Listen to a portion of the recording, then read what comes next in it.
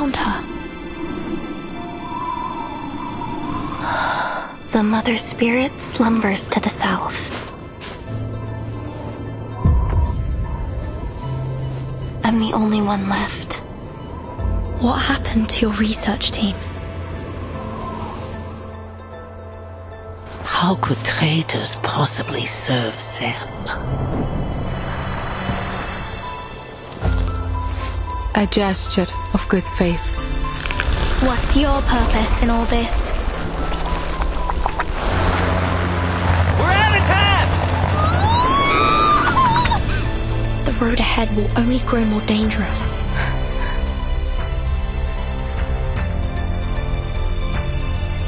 Nautica! Where are you going? At last, the moment has come. They shall lead us to the promised land. For the sufferer is returned!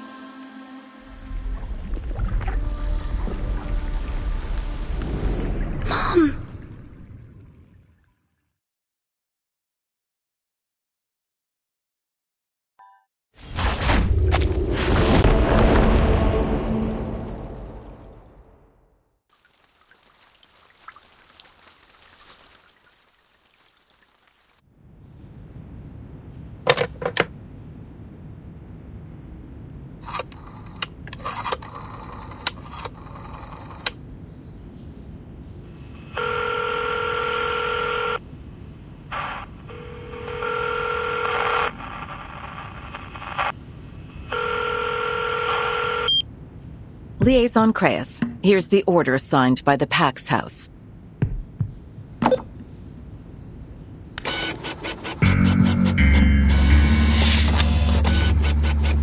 This is the Military Commission's conclusion.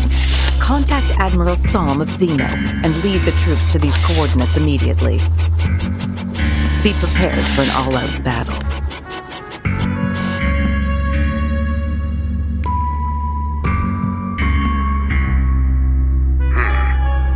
I've never received an order like this.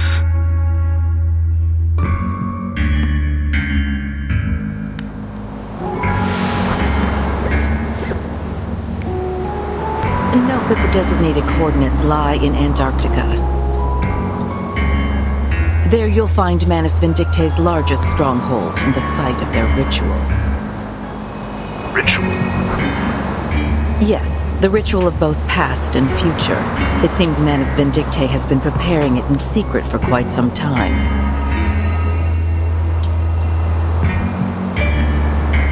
What's this ritual for, exactly? You'll find out soon enough. We haven't fought a battle of such scale and so suddenly since... the Battle of 1999.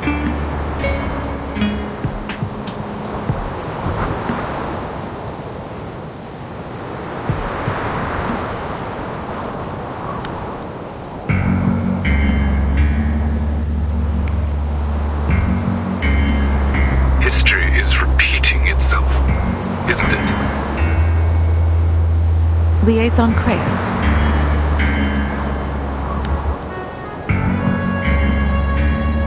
We look forward to your performance on the field. As you know, officers with successful track records are often given greater access to information.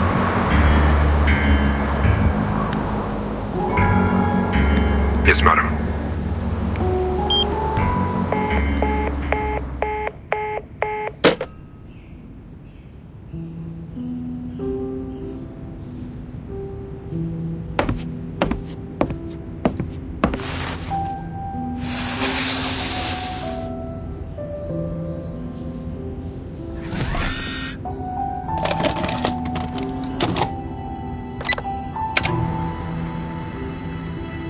History is repeating itself.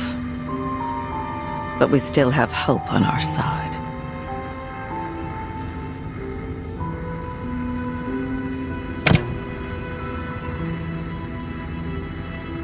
What's this? It's a gift for you. A gift? A suitcase? That's right. To celebrate your appointment as the Foundation's timekeeper. This is a moment to remember, Burton.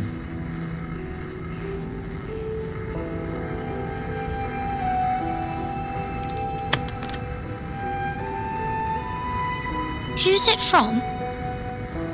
Why didn't they give it to me themselves? It's from an old friend. An old friend?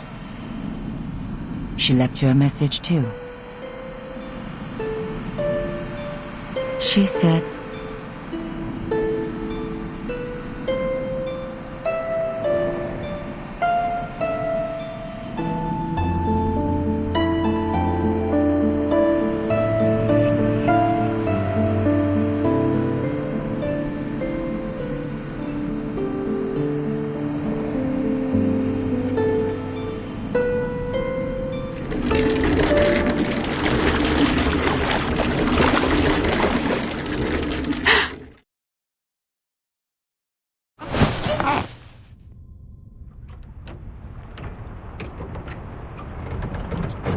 Is everything alright, Timekeeper?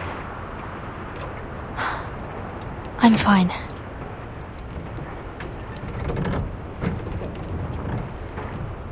A memory just came to me. The further south we go, and the colder the weather gets, the harder it is to shake this feeling of déjà vu. It's like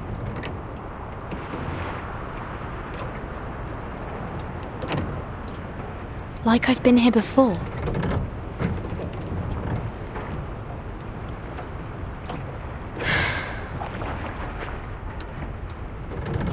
Will we be there soon?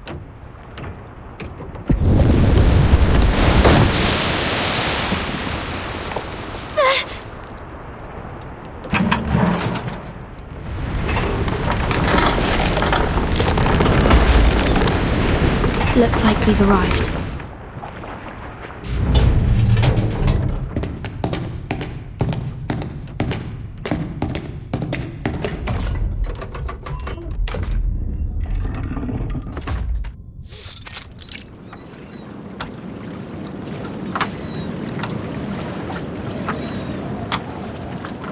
This is McMurdo Sound, the starting point of our Antarctic expedition.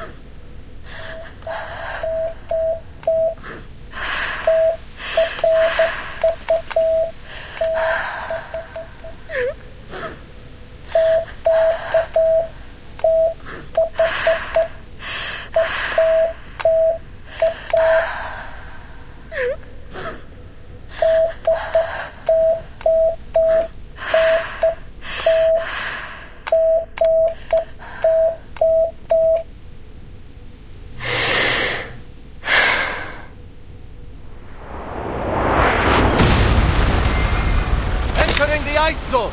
Grab your telescopes, explorers! That's right. We need your eyes on every ice floe. Let's not make a second Titanic. This isn't the time for jokes, Scott.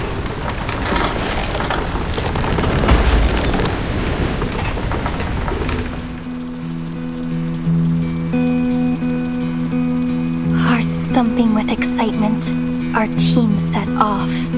Thanks to our courage and careful preparation, it wasn't long until we crossed the Drake Passage. No matter how fierce the katabatic winds were, our will stood firm. In fact, the windstorm we met was very similar to the lab-simulated ones. It didn't take long for the captain to find a way to deal with it. Soon, we were sailing through the South Shetland Islands. There wasn't much there but black moraine and a few groups of Adelie penguins. It was clear to us that there was more trudging to be done before we reached our destination. But every one of us was confident that a journey of this magnitude would pay off with very many ancient secrets.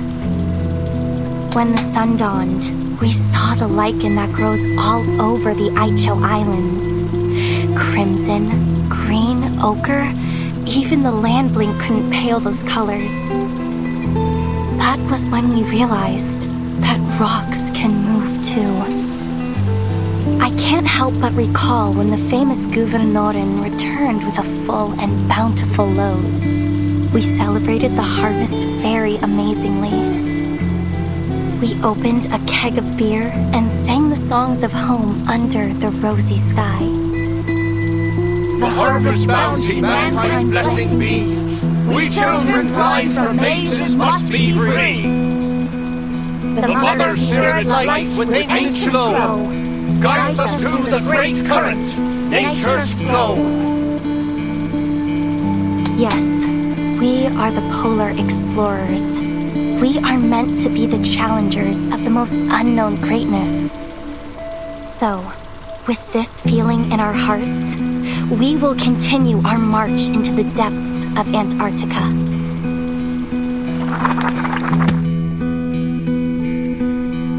Carpe diem, as the saying goes. I've never felt more joyful and fulfilled and worthy in my entire life.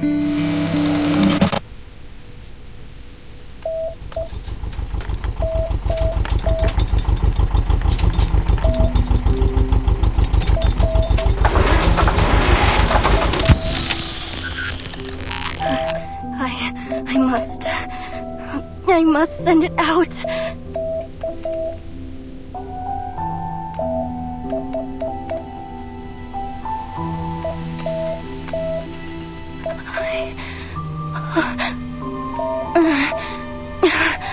Calm down, Nautica. Calm down. This is your research station. You built it together with the team. You're safe now. Yes. The Mother Spirit will protect you. You're safe now. Just try it one more time. Just one more.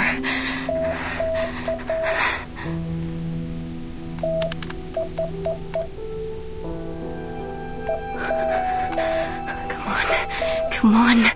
You can do it.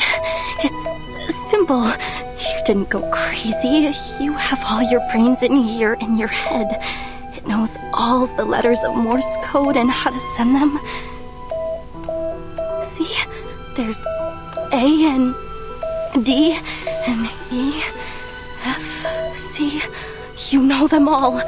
Just use them to spell out the warning message and send it out across the whole world. Everyone. It's easy. Like playing a game of tableau. Yes, so easy. I can do this.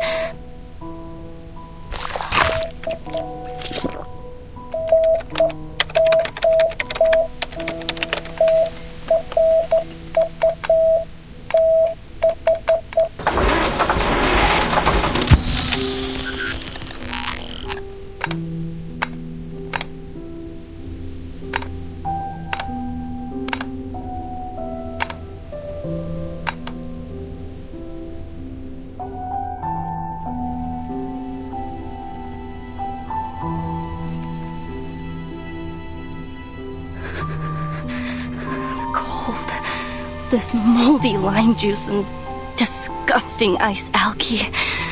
This damn frostbite. Nothing left to do but sit here, stinking of blood, and wait for death to take me. I have to warn the world.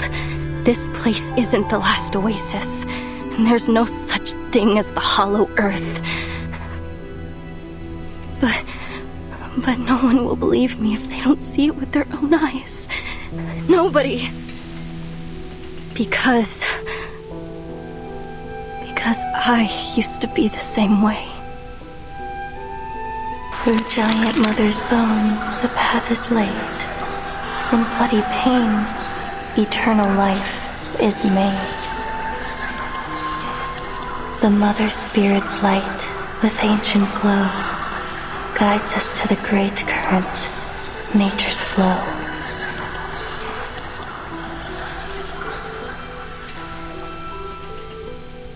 Not now, little Matu.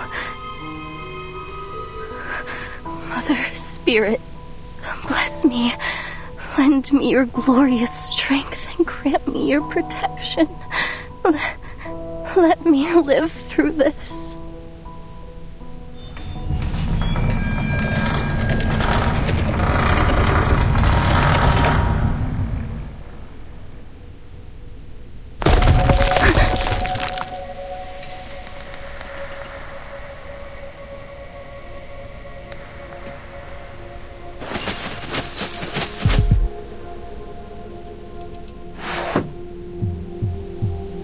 A snow monster ship? Excuse me? Is anybody... Please don't come over here. Please, please, please.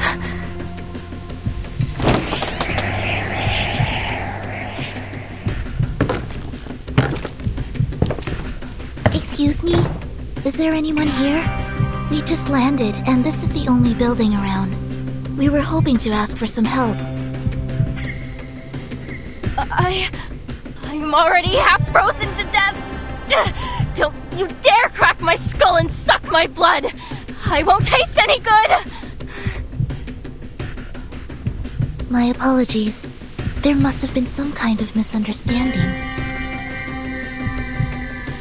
Plague in the glacier. The worms beneath the feet of the Mother Spirit, and those sickening mass tyrants. Bring it on, Snow Monster. If I can wrestle a reindeer, then I can take on you!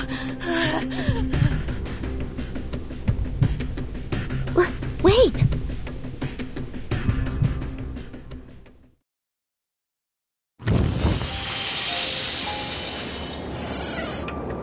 You're not a snow monster? Normal behavior, no mask, uses magic. Yes, warm magic. I can move my fingers again. You're right, Matu. They don't seem like bad people. At least not as bad as the snow monsters.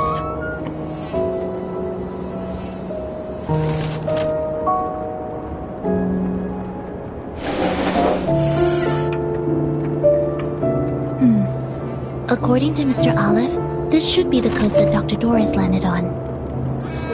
This plane is the way to the heart of Antarctica. We may still catch up with her if we pick up our pace. I see. But I didn't expect there to be a research station all the way out here.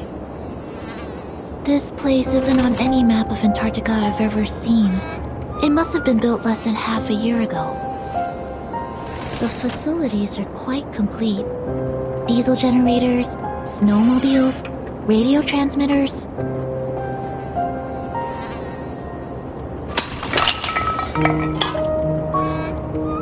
However, they seem to have run out of food.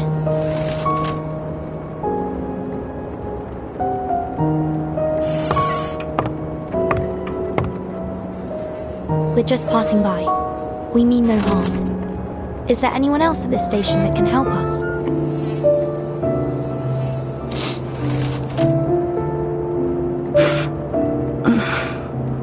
No. There's no one else. Only me. I don't mean to offend, miss, but you don't look very well. May I give you a health evaluation? No, no need. I'm fine. I'm an explorer. I know my body. I'm fine.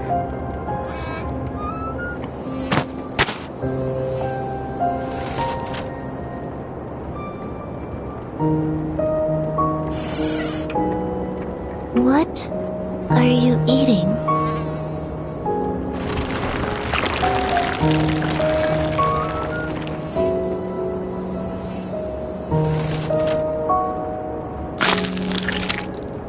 The only thing there is to eat here.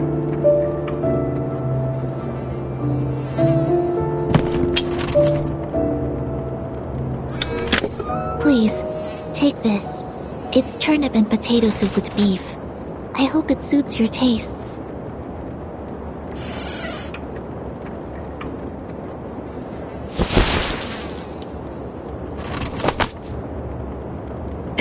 Is that a magic suitcase?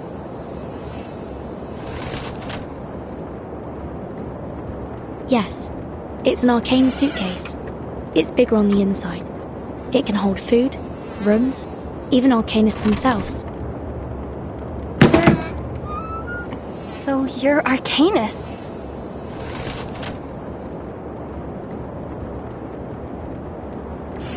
That's right.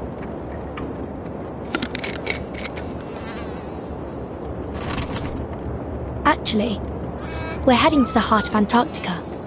Perhaps you'd be willing to offer us some advice.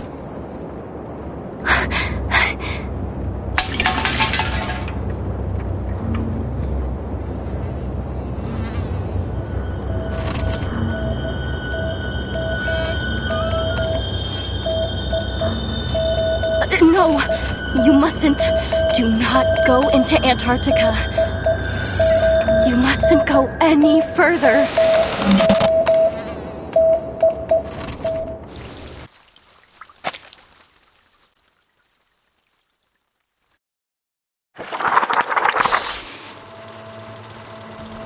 The true horror happened on the third day.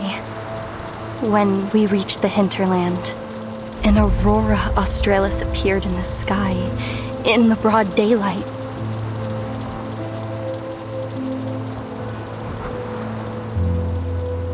Solar flares and the coronal mass injections that came with them caused the aurora to appear so bright that it was almost blinding.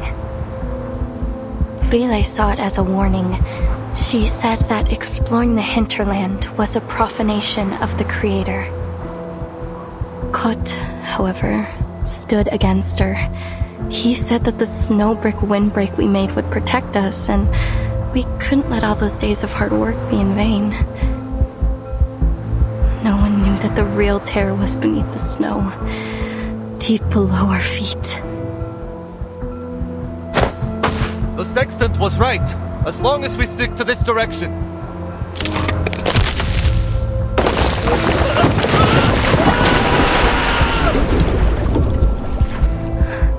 Day 5.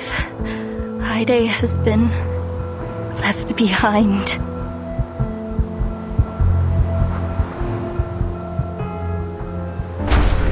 This is an emergency situation. We need some people to shift focus to rebuilding the windbreak. Those of you who are fixing the communication devices and getting rid of the EMI, drop it for now.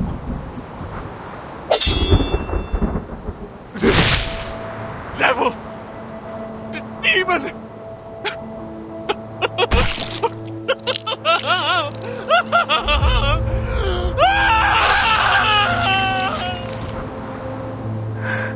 Day 7. Kot is gone. The situation is getting worse.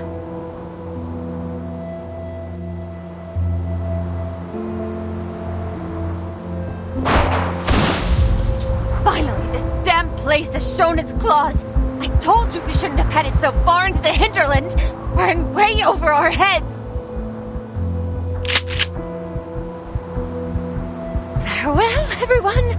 There's no escaping it now. The voice in my head has become one with me.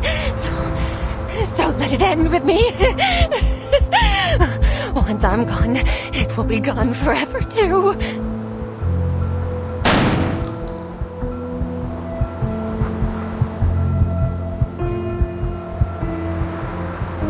Day 10.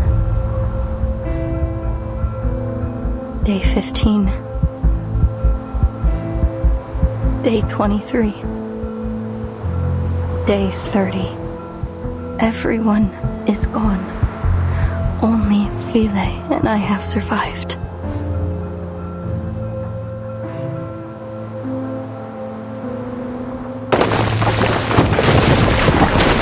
It's okay. Don't worry about me. Any passing fishing boat will be able to see our distress signal. You just need to go back and wait. Here, it's a Neptune bar. My favorite. It'll keep you warm a little longer.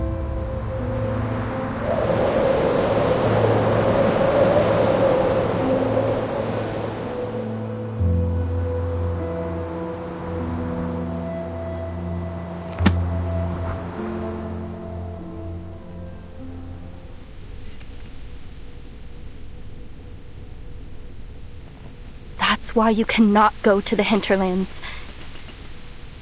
In fact, you should leave as soon as possible. I see. So this is your concern. But rest assured, we are taking every measure to ensure our safety. That said, even a draft map would be extremely helpful to us. Ah, I get it. Timekeeper? Please, take this GPS device. I've pinged its location. Help will arrive soon. My apologies that we can't stay with you until they arrive. I'm afraid we're on a time limit. Excuse us.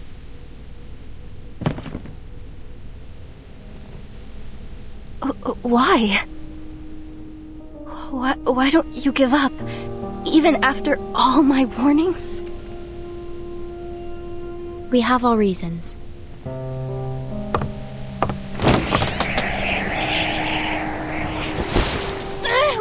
Wait!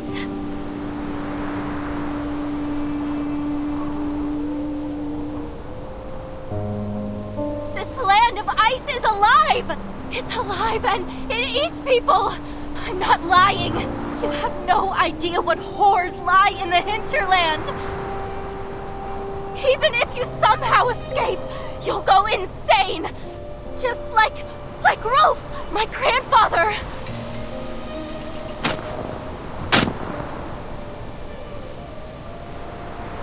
So you have to stop! You have to! You have to. For your own safety.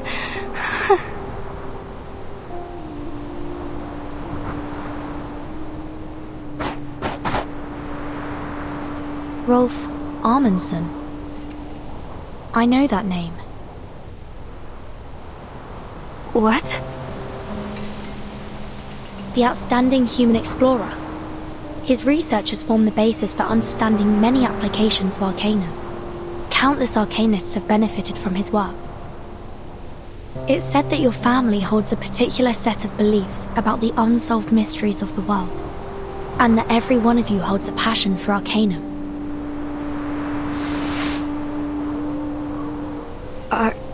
Are we that famous? Indeed. It's widely known that many members of the Amundsen family became explorers. Their passion was so strong that it's been recorded in Arcanist textbooks. I assume you're here in pursuit of something, just like the rest of your family. And that's why you're reluctant to leave, even after all the misfortune you've encountered. Is that right? Reluctant to leave? I pray to the Mother Spirit to take me away every single day.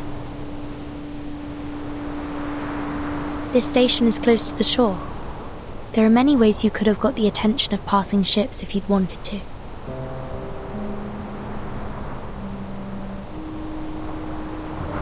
we are also here in pursuit of something. A person, to be specific.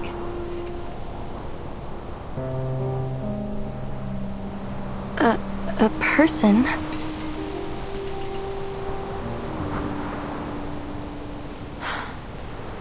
Are you familiar with Manus Vindictae?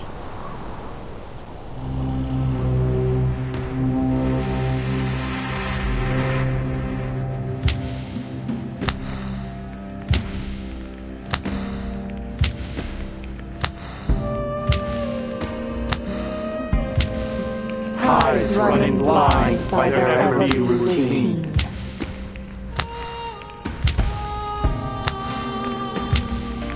Staining that heaven with obscene calamity.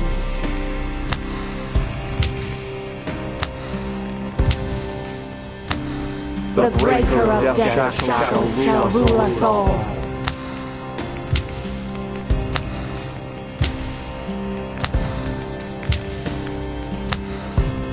From this day forth and evermore.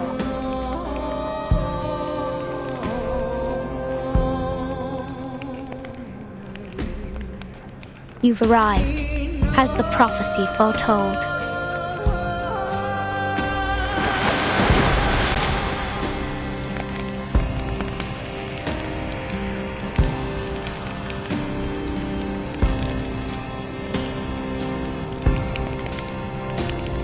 The preparation of the ritual is about to enter its final stages.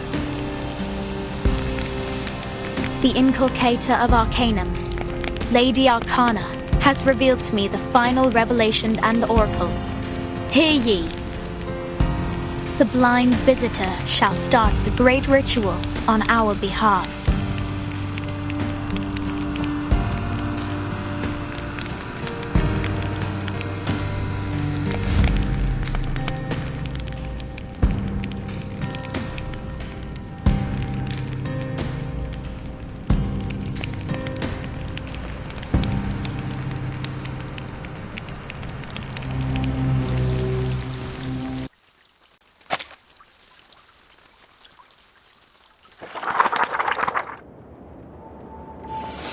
Manus Vindictae is an extremist pureblood arcanist organization. They used to act covertly to disrupt the world order in hopes of reviving Arcanum. However, in the last year, they've become much more active, even encouraging ordinary people to wear their masks and endure their trial. It's suspected that they went high profile in order to quickly attract more believers. According to our intel, they'll hold an important ritual in Antarctica soon. And we're searching for someone who may play a vital role in this ritual.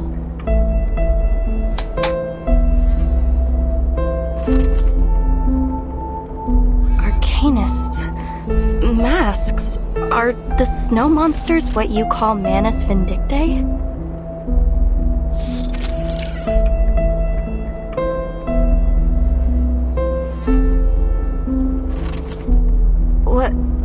What exactly is this ritual they're holding? Sadly, we don't have much information in that regard. We're hoping to figure it out on this mission. Ritual. Arcane ritual. Wait, wasn't that one of my research topics? Draw the formation, place the offerings, and summon or invoke her spirit through a series of actions to communicate with the Mother's Spirit.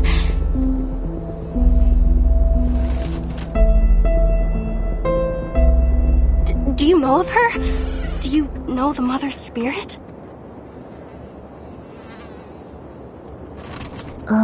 Sorry. No. No? Please excuse us, miss. We have to leave now. Oh, and given that the communication equipment at the station isn't working,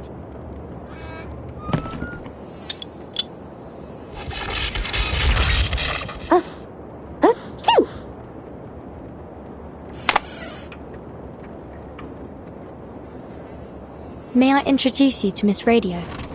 She'll receive the signal from the rescue team for you. In the meantime, you may await their arrival here. The incantation keeping you warm will remain effective until then. And thank you for your advice. We will proceed with caution.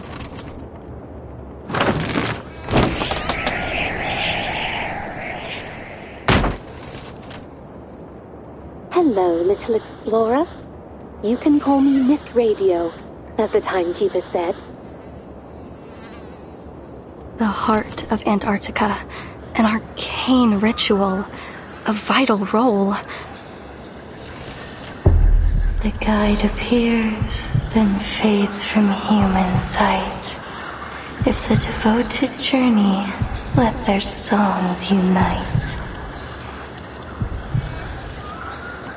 Damn it, Nautica. Little Matu is reciting a message from the Mother Spirit herself. Focus. The guide appears, then fades from human sight. If the devoted journey, let their songs unite. Hello?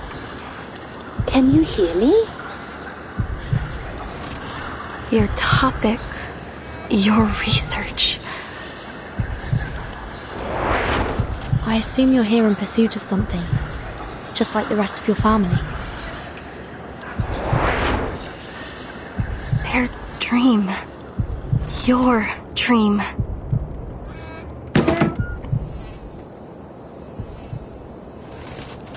Oh, this is a chance of a lifetime.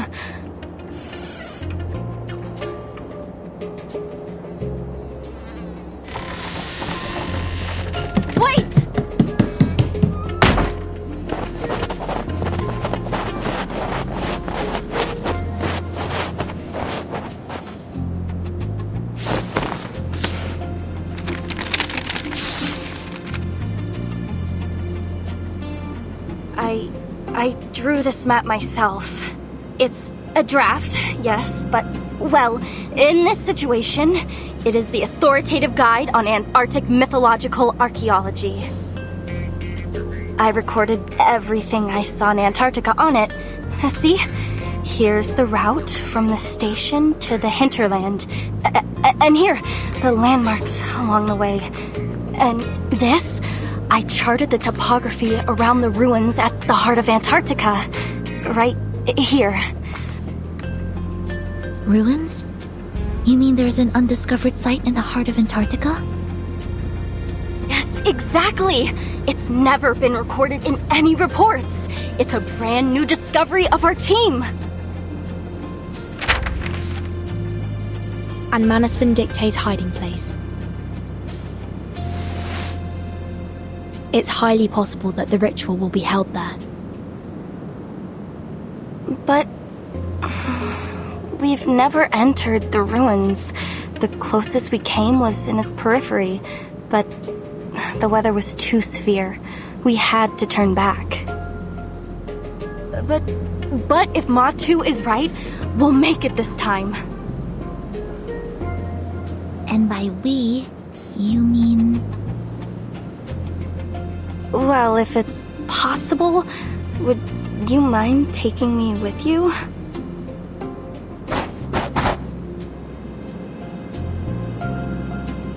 You see, I could be in danger waiting here by myself. Why not just follow you and...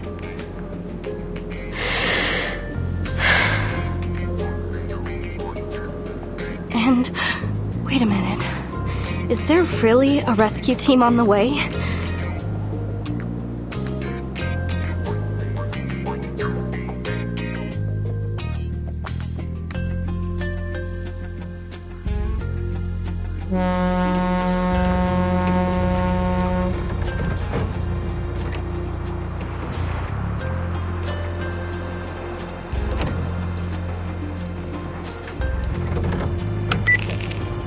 Yes, we've tested the stability of the Regulus record in the storm the hard way, but there are still some experiments to be completed, and that is a problem.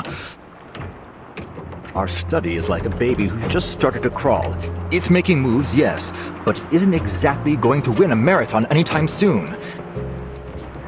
That's why we need you to stay in the lab. You have the greatest knowledge of the artificial storm. You're more than capable of continuing the work on your own. Yes, I know how much you want to see the Timekeeper and embark on your cross-century rock expedition. But the experiment in Antarctica isn't one of your concerts. It's a gamble, and we're betting every hypothesis on it. If Regulus, that is your record, is in fact the key to artificially controlling the storm and its syndrome as we suspect, I hope it can at least serve as the Timekeeper's backup plan in this Antarctic operation should the worst happen. You know the agreement we made with her. I take the Regulus record for experimentation and support, and you stay in Laplace to work on the artificial storm.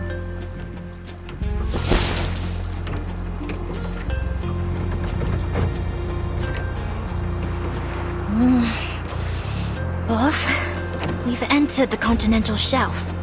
If Manus Vindictae picks up a long-distance comm signal, this operation will be declared a failure.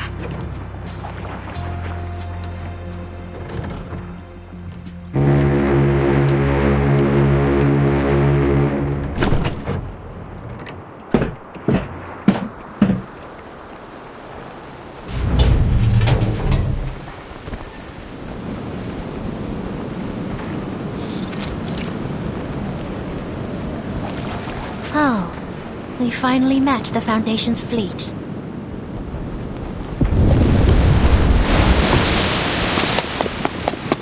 What?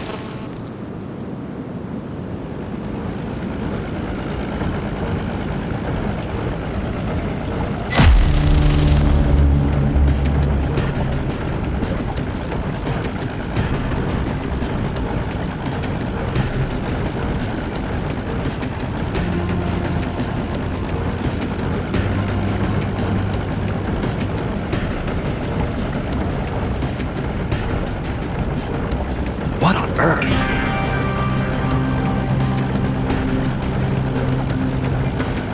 Is that?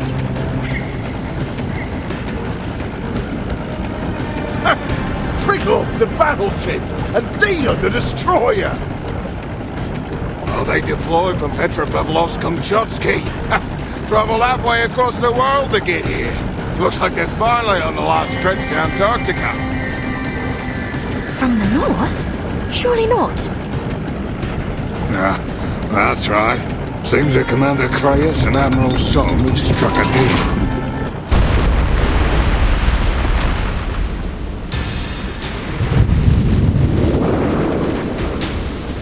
Hold on! Adjusting the sail angle! Damn it! No one told me we'd be fighting on the front bloody line. It's one of them armed Magnus beasts that the Manus modified. Didn't expect their first line of defense to be an actual monster. Lido's elite expeditionary force versus the army Manus Vindictaes gathered across multiple storms. This is gonna be a right hell of a fight. What is he so excited about? Come on!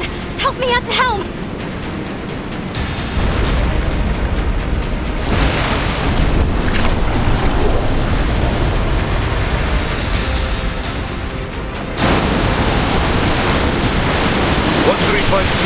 Prepare to engage. Bridge ready.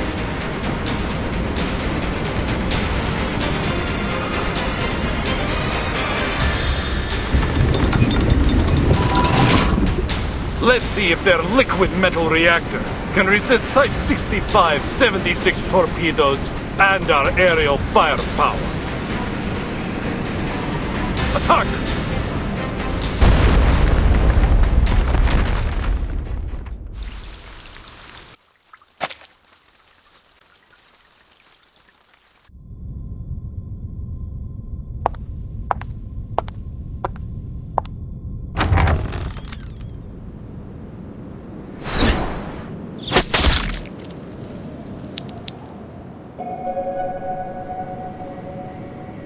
Nearly half.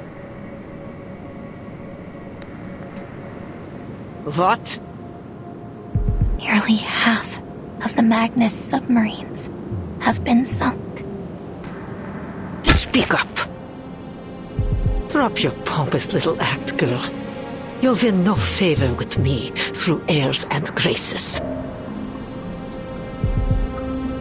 Nearly half of the Magnus submarines have been sunk. That's more like it.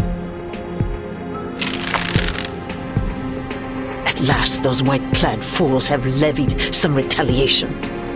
How kind of them to finally join us.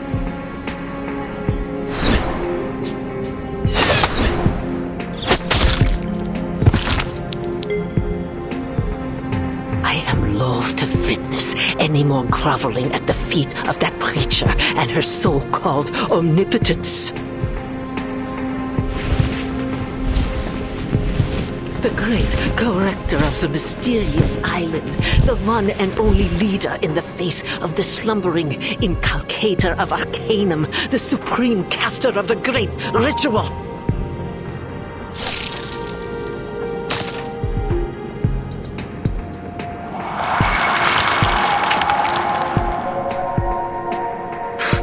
She was nothing but the wrong person at the right time. She alone hears the voice of the inculcator of Arcanum? Oh, what blatant lies! Yet they submit to her all the same, everyone. While she gallivanted around the world, preaching on the back of her falsities, who was it who prepared for the ritual, Yet she alone is granted power. She alone holds their hearts in her hands. Ridiculous. What does a little girl know about material transportation or personal arrangement, let alone the great history of the Manus? She is nothing without me.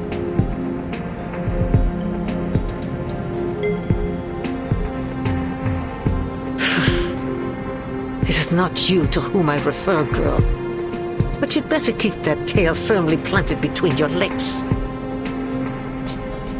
Your actions aboard the Free Breeze have garnered much attention. Attention that could easily have been avoided.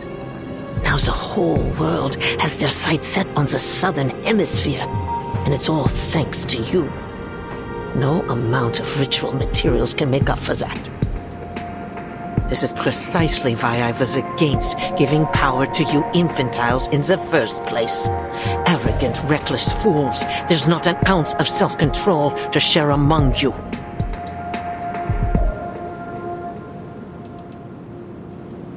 The Foundation's army will break through our first line of defense soon.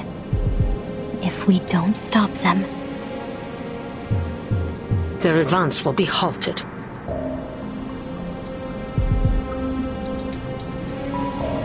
Antarctica's no place for them, no matter how many machines they send. Their war efforts have been naught but a desperate attempt to prove to themselves that they are not utterly without plan. Pathetic as usual. You're right. There's no need to concern ourselves with the insects scurrying beneath our boots. Our role is to support from the outside, to ensure the ritual proceeds smoothly. That's all. What driver straps the blinders to your face, Or were you simply born unable to perform more than one task at a time? Tell me, how do you ensure the safety of the interior?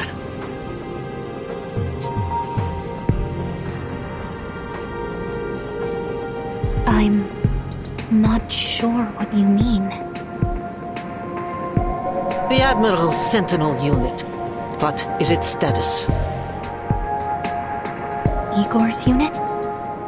They've set up defenses in multiple locations along the coast. They're on high alert for possible Foundation partisans. Defense sitters. How could they possibly serve our great Mother of Resurrection? It's an insult that they were ever allowed to set foot on the Holy Land at all. But the preacher has treated them with the utmost respect. They did bring the key to the ritual, after all. Utter foolishness. Those heathens are not even willing to undergo the holy trial. Standing among these unblessed, unguided simpletons is the greatest humiliation to befall Manus Vindictae since its inception.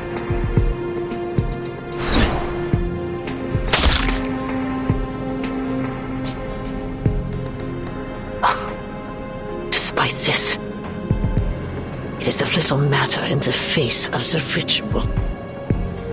The great mother of resurrection. That is our only goal.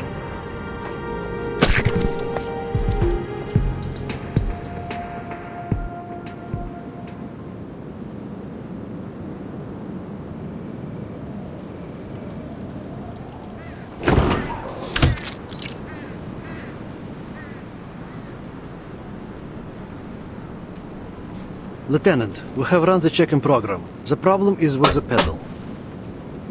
It's malfunctioning, which is somehow deviating the set yaw rate. That is why we had such severe turbulence and deviation just now. I suggest we do not fly Canis Minor until we have done a complete overhaul. The weather is just too extreme in Antarctica.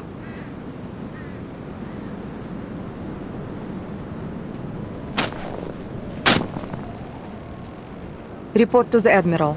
We're still some way away from our designated station, but it seems we have no other choice for now. At least we landed in a place with enough space and sidelines to perform our task. This is the best we could have done, given the situation. Well done, Danilov. Of course, Lieutenant. Now all there is to do is wait.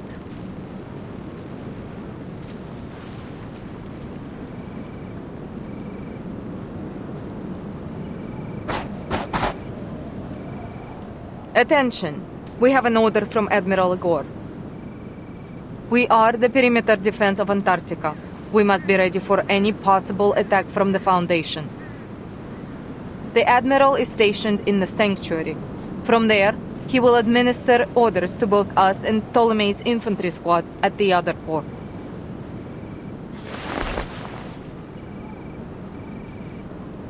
Any unit entering the sea within visual range is to be considered a signal to engage. Understood? Yes, ma'am.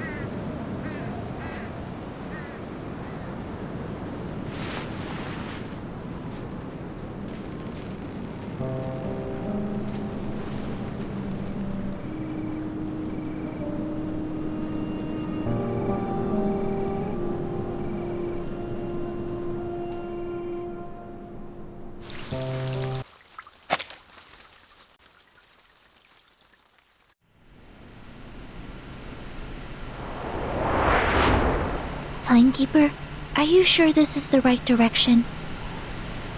Please trust me and my map. This is the way to the ruins. I promise. We need to catch up with Dr. Dorres as soon as possible. Hold on tight, everyone. I'm going to speed up. Please slow down. Just a little.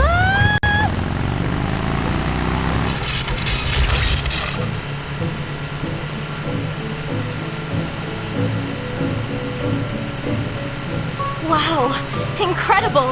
You really are an arcanist! We couldn't figure out how this thing worked. The new model with the Chevrolet bumper, only Frile was able to drive it. But you knew how to drive it as soon as you touched the handle. Are you trained to use human technology at the Foundation too?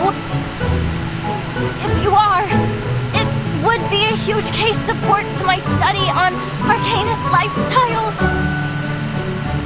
The truth is, Ms. Amundsen, the Timekeeper has never driven before. What did you say? Don't worry. I'm generally a proponent of safe driving. Generally? What are those snowdrifts ahead? The Neurolic Ice Tower! Stupeo Swift.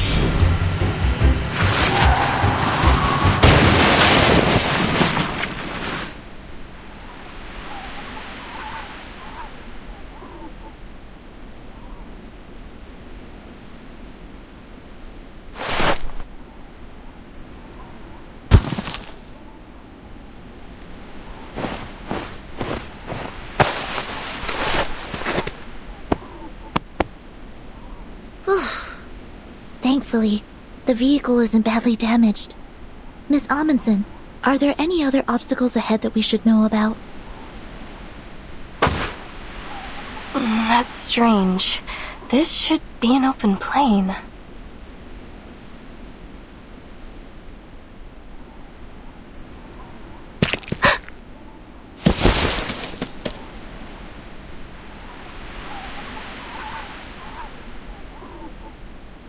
We should take a detour.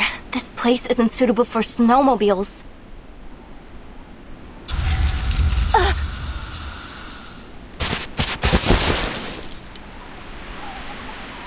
Miss Amundsen, are you okay? I'm fine. I'm alright.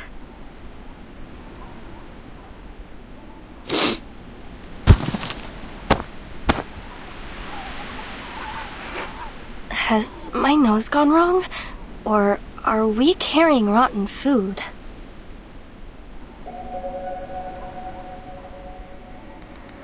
Do you smell that? Smell? It smells like... rotten reindeer meat. It's the sour odor of protein being digested and broken down by microbes. It seems to be coming in waves.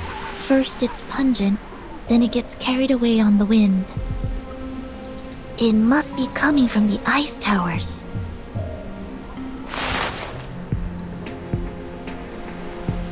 What are these towers exactly?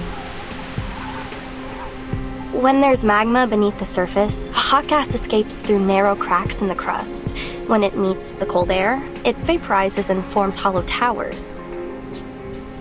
They're often seen around volcanoes. But there's no volcano here.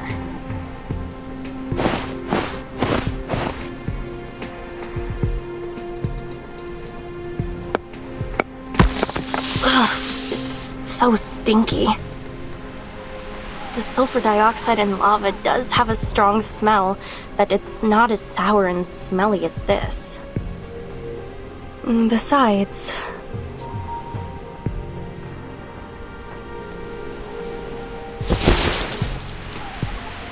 the last time my team and I were here, these towers weren't. That was less than 100 days ago. They shouldn't have formed so quickly. And I've never seen towers like these before. They're so short and close together, like a beehive. It's almost like they're the pores of the continent.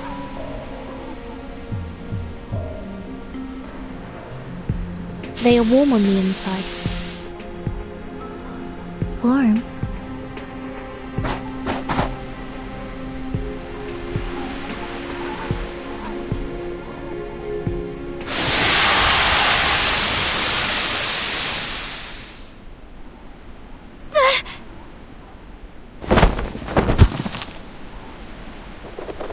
Don't hurt my precious flower.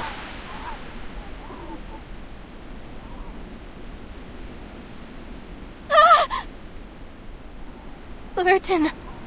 Snow! Look!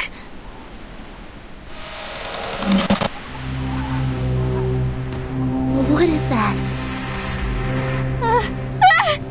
The nail! It just sputtered out of the tower.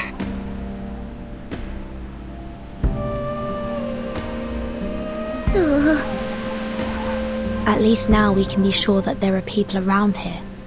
Or there were. Let's head further in.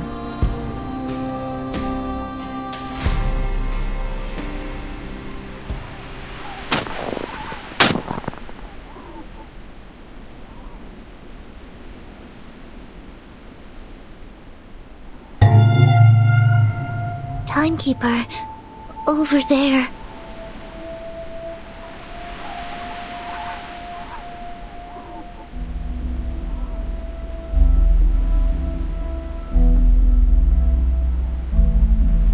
Let's take a look. Vertin? Yes?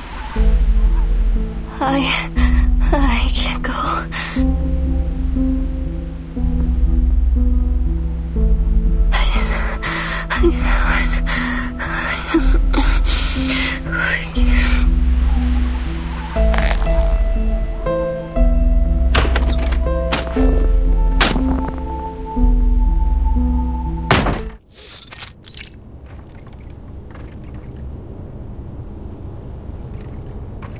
This is a large station.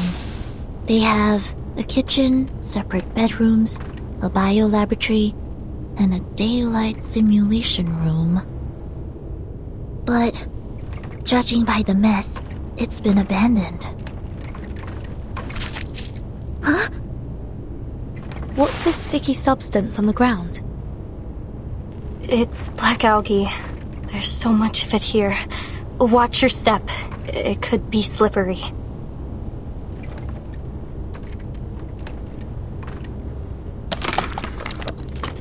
There are arcane fluctuation traces on the desks and chairs. Timekeeper, look over there.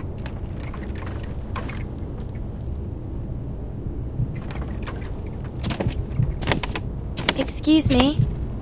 Is anybody there? Hello? We're here to ask for help. I don't think we should go any further. Sinetto!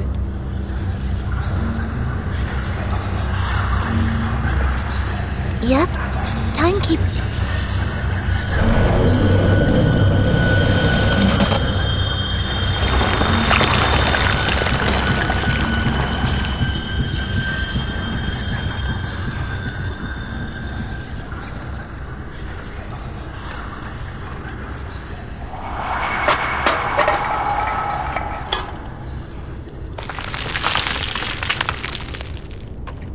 He's been dead for quite some time. There's an odd mark carved into his forehead. Look at his hands. His nails have been pulled off. It's like some kind of sacrifice.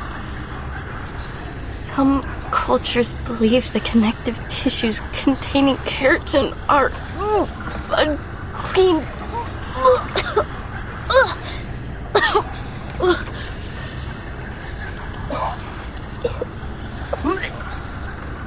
Stop it, Matu. It's just a corpse. It's not the first time you've seen one. It's not the first time.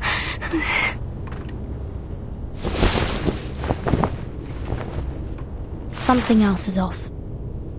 There's gauze on the floor, and brown powder around his wound. Looks like somebody gave him first aid. Timekeeper, look! What's that hanging around his neck? A stethoscope. Aside from the few creases on the tubing, it looks rather new, or at least well kept. Do you think he was a doctor? The body's bloodied, but the stethoscope is clean. It was put on afterwards. Which means someone came here before us. Dr. Doris. Let's take it off and have a look.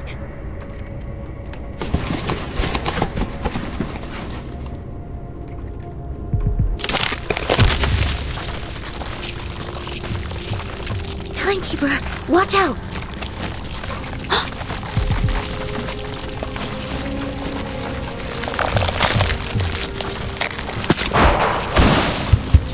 Cover your mouth and nose.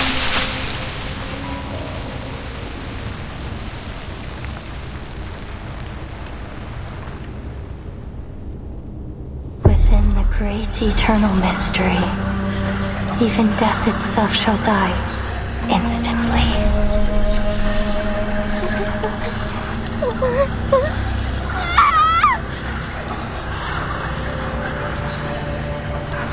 This is exactly what Machu said would happen.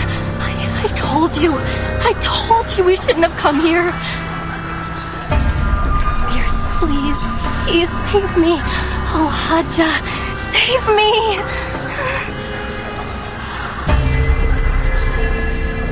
Miss Amundsen, it's okay.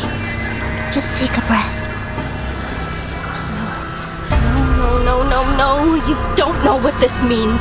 Those poisonous monsters, those beasts. They hide in the whiteout. They eat people, they eat our souls. Timekeeper, she's... That's it. It's over. Everyone will be eaten, and you will be left all alone.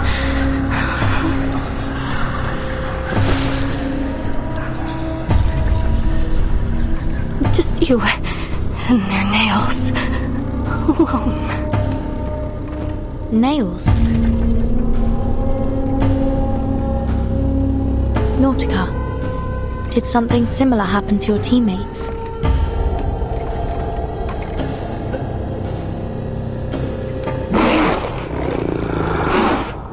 Timekeeper, watch out!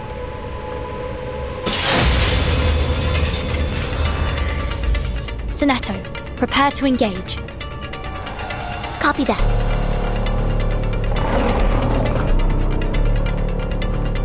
Ed subito sera.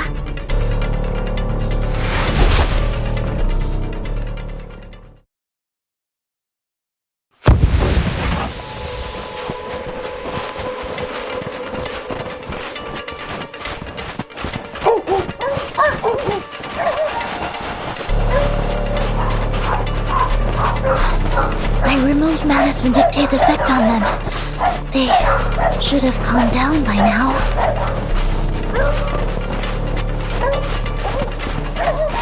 Matu, the Mother Spirit will protect me, right? She'll protect me. Yes, she will, won't she? Timekeeper, there's the snowmobile.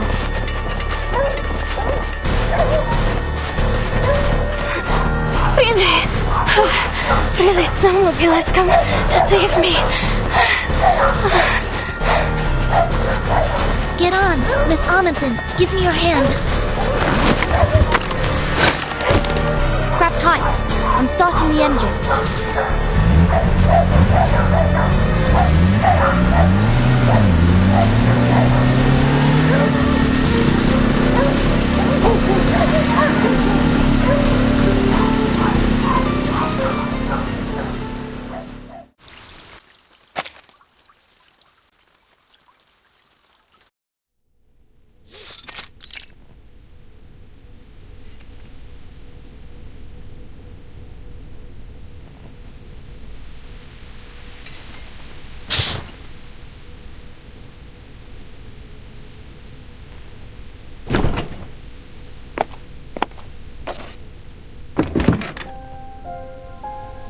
Every room has been checked.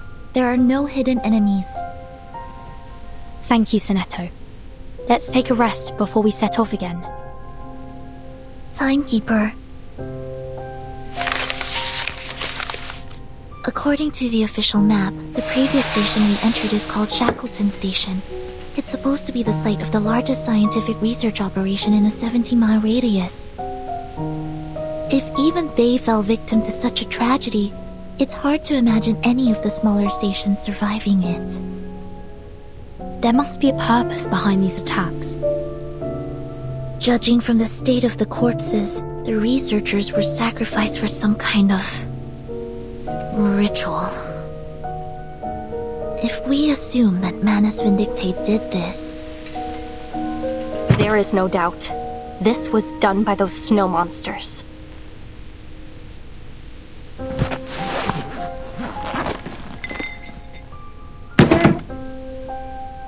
Then it's highly likely that this was all in service of the same ritual Mr. Olive mentioned. It's so cruel. What kind of ritual would require such a thing? We have too little information to piece together the truth. But judging by this massacre, they need human sacrifices. Or perhaps they're eliminating any aliens, in this case, humans, in the vicinity before they perform the ritual. In any case, this shows how much this ritual means to them.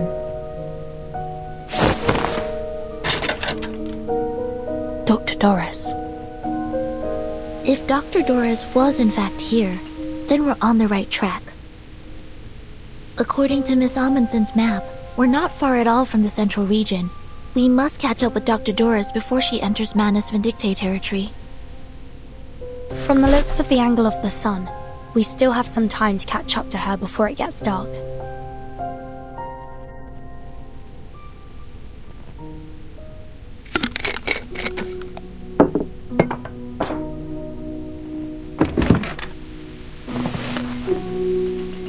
Mother Spirit, thank you for feeding us and for everything you provide. And of course, thank you to Miss Furton and Miss Sinetto for providing the food. I'm glad to see you looking more calm.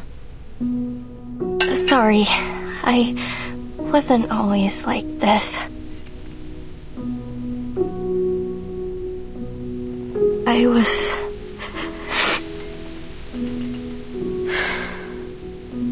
They said I was like a fearless sled dog.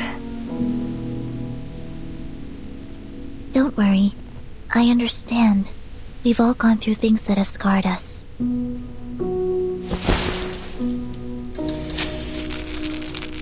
Is it to do with what we saw in Shackleton Station?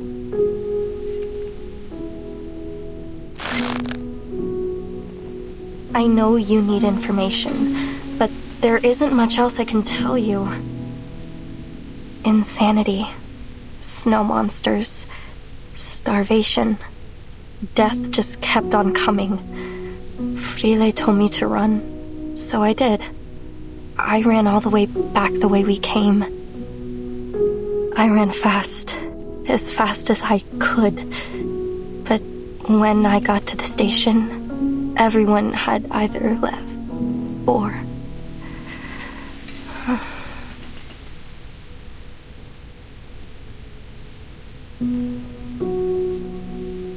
I'm sorry.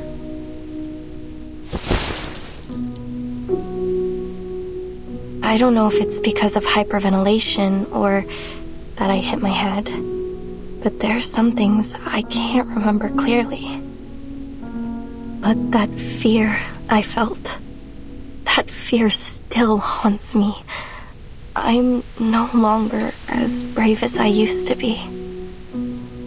Miss Amundsen. Back in my hometown, you're considered brave if you can tame a reindeer. We have a racing festival every year. Whoever wins the race serves as the voice of the Mother Spirit. They hear her voice, and it beats its rhythm in praise of the sun, and the flag of our village is raised high into the sky to declare their victory. I was the best dog and reindeer trainer of my age. I always thought I would be the one to beat the drum one day. But now, even my sled dogs are gone. They were so brave to venture all the way to Antarctica with me.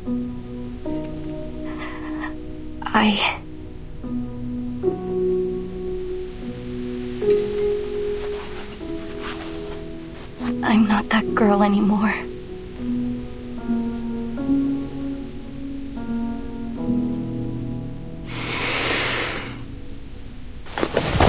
Miss Amundsen, I thought you'd like to see this. An expedition diary? Oh, did you take all these from Shackleton Station? Yes. Due to the urgency of the situation, we were only able to grab a few documents.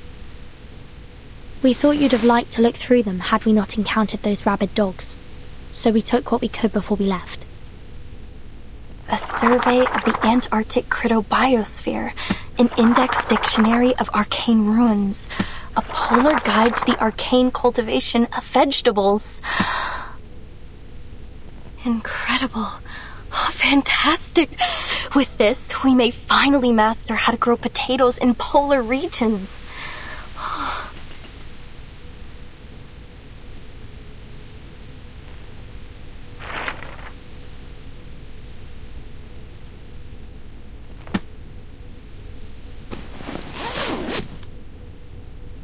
Thank you. Thank you so much. It was worth the risk.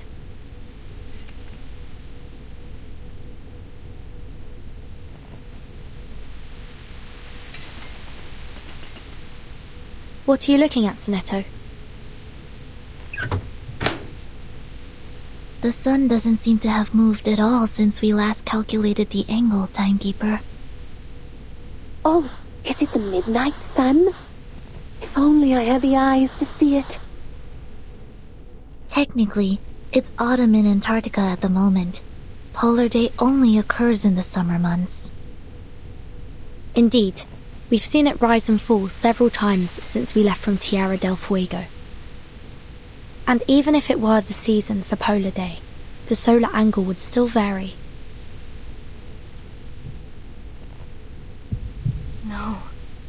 No, it can't be. All these abnormal phenomena, the sun standing still in the sky, that aurora in the broad daylight.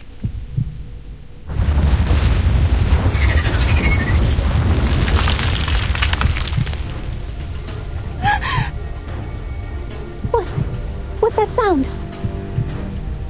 Are we in an avalanche? No, it sounds like the screaming of critters.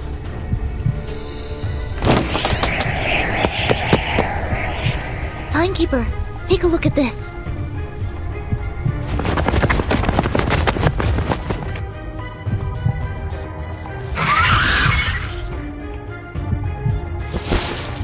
It's the snow monsters! They're flying beasts! Miss Amundsen, stay back.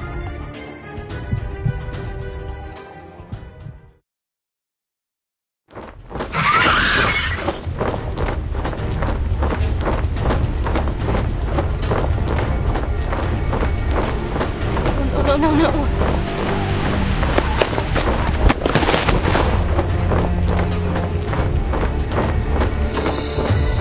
Don't!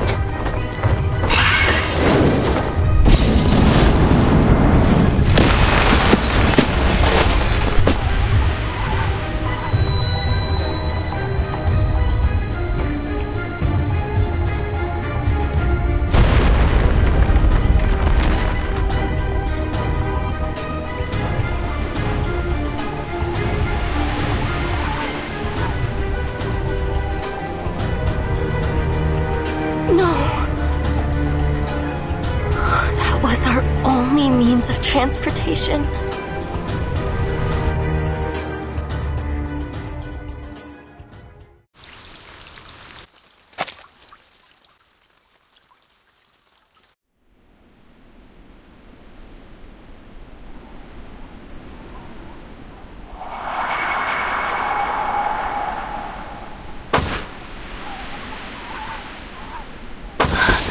Great.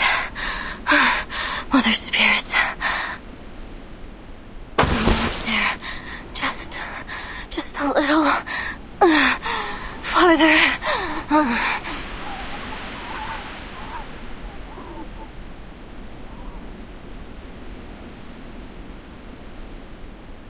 Traveling on foot was never a good choice for an expedition.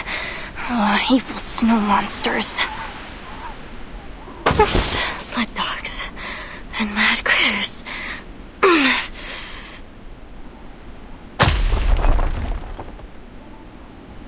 Now, endless daylight, endless glaring sun. Is all this because of that ritual? What heck are those snow monsters trying to do?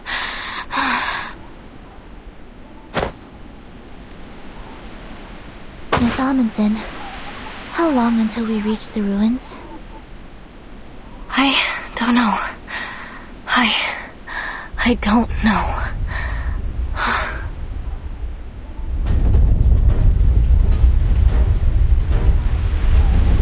Careful! Something's coming! An earthquake? No, not an earthquake! Lower your body. Whatever you do, don't lose your footing.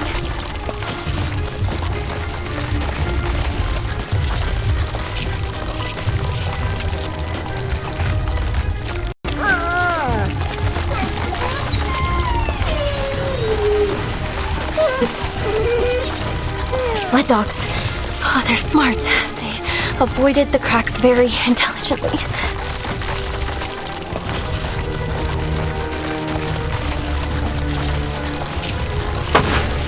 Nautica, you're a capable reindeer and dog trainer, right? Huh? Oh, no. I really don't think that's a good idea. They tried to kill us yesterday.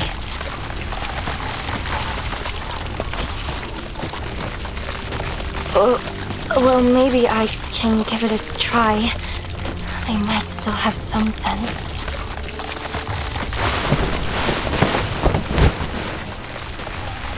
But it's been a while since I last gave any orders. What if they don't listen to me? Come on, Nautica. Time to hit the drum.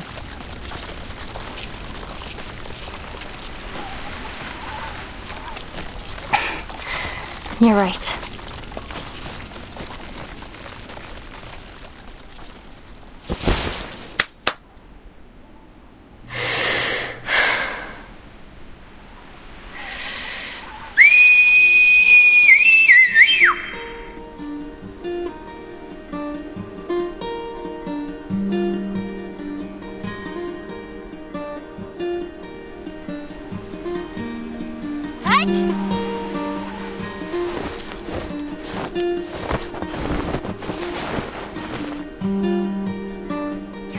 Nautica, try again.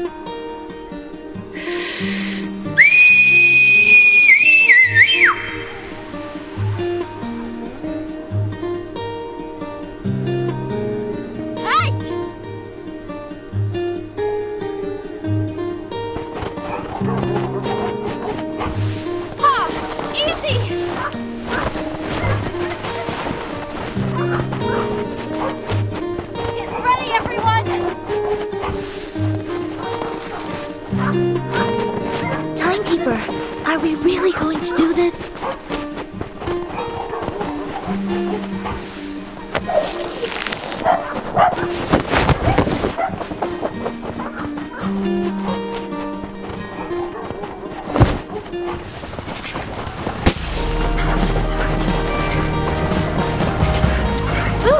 Holy mother of... What are we doing? I have no idea. Straight ahead! Straight ahead!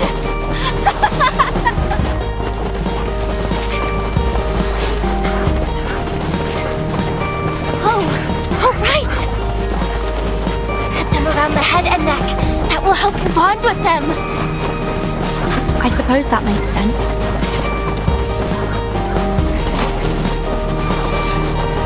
I hope Ulrich has come across friends as reliable as these. I did it! I did it! These are the biggest sled dogs I've ever seen!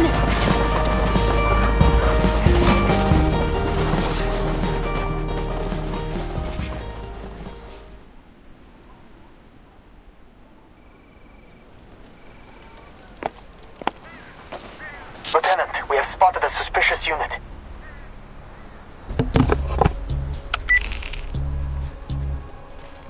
A schooner has come ashore due east. It appears to be alone.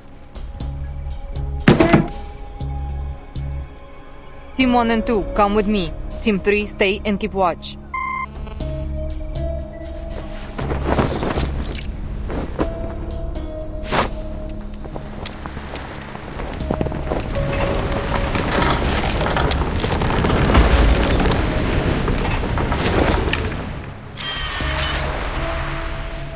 Target presents as an arm, but we can't rule anything out yet. Team 1, follow me. Team 2, stand by at bunker A2. Keep your eyes on the coast. We don't want to be caught unaware if they send reinforcements.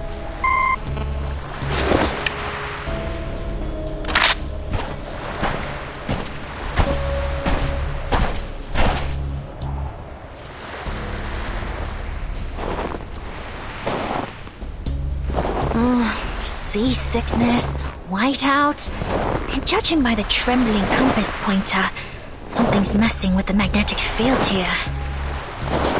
Boss, you're probably the least suitable person in the world to be doing this mission. Shoot, I can already hear my silicon dioxide crackling. Find a windproof bunker. I need to reapply the hydrophobic and cold-resistant coatings. Now!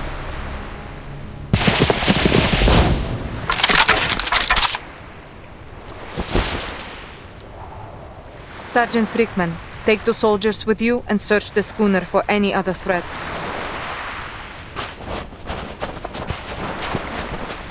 You are under arrest. Laplace researcher.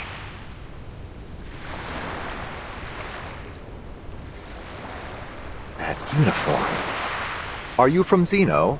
There must have been a mix-up. We have the official approval of the St. Pavlov Foundation.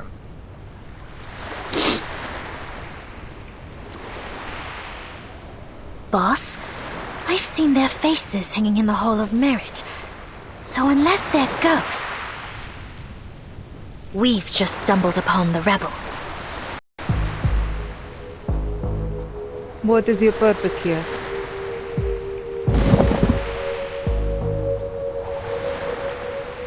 It's none of your business. All you need to know is that we're not a threat to you. We came here alone. No backup.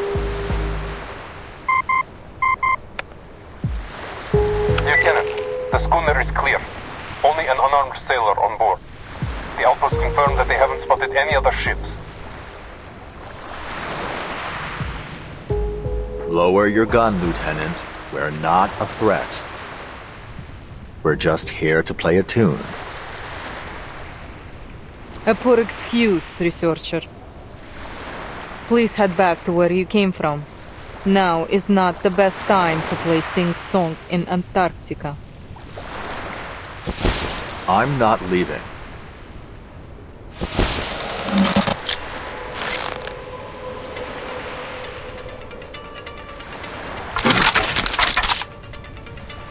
Fall back!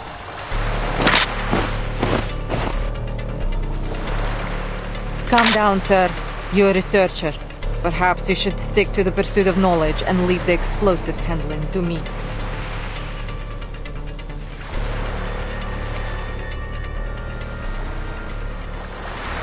RGD5 72 85 128 Theta K 006.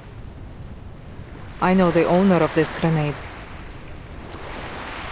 After the first storm, all Xeno equipment was codified under a particular numbering system and distributed among the platoons. But the number on this grenade belongs to someone special, someone in an independent team.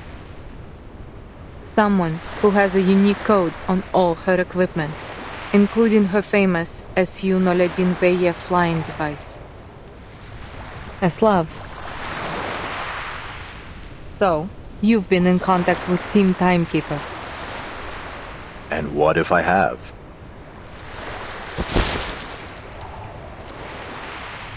So the weapon that was supposed to protect me is the very thing that gave me away. How ironic.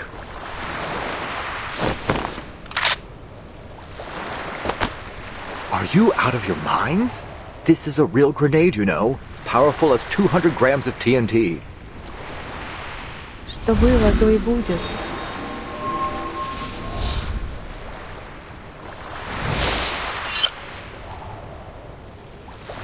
your arcane skill.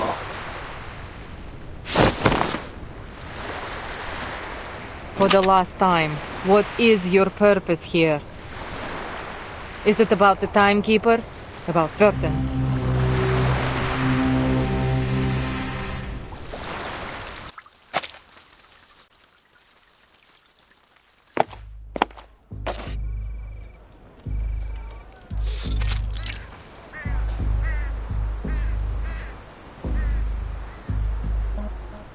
Yes, that's right. Given the helicopter malfunction, we would be hard-pressed to make any movements unless absolutely necessary. We still have plenty of resources. We're prepared for the long haul.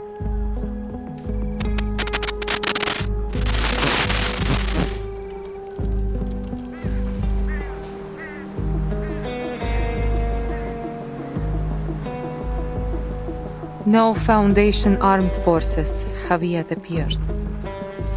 I suspect the King George V coast is not their first landing choice. Victoria Land. Isn't that near?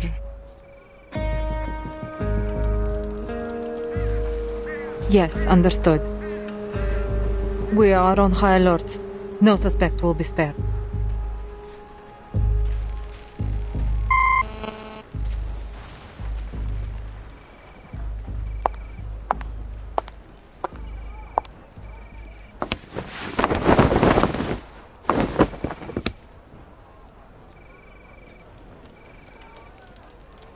All that chatter, yet you didn't report the thing most worthy of reporting. Am I so trustworthy?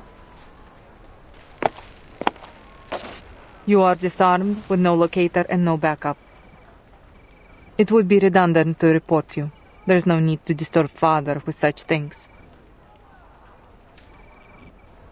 Redundant, useless information, like the hundreds of millions of possible combinations of the Enigma machine that are discarded once the code is deciphered. Anyway, are you certain there's no room for a deal?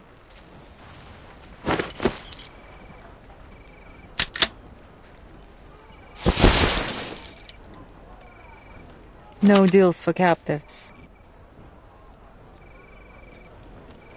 A soldier's loyalty should be unwavering, no? Then why did you turn to Manus Vindictae?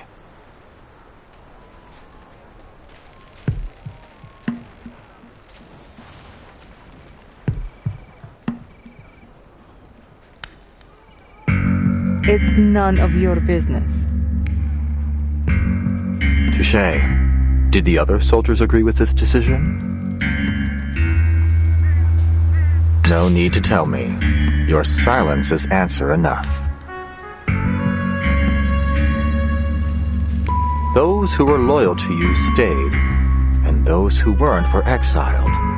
While I'm sure you have a trustworthy team, you must have suffered a significant loss to your manpower.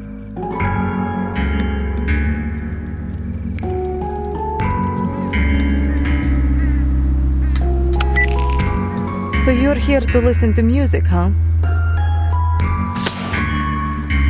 My father would appreciate this record. Given this is the only thing with you besides your expedition gear, it must have something to do with your purpose here. I assume the LSCC has made another development, but I wonder how many sacrifices have been made to get to this point. And what will these sacrifices get you this time? The expected results or an unexpected failure? I am on the edge of my seat.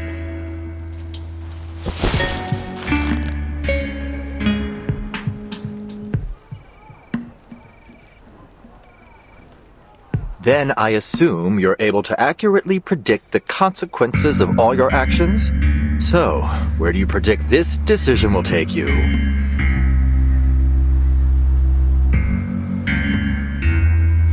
To wearing their mask and losing your sanity? To screaming and gouging your eyes out? Or are you planning to play the loyal Manus dog, helping them bring about one storm after another until every one of your rivals has been washed away? By I don't think pissing off the rebels was on the mission brief. Boss! Your actions are poised to undo all your past efforts by your own hand. I'll admit, I'm no tactician, but as a researcher, I can't see the logic in this choice. Were my experimental method to be proven wrong, I wouldn't simply give the entire project up.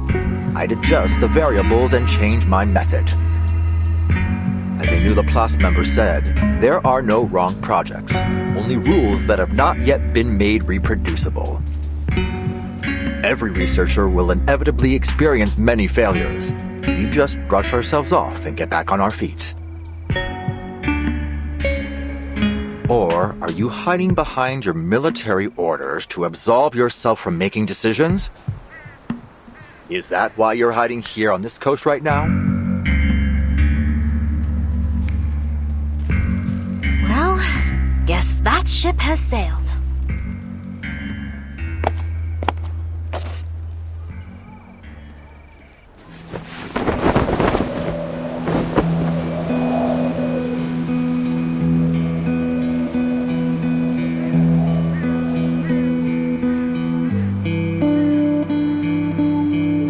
Intelligence has confirmed that the Foundation's fleet is coming from the Ross Sea.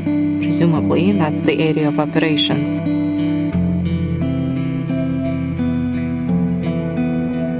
There is only one transport helicopter, but the journey is traversable for a well-trained team.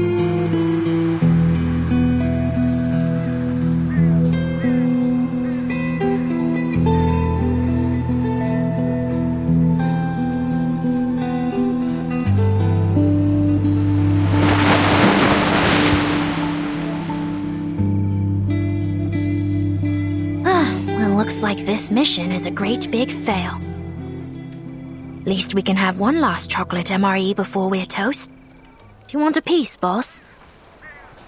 Thank you. But chewing isn't in my repertoire. It doesn't matter how ready to eat the meal is.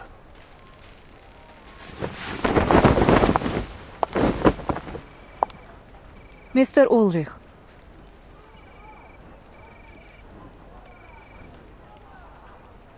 How much do you know about Manus Vindicte's plans in Antarctica?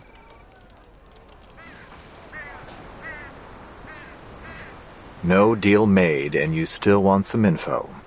Is this how Zeno trains its soldiers? Honestly, I've never been much of an interrogator. But before I pour you into Terra Nova Bay, I have to know who or what is behind your mission here. Wait, what?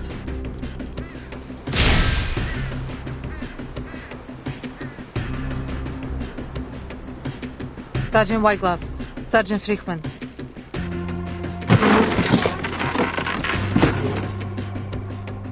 Take him back to the old building in the station. That will be a more suitable location for interrogation.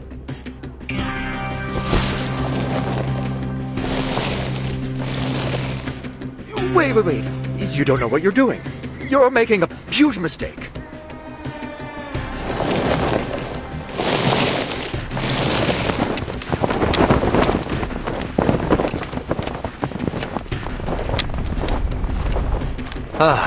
Improvised speeches never really were my thing. Negotiations have failed. Guard!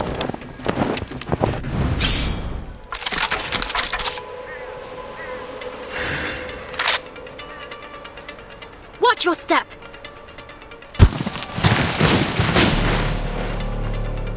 She's a tricky one.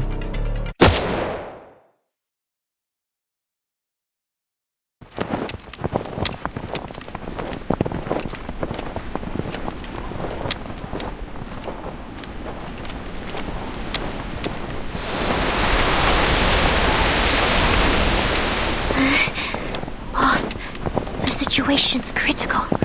Do I have your permission to use?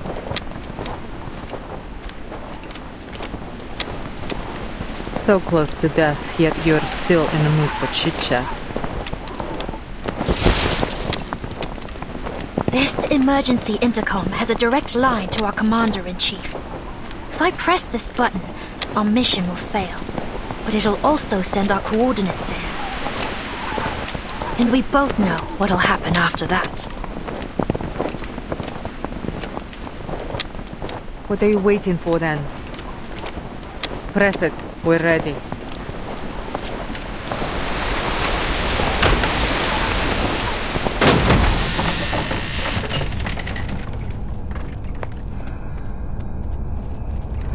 Sergeant White Gloves, Sergeant Frichman, please wait outside. I would like to have a private conversation with our guests.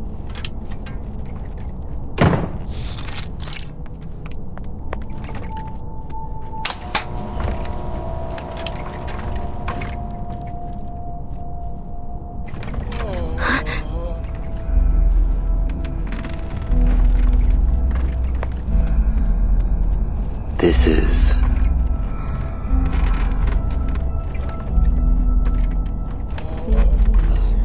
the aftermath of Manus Vindictae's actions.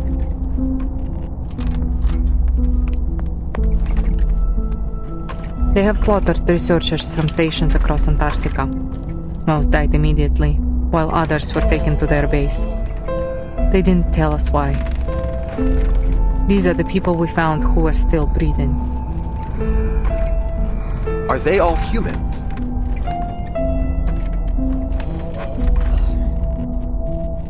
For the most part. There are some of our kind, too.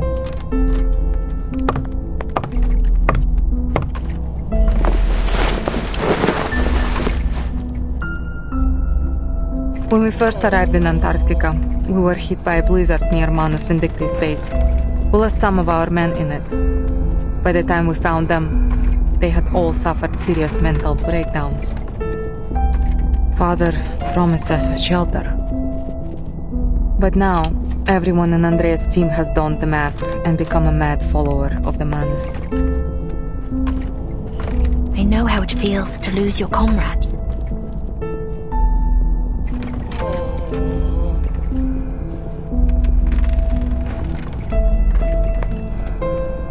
All right, I'm putting all my cards on the table. The current situation isn't good for either of us.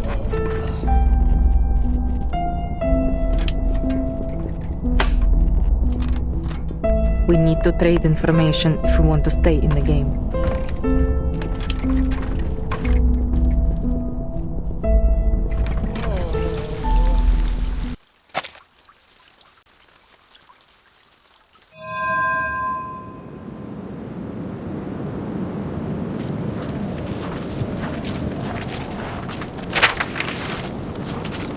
That's odd.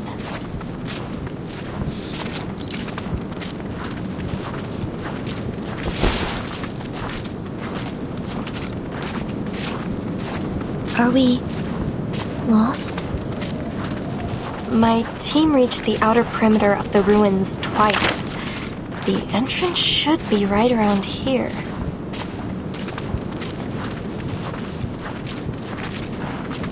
Sorry, Merton.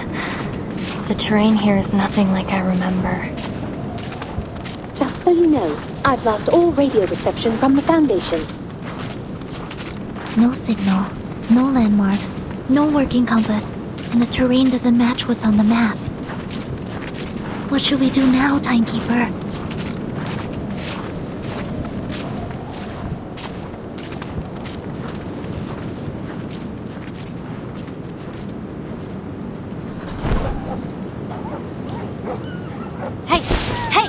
My watch is not for dogs. Give me that. Shoo. Shoo.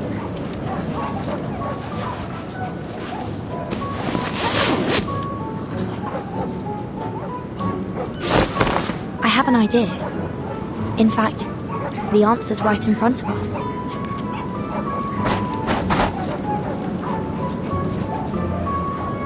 Shh. Watch. Dr. Doris's stethoscope. You're right. It's been staring us right in the face. The sled dogs are canines after all. They should have a sensitive sense of smell. Yes, if we give them a moment to smell the stethoscope, they may be able to track down the scent left on it. Let's hope it works.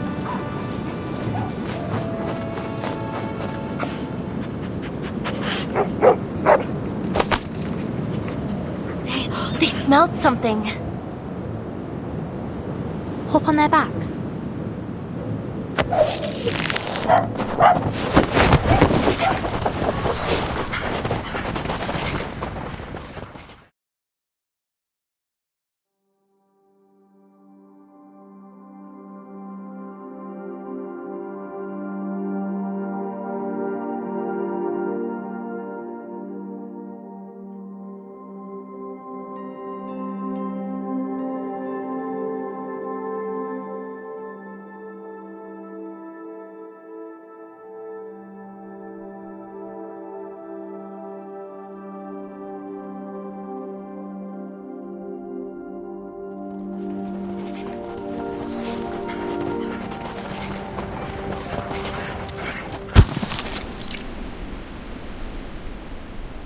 We made it. This is where my team went before. The guide appears, then fades from human sight. If the devoted journey, let their songs unite. Matu was right. The Mother Spirit was right. Oh, it was the right decision to join you.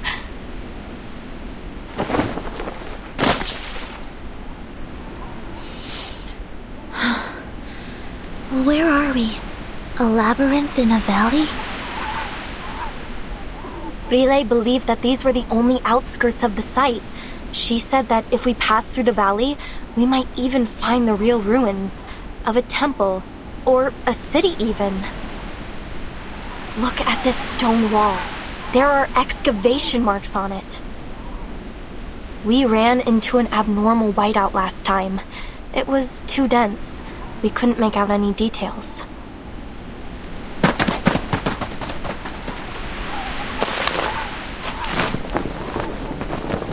I've never seen this kind of rock before. Is it some kind of fossil? It's Toliitic basalt. It forms at mid-ocean ridges, down at the bottom of the sea. Look at the geometric pores and the golden mineral veins. If Frile were here, she'd call it a miracle. A once in a 425 million year occurrence. Frile. She would have been so excited to see this, even if it is only the size of my palm. That's why she joined the expedition.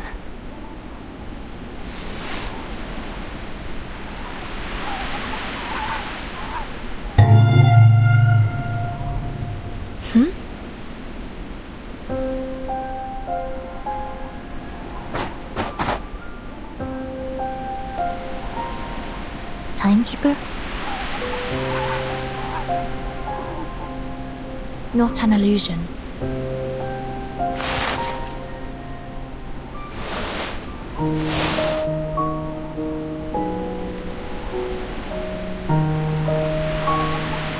I read about this typewriter in the file.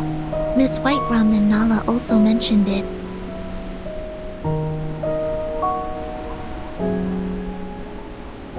That's right.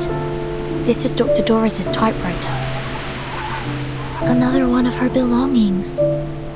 Is it too coincidental to be mere chance?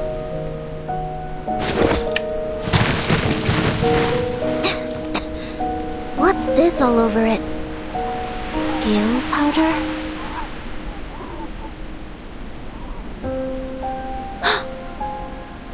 Blood. It's dry.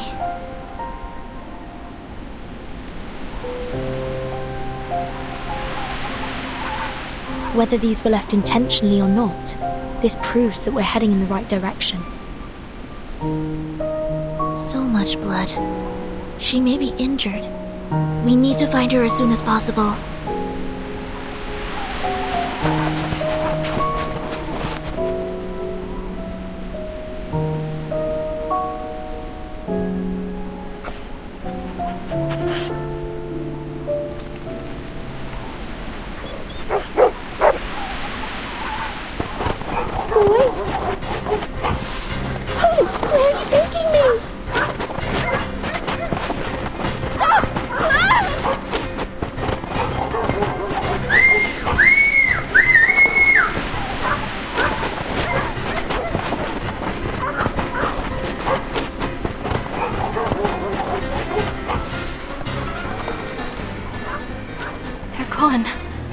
What do we do now? Think positively. Perhaps they'll just get there before us. Let's go after them.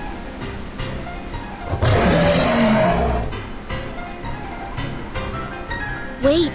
There are critters hiding out nearby. There they are. Timekeeper, watch out!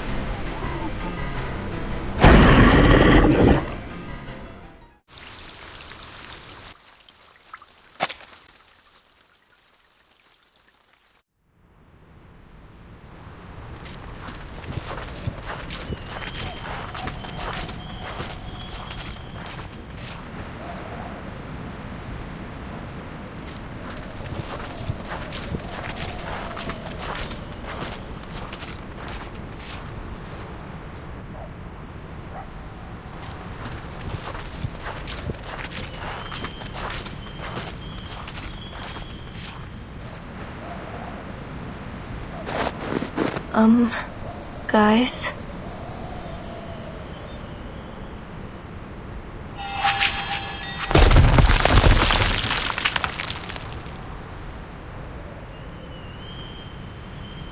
Yes, Nautica. We noticed it too. This is the 6th time we've passed this stone wall.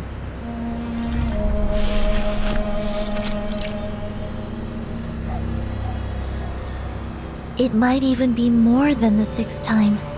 We walked for 15 minutes before we realized we were going in circles. I'm afraid we have to face the fact that we're trapped in this labyrinth, Timekeeper. Just like in the legends. The Black Forest, the Demon of the Crossroads, the Twilight Loop. Wait, Miss Amundsen. We need to think dialectically. Let's not jump straight to evil spirits. It could be the result of some kind of arcane skill. I had the same thought, but I don't sense any arcane fluctuations around here. That said, Miss Radio and the sled dogs couldn't just vanish into thin air. There must be a hidden exit, or something else at play here.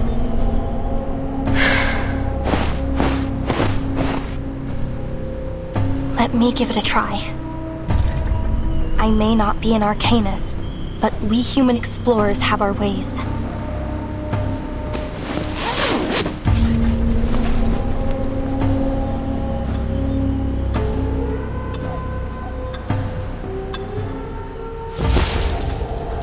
My grandfather taught me how to tell the directions using a watch in the position of the sun.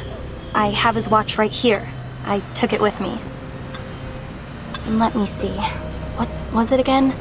Point the hour hand towards the sun and bisect the angle between the hour hand and 12 o'clock to find the south.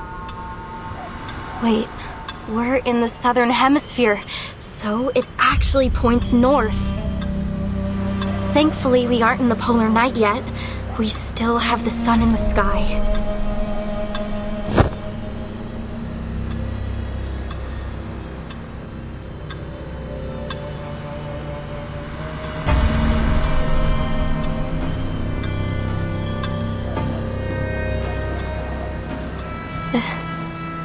There's no sun.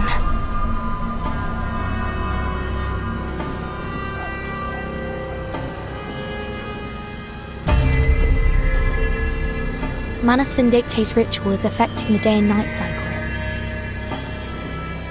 Don't worry, Miss Amundsen. There must be another way. Timekeeper, I suggest we try to exit this area first. Agreed. We can't afford to risk any more time in here.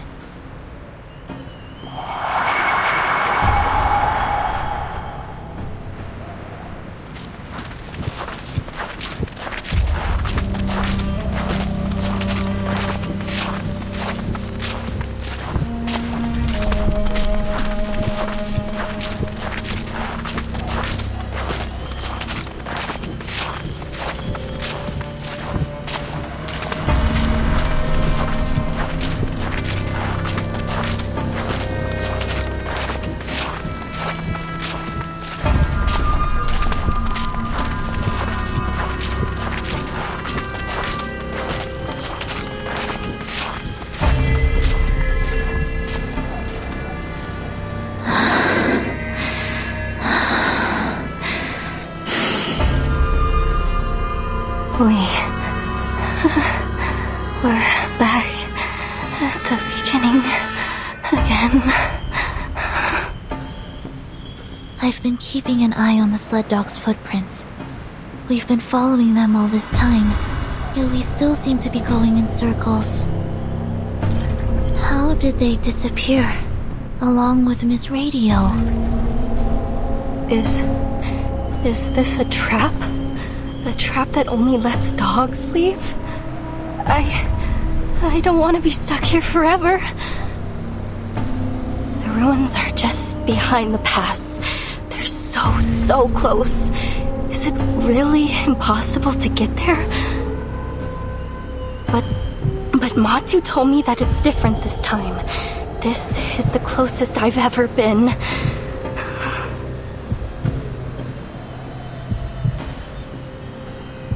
Across this land, the Mother's light is sown, and through all things, her spirit clearly shone. This is what I came for.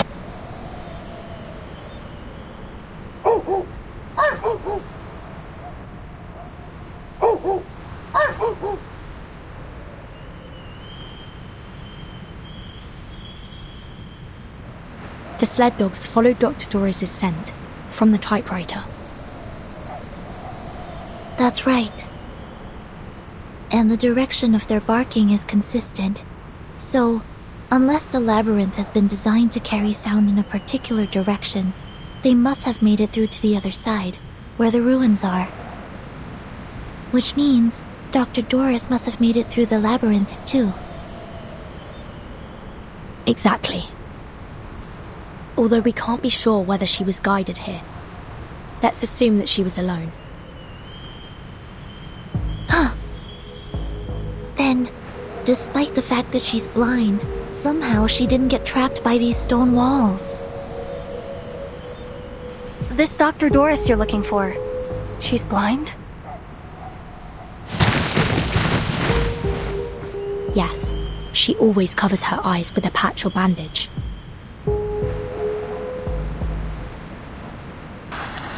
Through Giant Mother's bones, the path is laid. In bloody pain, eternal life is made. The blind seer walks, and we her path do take. For all will shift in the Evernight's wake. Are those proverbs from the legend of the Mother Spirit? Yes, they are. Could this folktale from your hometown actually derive from reality? Even in my hometown, many people think this proverb is an expression of the people's want for spring after the long polar night. But I've always thought that there is something else behind it. You see, the blind Dr. Doris wasn't trapped, and the dogs who followed their noses also made it through the labyrinth. We looked around this labyrinth. We looked for landmarks and for clues. We even looked for the sun to guide us. We looked. That's the difference between us and them. We've only been using our eyes. Are you saying that... Maybe, if we close our eyes, the true direction will be revealed.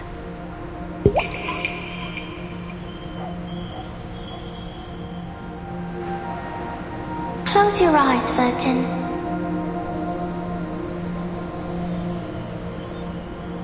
Only when your eyes are closed will your mind open up.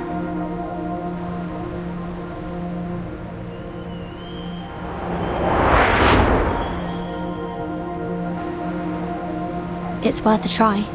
We don't have any other ideas at the moment. We trust you. Are you ready to walk in the darkness, ladies?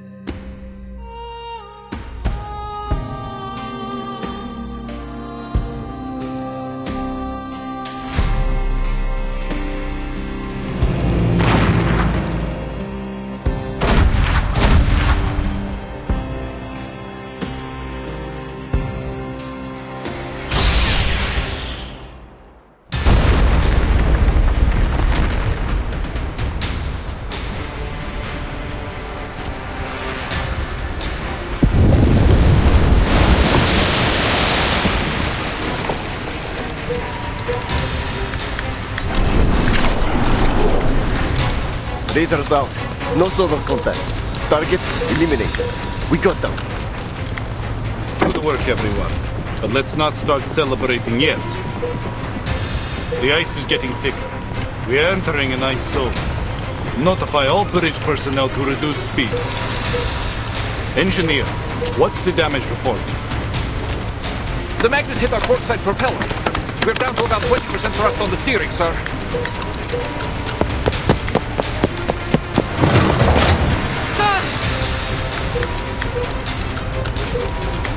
Visual on an iceberg at 12 o'clock! It's closing in fast!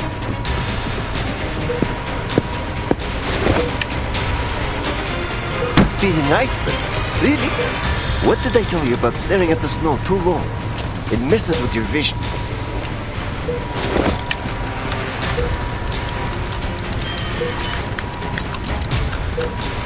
Idiots! That's no iceberg! It's a fin! A massive one! Something's under the water! A Leviathan! Triglav, all systems engage!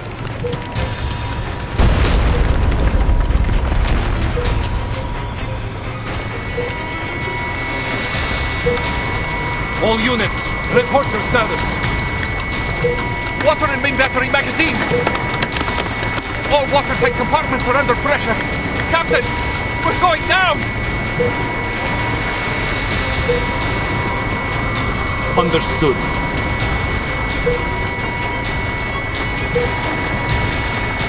For all these years, we have fought side by side with Triglav and the 3 frigates. Not once have these old girls let us down.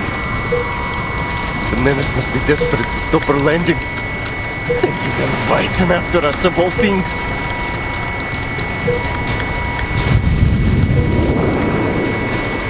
Let them try. The Foundation will not be stopped at the Ross Sea. Triglav to operations. Initiating detonation of the onboard array.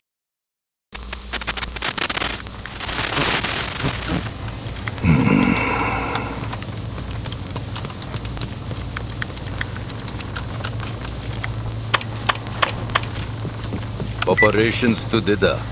Steer clear of the ice zone. Fall back to defense line A2.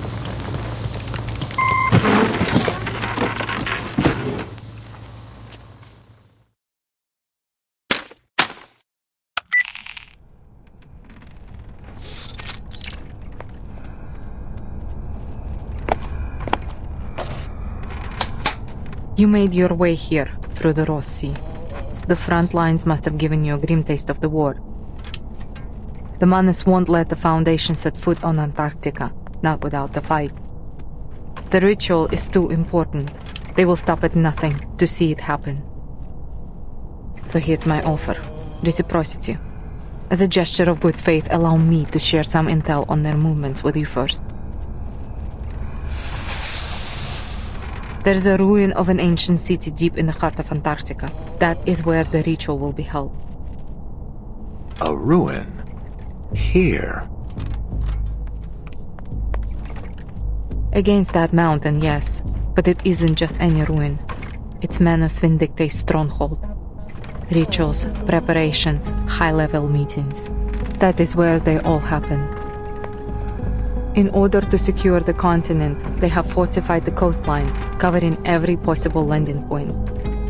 The Order of Enlightenment is stationed at King Edward VII Peninsula. The Apostles' Brotherhood controls Mary Birdland, and the former Xeno Sentinel unit has deployed its forces along King George V coast. The terrain is already a natural fortress, but that wasn't enough for them. They have deployed a number of arcane-modified beasts, several Magnus, and a Leviathan, if my intel is correct. Oh, no way! A Leviathan? I heard you could sink Australia with one of those things.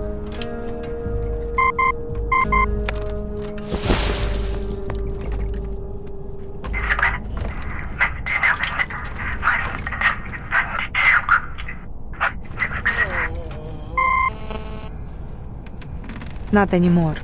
The Triglav just blew it up and sank with it in the explosion. She was one of the Foundation's best battleships. A heavy price to pay to only reach a stalemate. If I were you, I wouldn't count on support from the Foundation forces. They are already spread thin, just holding the front line. You need a plan to complete your mission without their help. And if you are as smart as you hope you are, you will see that this map is your best shot at reaching the city without getting caught in their territory. It all sounds too convenient, boss. We've got no clue what she's really up to.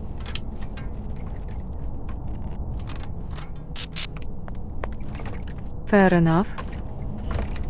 But know that the Admiral has ordered the coastline be sealed. I can't let you pass, at least not without a deal. Whatever your purpose is, you won't make it further without some assistance. Fine. Seriously? I'm meeting with the Timekeeper at the site of the ritual. Ah, brilliant.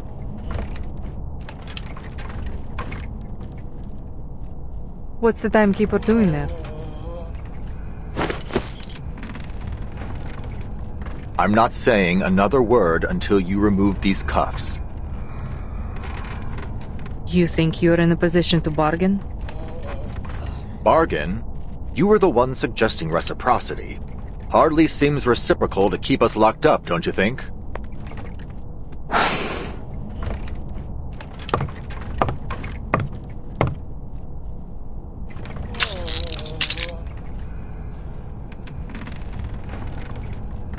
We really are here because of a song. The record is the key to everything.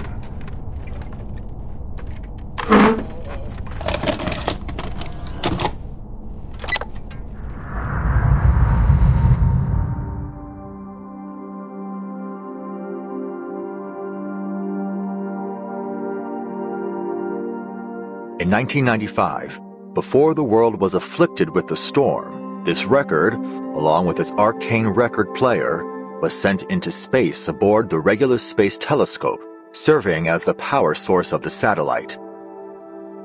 For 12 years, it took pictures and transmitted them back to Earth. Then, in 2007, the satellite crashed near Aldeburgh, destroying everything but this record in the process. 2007. That would have been 1966, right after the Sixth Storm. Precisely.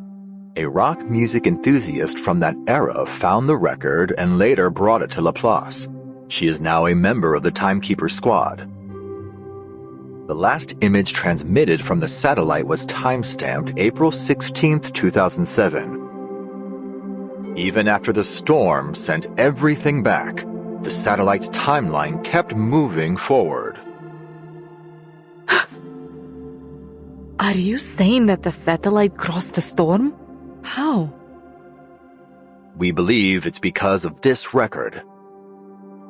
It's the only material that has been proven to be immune to the storm. In our previous experiments, it reduced the severity of the storm syndrome afflicting one of our researchers and slowed its progression on me. Wait, what? But those results were from small-scale isolated tests. We've never tried it in a real storm. Since replicas of the record haven't demonstrated the same immunity as the original, we've developed an upgraded amplifier system for it. Now, when played on our upgraded player, this record can create an immunity zone with a 2.5-mile radius. But the immunity isn't permanent. We found that the element Regulus in the record is consumed every minute it plays. At best, we're looking at 12 minutes of protection with this original copy. If Manus Vindictae succeeds in triggering another storm with their ritual, this record may be our last line of defense. That's why I brought it here. And that's why I need to get it to the Timekeeper. Should the worst happen, at least we can minimize the damage. And I'll be able to see how it works during an actual storm. An invaluable boon to our research. Sounds like Laplace has made remarkable progress since the Equilibrium umbrella. I have to say, I'm impressed. So, there it is. All my cards on the table. What have you got for us?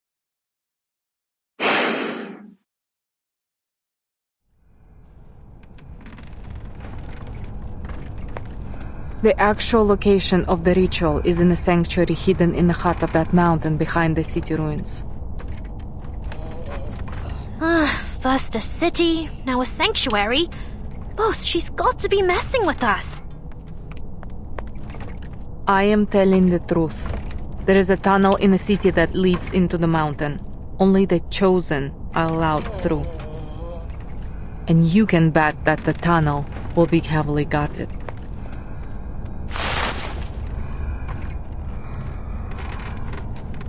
"2.5 miles of immunity, you said? That's right. I'll need to know the size of the city and the length of the tunnel to figure out the best placement for the record. I have an idea. The mountain's interior is hollow. The sanctuary sits right in the heart of it. It used to be an active volcano, but it hasn't erupted for centuries. The elevation of the volcano is 11,616 feet. That's just under 2.2 miles.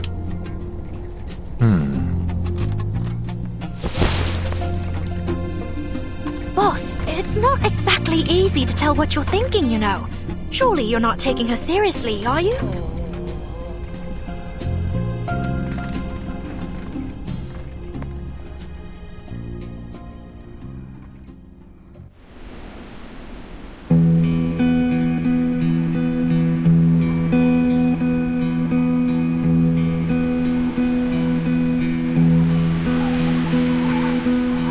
Scaling the mountain isn't going to be easy.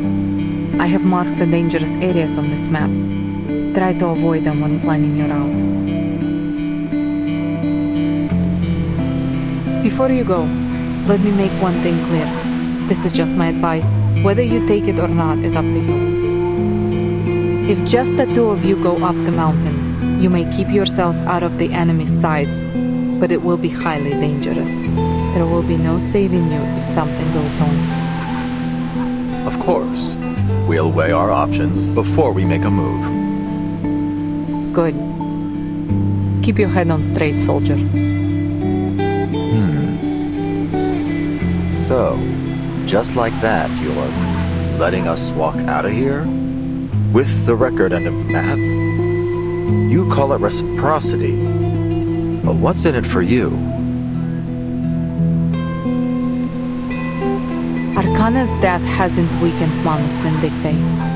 In fact, they have kept the Foundation very busy, taking different names and causing chaos around the world. They rallied their followers, journeyed across the globe, and set the stage for their ritual on this barren land. And all right under everybody's noses.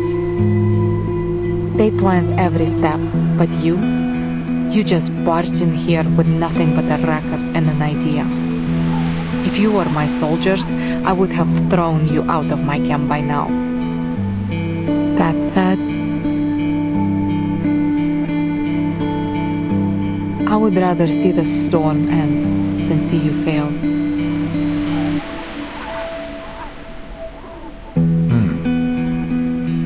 Well then, thank you for your help.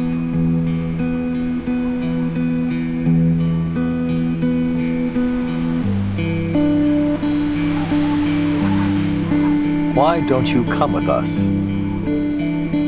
Me? Look, we may be rushing in there like a couple of idiots, but if this works, if it really stops whatever scheme the Manus are brewing, don't you want to see it for yourself? It doesn't matter what I want. I have orders.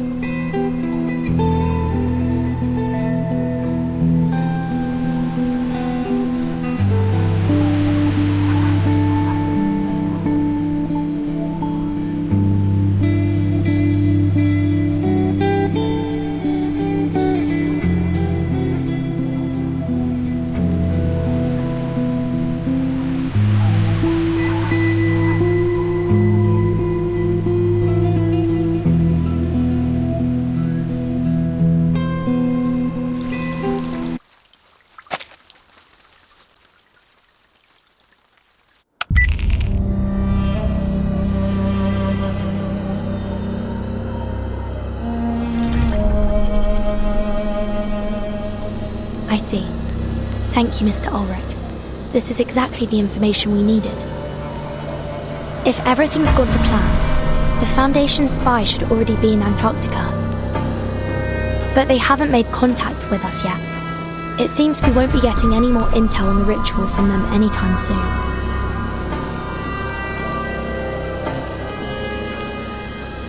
Are you certain? Alright. If you thought it through, I won't stand in your way. Just be careful, Mr. Ulrich. Mr. Ulrich?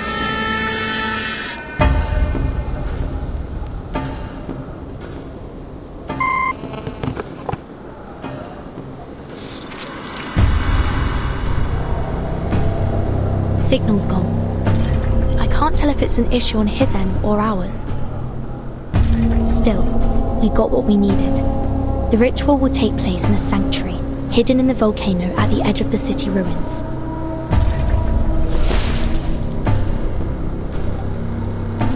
That means we'll need to cross the city to get there. Perhaps it's best to report back to the Foundation and wait for reinforcements before going deeper.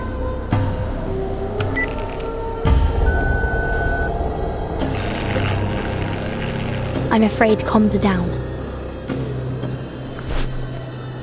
Could be another trick by Manus Vindicte, like the unnatural day-night cycle here. Timekeeper, maybe we should fall back. Get out of here, fix the communicator, and call for support. That would be the safest choice. But according to Mr. Ulrich, the Foundation is tied up on the front lines. I doubt they'd be able to come to our aid in time. Besides, with every passing minute, we fall that much further behind Dr. Dorez. I suggest we stay here and search the area. Perhaps we'll find something to point us in the right direction.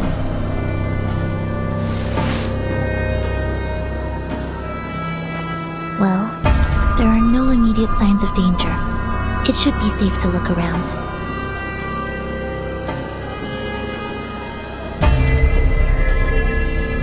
But before we proceed, should we escort Miss Amundsen back to the research station? There's a high probability that we'll come into conflict with the Manus now that we're so close. She'd be safer there. Go back? After all this?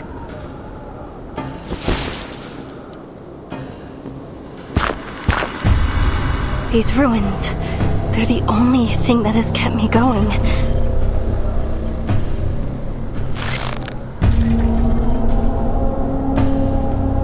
No, I can't turn back now. I can't.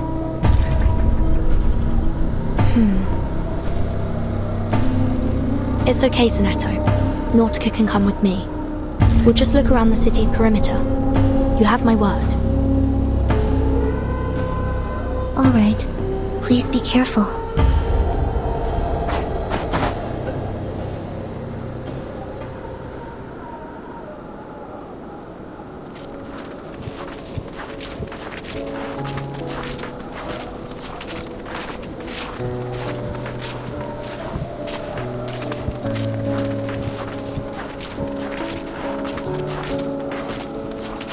Then I can take some samples, right?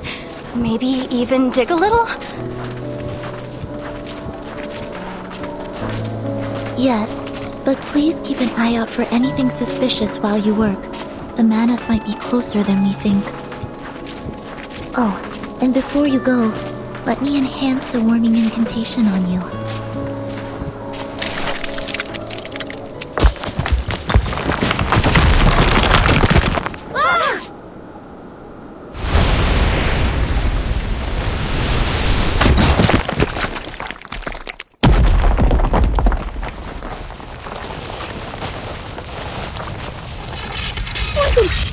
Did we fall into a trap?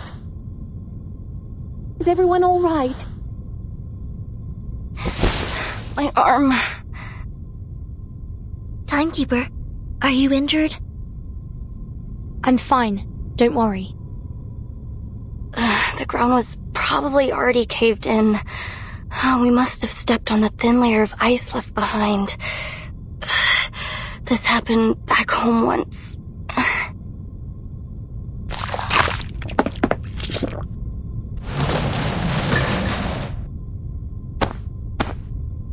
Looks like we've fallen into some underground part of the city ruins. No signal here either. We need to get back to the surface and contact the Foundation as soon as possible.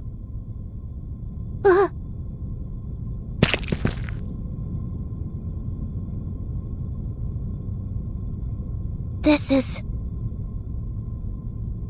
Black algae! Careful. It's slippery, remember? You need to walk around it. I've been meaning to ask. What is black algae exactly? Ose, my team's arcanobiologist, was the first to notice it. It looks like algae, but it's actually a hybrid of an ancient fungus, and I think some kind of fibrous plant. Luckily for me, she found that they were edible. This is what I ate after I ran out of food at the station.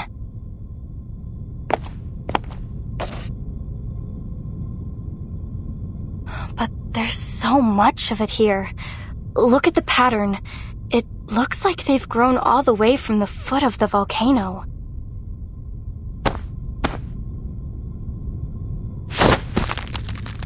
This algae grows very fast and very violently. I saw one grow by a few dozen meters overnight. It's no wonder they can crack open ice and make those earthquakes happen. Perhaps it's a new type of arcane material. I imagine there'd be quite a debate over its classification. Alright, let's just watch where we step. Nautica, do you have any idea where we are?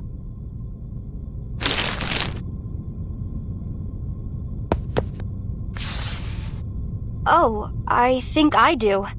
I listened in on your conversation over the comm and filled in a few gaps on my map based on what your colleague said. Let's see. The ritual sanctuary is here, at the far end of the city, inside the dormant volcano. Manus Vindictae will surely have that area heavily guarded. And outside the sanctuary entrance, there's this, a kind of circular clearing. Probably one of their daily ritual sites. And this is where we are, at the outskirts of the ruins. Just look at it.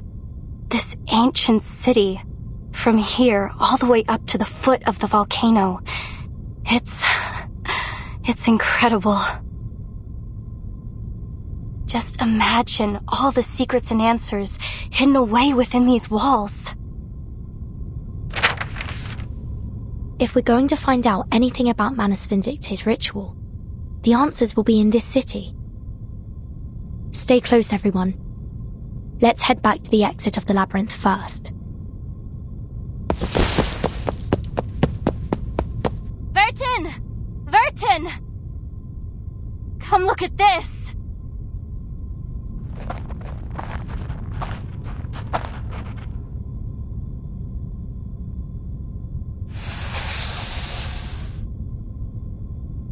Peridotite stone bed, a nice stone table and chairs.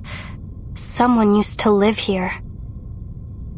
It's so stark, even for life in Antarctica. Do you think this is where those masked snow monsters live? I can't say for sure, but the owner wasn't exactly subtle about their interests.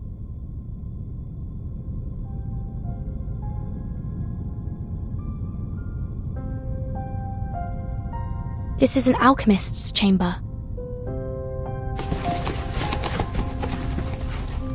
This manuscript was written by the great Paracelsus, whose river of verses quenches our thirst for an endless life, and whispers the secret of the fountain of youth. Transcribed by... Cavendish. I can only make out the surname. The Fountain of Youth. What else does it say? There are just a few verses and illustrations. Paracelsus. Why does that name ring a bell? 6th grade, 2nd semester. History of Alchemy, Week 1. The Life of Paracelsus. He was a pioneer in ancient alchemy and medicine. Legend has it that he invented a potion that could revive the dead.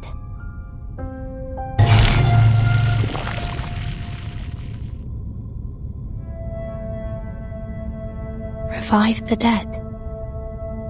There was an array in Tuesday's motel, which the Foundation confirmed to be part of a resurrection ritual. And here in Manus Vindicte City, there's a manuscript about a revival potion. Perhaps this is what their ritual is for. To bring back the dead. And the only person they'd go to such lengths to bring back is...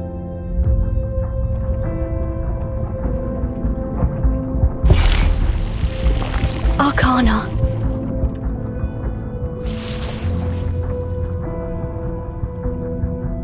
But what's Dr. Doris's part in all this? That's still unclear. But if Manus Vindicte needs her to complete their ritual, we're on borrowed time. I'm afraid waiting for reinforcements is no longer an option. We have to go through the city. Now, Sonetto. Agreed. The situation may be more urgent than we thought. We can't afford to linger any longer.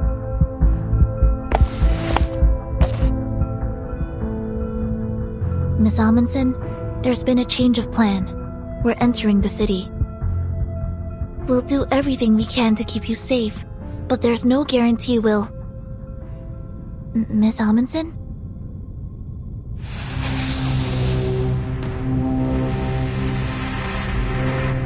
You were right, Frile. The tales are true. The Mother Spirit is here, at the southernmost edge of the world. This is her resting place. The first age ends, the tolling bells are rung. Before the last, a mournful dirge is sung. Alas, where will our bones be laid to rest? O Mother, let us lie upon your breast.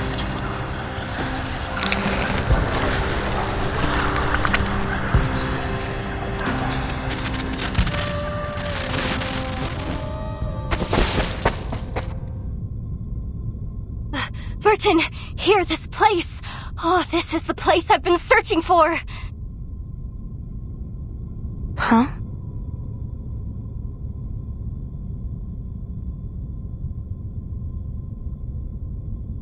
Look, here, beneath the surface of this rock.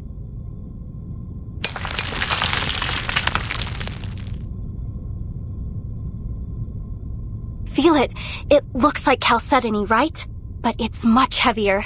This rock is totally unique to Antarctica. It's never been seen anywhere else.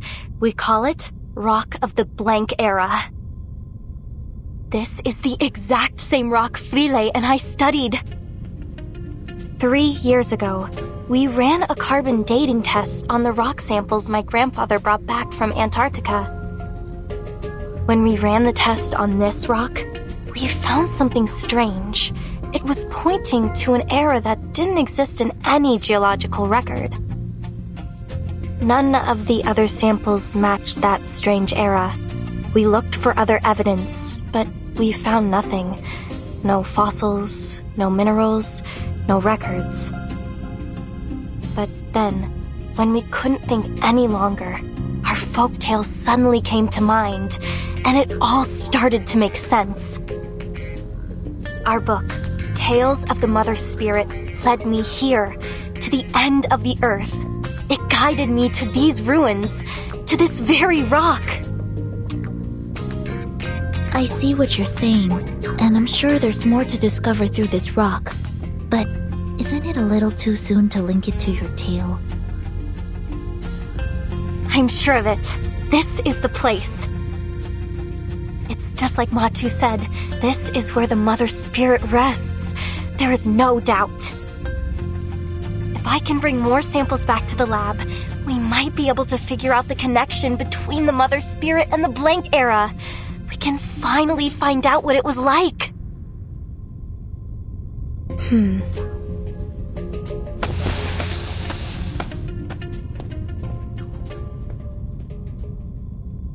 Sorry to interrupt, but may I point something out?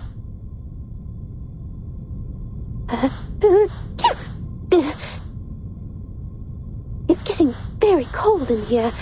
I can feel my resistance starting to drop. Burton!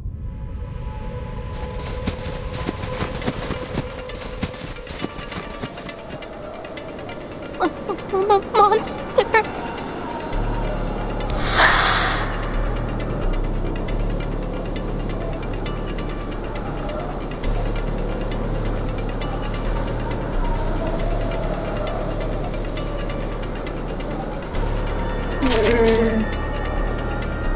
Don't provoke it. There's a chance it might just leave us be.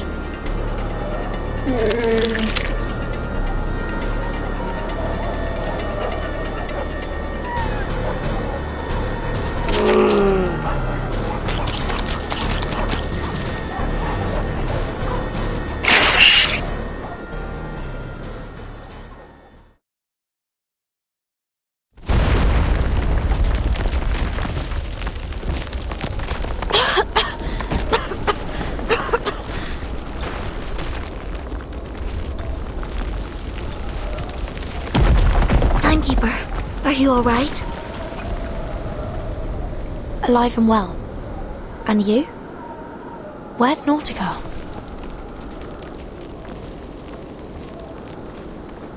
She didn't fall through with us. She's still up there, alone. I don't hear any movement above us. Perhaps she's found a place to hide. Miss Radio, could you get her on the comm? I'm trying.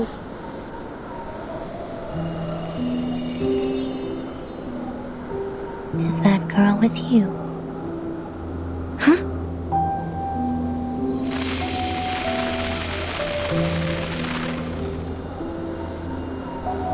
You're a tricky one to track, Timekeeper. I'm ever so glad you've made it this far into the continent.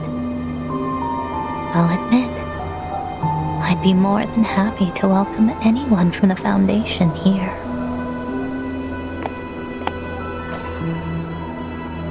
But oh, what a pleasure it is that you, of all people, would be the one to show up. Grace? Is that you?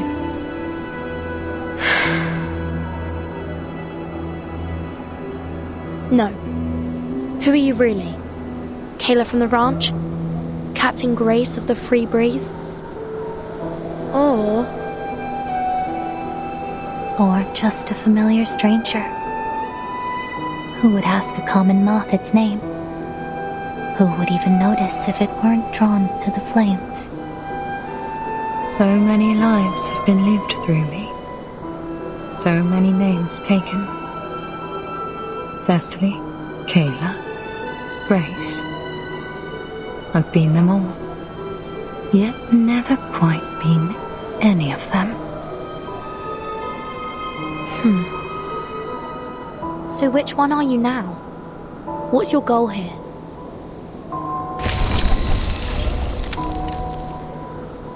No need to get worked up.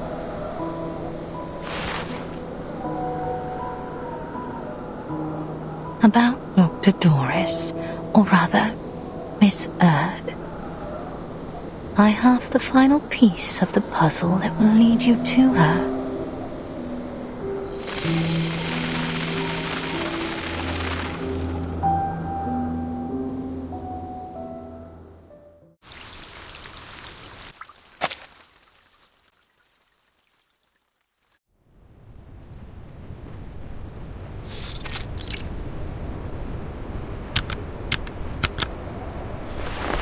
Lieutenant?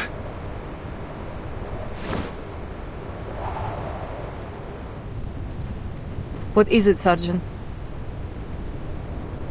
With all due respect, what are we doing here?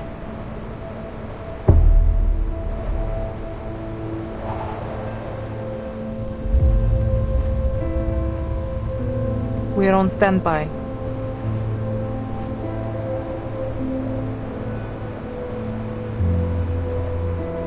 Stand by for what? To capture any Foundation soldiers that make it to the shore. Then what about the ones we already captured? Why are we only holding the run-of-the-mill seamen? The other two could have been useful, but we just...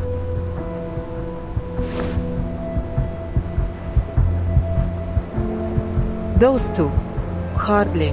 What can an awakened researcher and a rookie guard do in Antarctica? Holding them would be a waste of resources.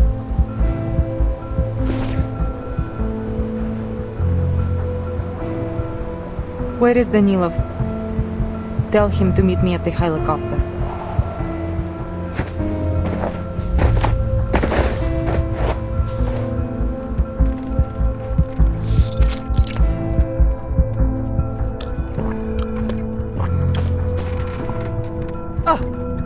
Stop sneaking up on me like that. Gotcha. Some things never change, huh? Still as jumpy as you were when you were a kid. Come on, cut it out. I'm a captain now, you know? Not some kid. What do you want? Did the lieutenant send you? Yep. She wants you over at Canis Minor.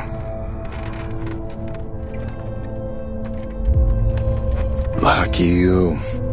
Getting to stretch your legs while the rest of us have to sit here idling away the hours. Guess that's how it is these days. Everything still seems foggy.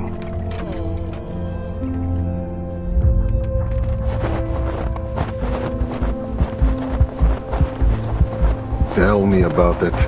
I thought Brazil was tough, but this feels worse. Sometimes it takes more courage to stick to a choice than to make one. I think someone might be struggling with that.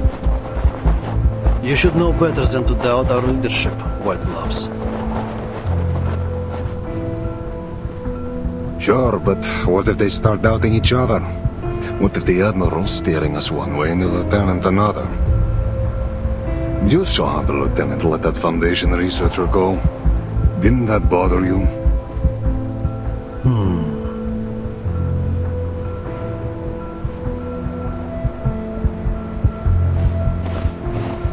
I trust them both, no matter what.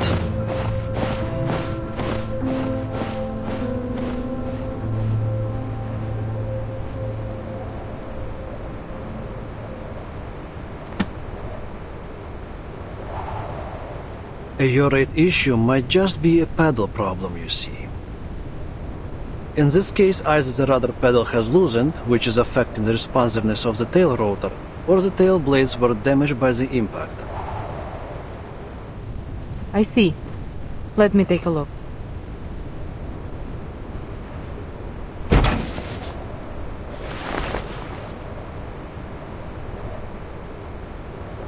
Что было, то и будет.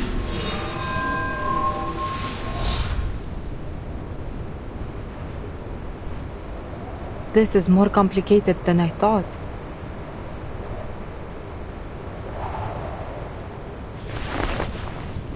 I would be surprised if you managed to fix it in one go. Aircraft can be tricky. Took me 2 full years back at the academy to pass theories of flight mechanics, and even longer to really get the hang of it.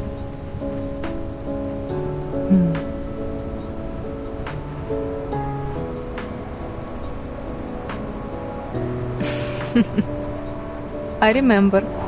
Your teacher called me in 3 times because of the extreme frustration and concern about your grades. I'm just glad I didn't call father. That would have been the end of me. You know, I don't see you using your arcane skill much these days.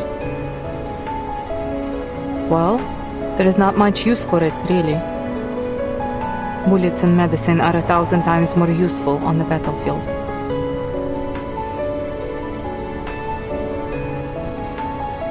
Oh, I didn't mean it like that.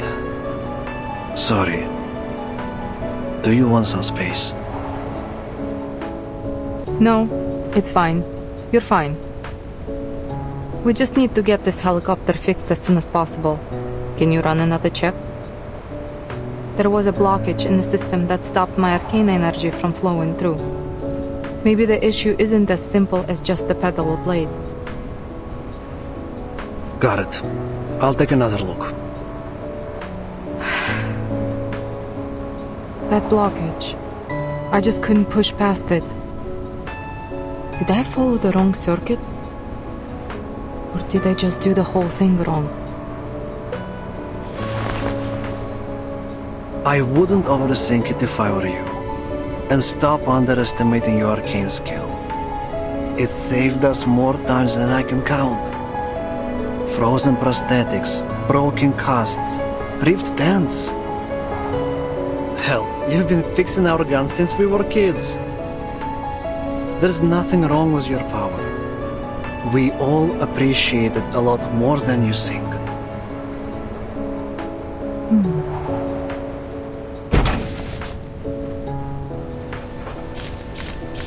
Did you get the adoption form when you were little too, Lieutenant? You mean the... Yeah, mine came after my parents died in 1999. Even now, I still don't know what happened that day.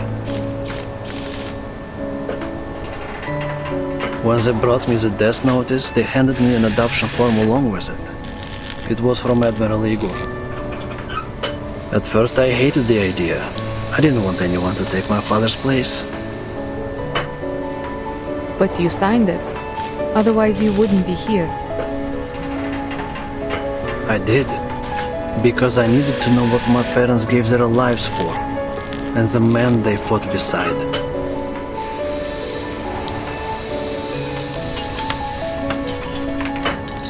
I've never regretted it. I'm proud of where I am. Proud of everyone in this army. Not because we're the best soldiers Xenos ever had. I mean, I'm sure they definitely don't think that now.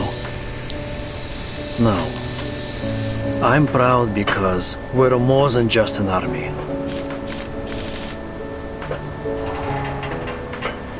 We're family.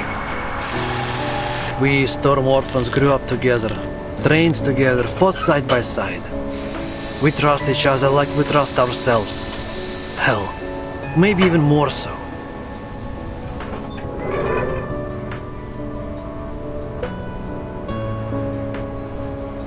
I know Father hasn't told us everything, but maybe that's for the best. The less everyone knows about his plan, the better. But no matter what, I will follow you and the Admiral to the very end. Whether it's flying a fighter into the Foundation headquarters or waiting here until the spring. I believe in him. I believe that he can take us home. And I believe in you, sister.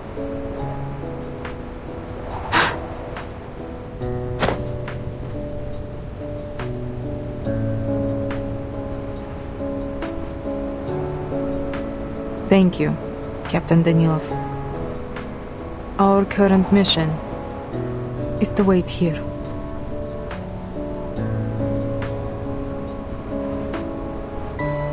Those are our orders. Let's be sure we see them through.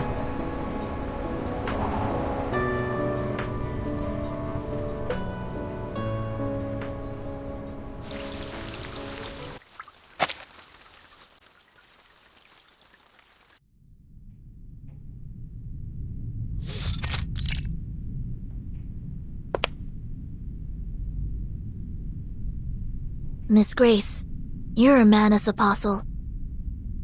Don't think we've forgotten what you did aboard the Free Breeze. What exactly are you scheming now?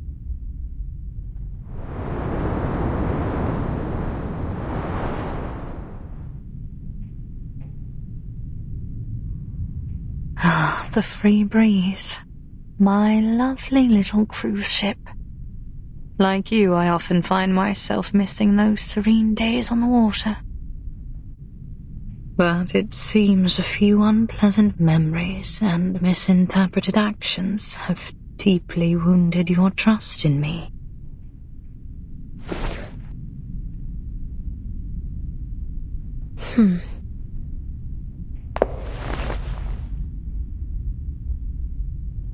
Timekeeper?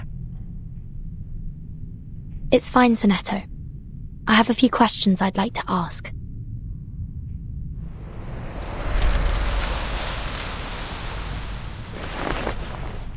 On our way here, we discovered a couple of items that I believe belonged to Dr. Doris. A stethoscope and a typewriter. It seems they were intentionally left behind, like a series of signposts pointing us here.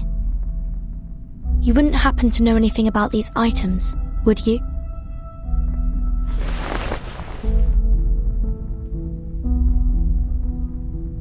How about the powder we found on the typewriter?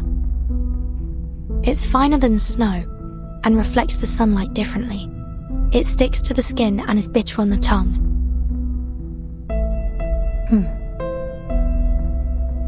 Any idea how it got there? And how the typewriter ended up lying in the snowfields? Did you leave it there? Were you giving directions to the Foundation's investigators? Come to think of it, that powder looked like the scales from a Lepidoptera wing, a butterfly, or a moth. Huh! Moth! It's you, isn't it? You're the Foundation spy.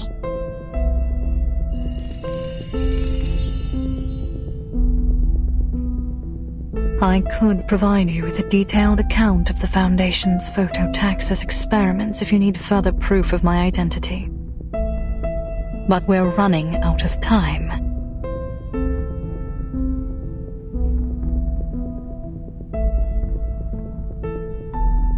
I'll lead you to the sanctuary.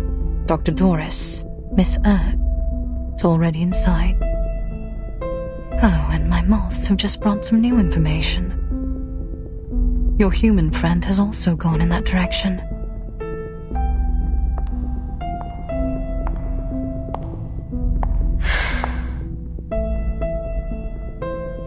The gate to the sanctuary won't stay open forever, Timekeeper.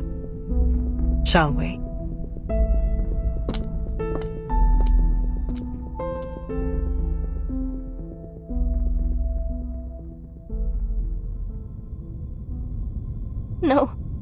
No, this can't be real. This is how it ends, isn't it? Oh, I can't do this. I can't do this alone. Martin, Sonetto, Miss Radio.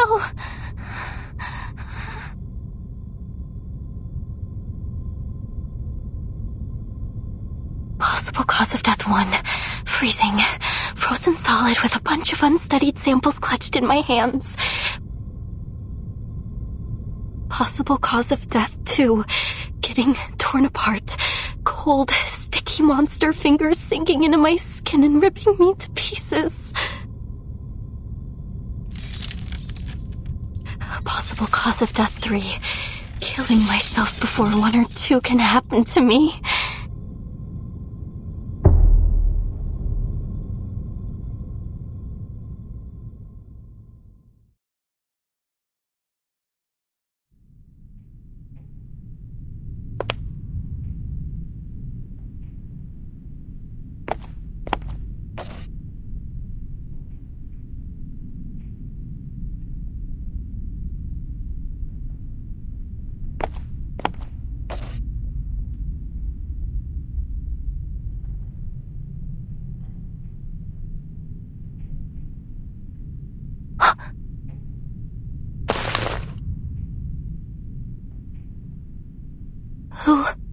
Who was that?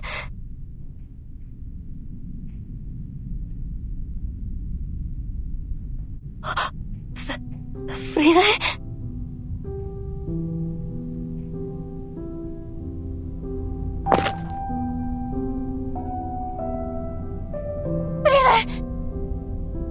Oh, I thought you were gone.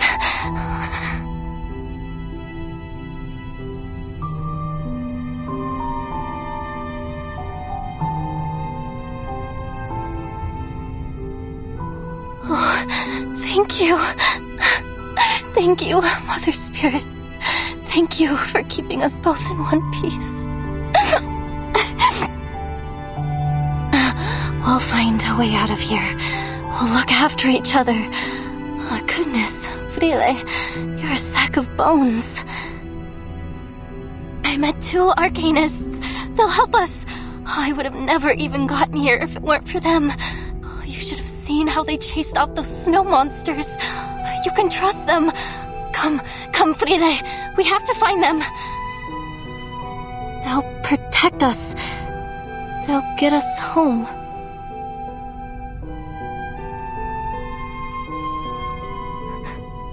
Frile, why aren't you saying anything?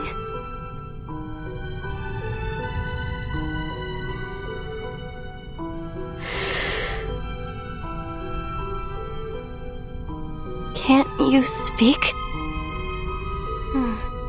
It must be the cold. Yes, once we get back, you'll feel better. I promise.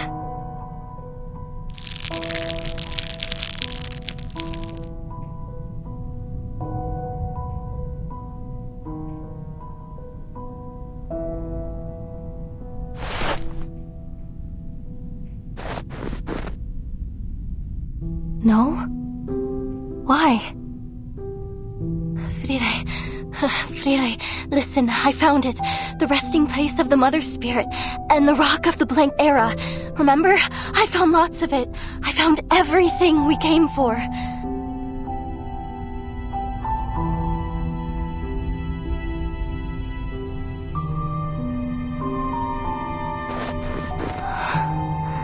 Mother Spirit?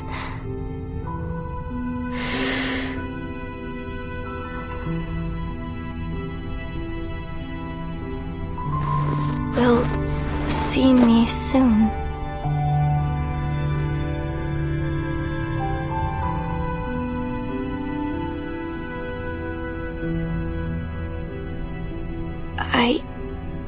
I don't understand. You're going to meet the Mother Spirit?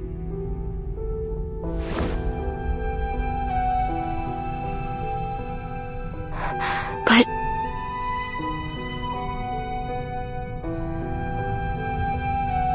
you mean she has a mortal form? She's a living creature, like us? And she's here, in this ruin?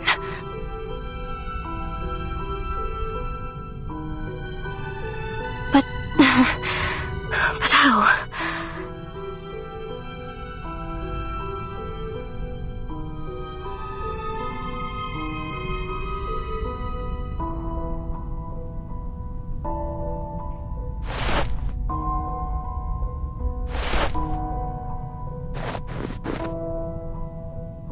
Is this what the 9th story in the Tales of the Mother Spirit is about? Mother and child, their heartbeats both align in joyful union through the womb of time.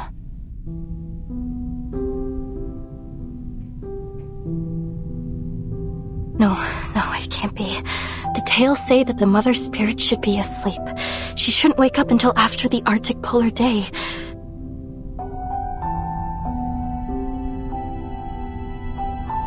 So if she's asleep, then who are you going to see? Frile, I really don't understand.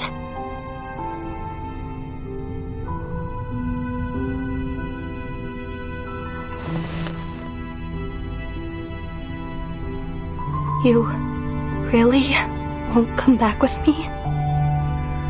But if you come with me now, we'll be home soon.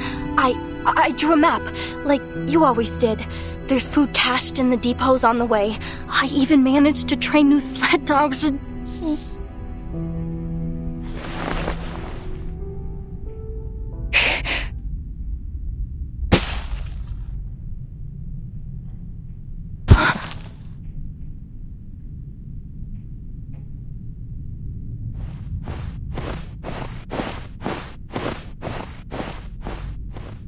The ritual is ready.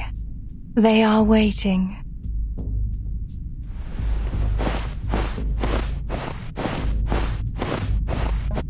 time to go.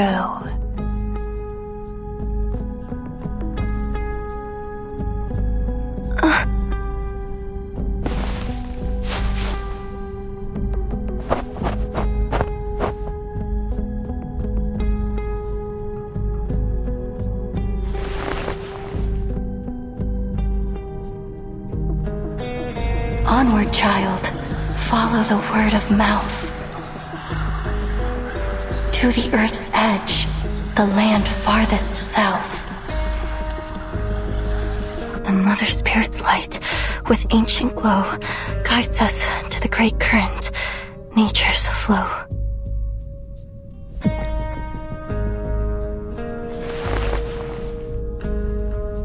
Wait for me, Fride.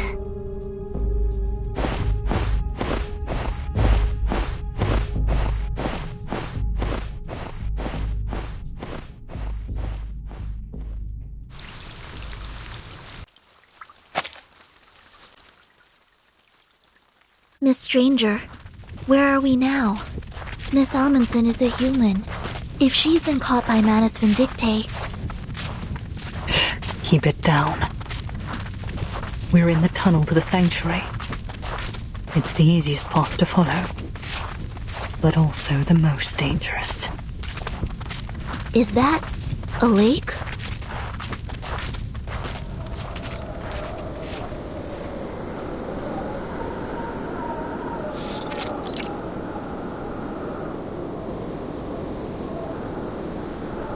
No. That isn't water.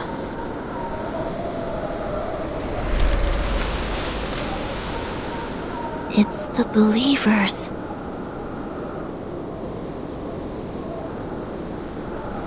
Their eyes see not one light of bright star.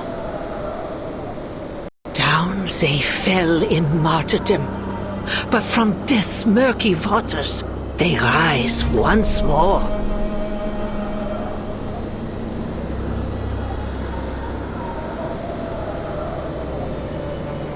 Children of the resurrected Mother, lowly bearers of their mantle, let your bodies and souls be the means of their return. It is through their eyes alone that we may seize the truth of this world, for there is no inculcator but them.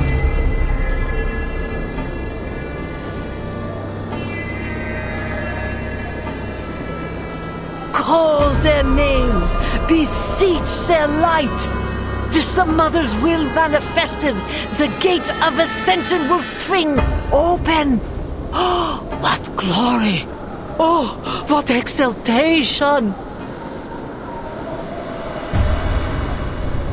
The gate to the sanctuary is at the far end of the plaza.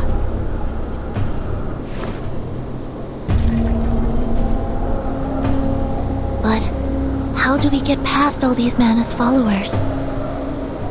If you look closely, Miss Sinetta, you'll see what they've become.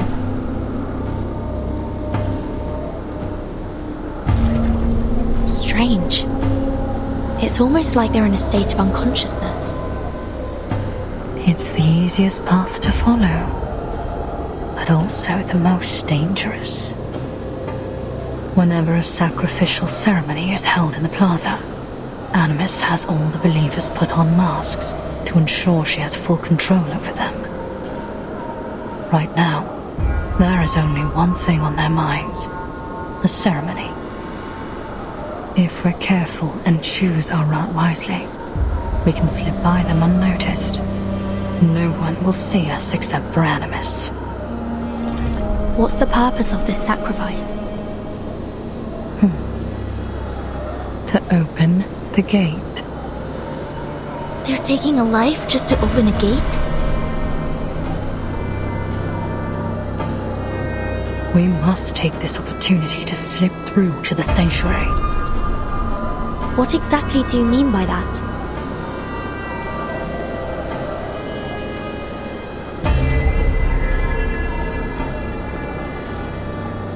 Great revealer of Arcanum, we humbly present this offering.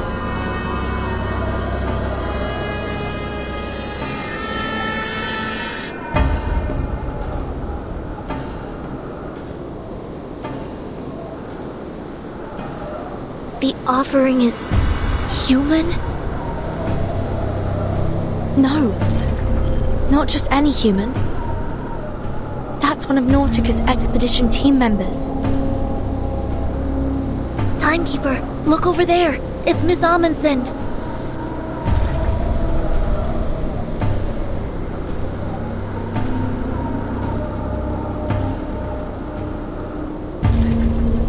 What's she doing there? Something about her doesn't look right. She's too close to Animus. At that distance, the arcane skill controlling believers could affect her too. We need to get her out of there. Stay down. Not yet. Animus could spot us at any moment. The ceremony is about to begin.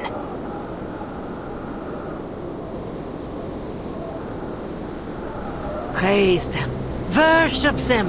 Children of flesh, bear witness, for we shall bask in their radiant blessing. An offering taken, a gate opened. Through bone and blood let the gate fling open, and the path to ancient glory be revealed. Be thankful, you unenlightened little beasts, that the Mother is willing to take your pitiful life as their gift. What great mercy they show.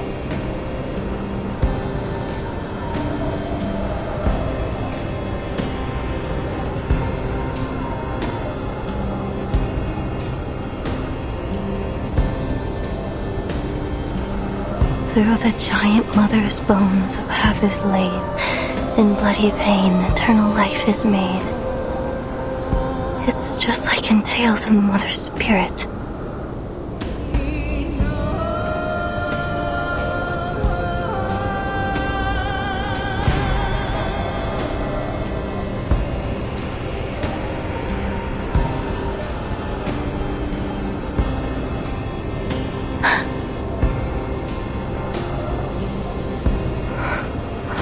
You really are going to see her.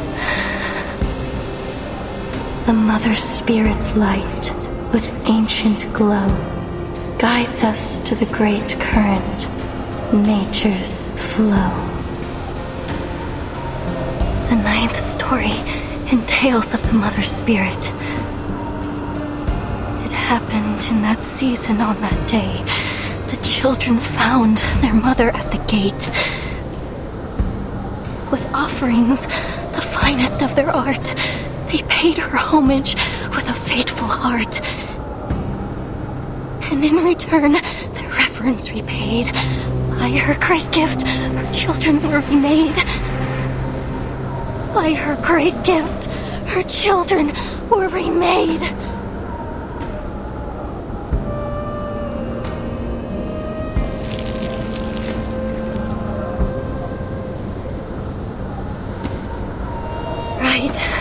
That's right. This is the climax of the story. When the children come close to the Mother Spirit, share her pain and her sorrow, and become one with her.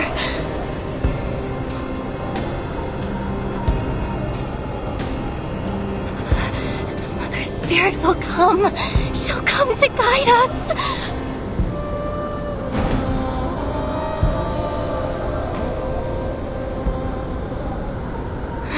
She'll come to guide you, Frile.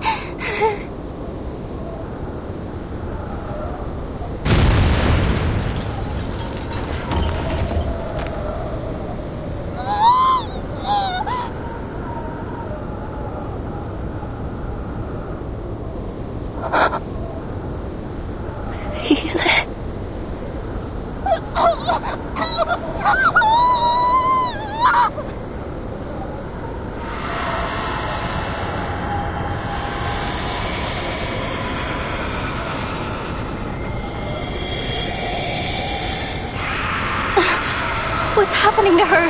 Have you been through there? Why is she screaming?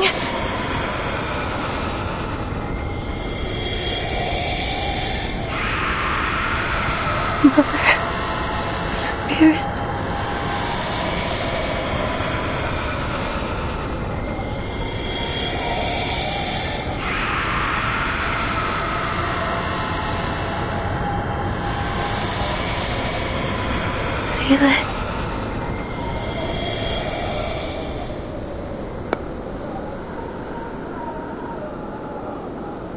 You humans should be grateful, flawed and pathetic as you are, yet nonetheless granted access to the gate at the mere cost of your tongues. Deeper is her sin than our cleansing could purge, greater her crimes than our judgment could meet. Yet, in their boundless benevolence, the great Mother of Resurrection has seen fit to accept her. May the Guiding One return to us and restore this world to the ancient order. May the Guiding One return to us and restore this world to the ancient order.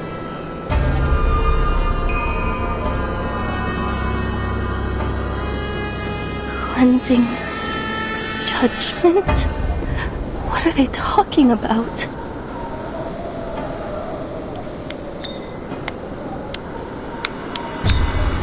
Their eyes see not one light of bright star. Men's past ways are shaded by their shame.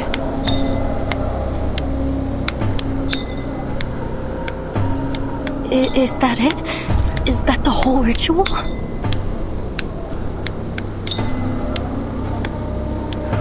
Where's Frile? What's behind the gates? And those hands? What were they? Is she really with the Mother Spirit now?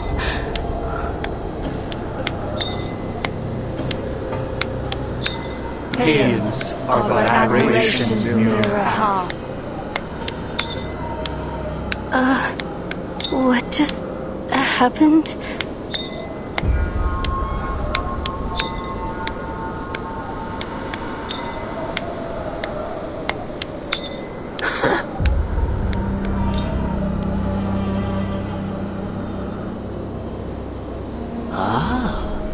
A conniving little rat dares to taint the purity of our sacred land with her profane, filthy paws.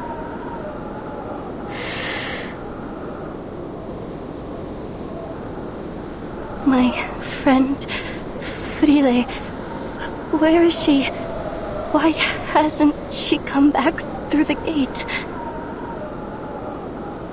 Why, it seems the lowly little beast has a friend to share in her misery.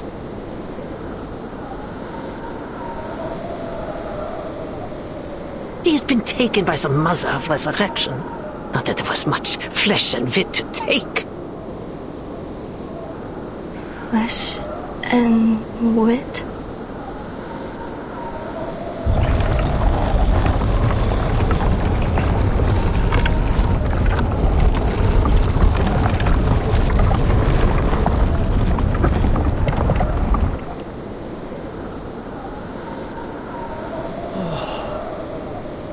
Praise them. Worship them, children of flesh. The sanctuary gate has opened. The Mother is pleased with our offering, and we have been welcomed into their hall to bear witness to the final ritual. Yes, bear witness to all their infinite kindness, their unmatched benevolence. They have taken so little, yet they grant us so great an honor. Great Mother of Resurrection, oh, Guiding One, we fall to our knees before your boundless love.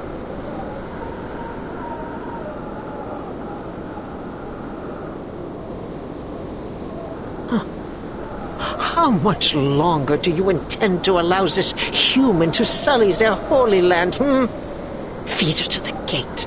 She must be removed.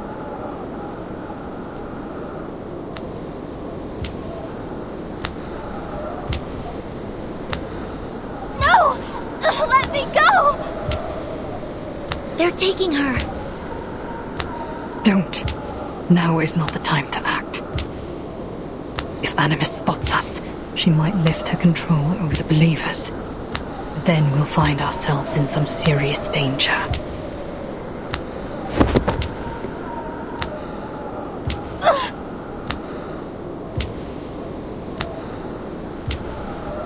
all this, it was all just to open the gate? But this feels wrong. Horribly, horribly wrong. This isn't how it's supposed to be, is it, Matu? But Frida did say that she was going to see the Mother Spirit, so she must be with her now, right? And the Mother Spirit must be there. Well, she must be behind that gate.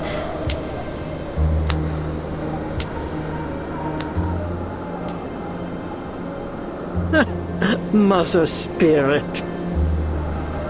What nonsense are you sputtering?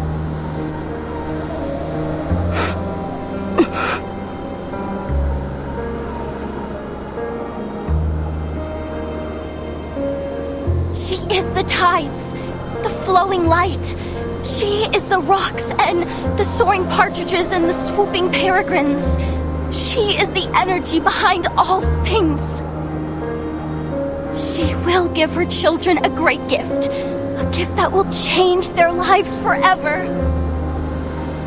I have traveled all the way from the northernmost edge of the world to this place, following her guidance. And I have found proof. Proof that the legends were true. Proof that she is here. Ah, I see.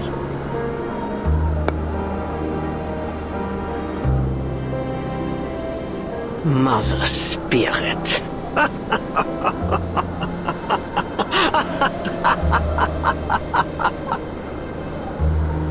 That's how you imagine the supreme being of this world, is it?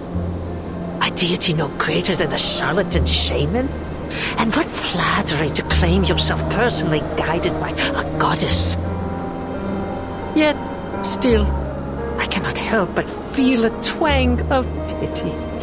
What hope can there be for a kind born with minds too narrow to comprehend true greatness?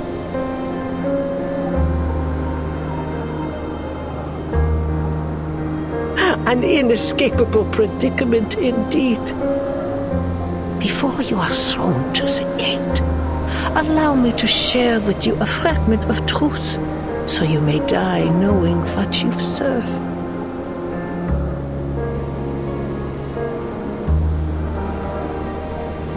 There is no Mother Spirit. The great Mother of Resurrection has cast their eye upon the earth from time immemorial. And Artica has ever been the sanctuary of Manus Vindicte. Here we serve Arcana, the only and eternal Mother of Arcanum.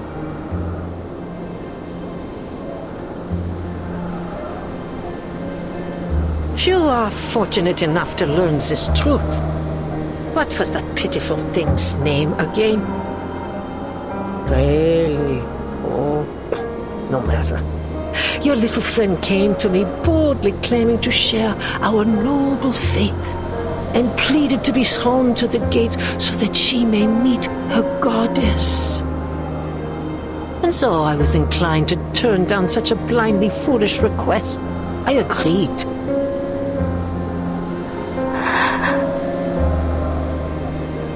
She must have been ever so disappointed when the flesh dissolved from her bones and her body melted into naught but a lump of flesh behind the gate.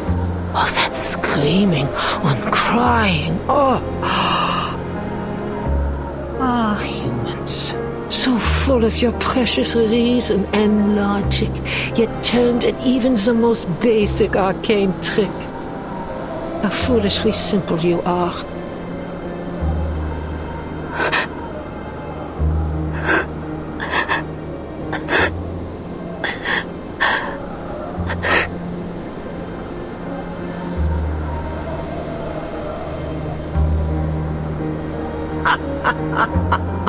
Yes, that's the look. Confusion, disbelief. It suits your kind perfectly. What a miserable, blind existence. scurrying about in the dark, unseeing, unperceiving, your limited, darkened minds blind to the spark of enlightenment. A creation forsaken from its inception. You could never wield true knowledge. Yet still, you have brazenly infested every corner of this earth, claiming that you would uncover all its mysteries. Such ignorance, such arrogance.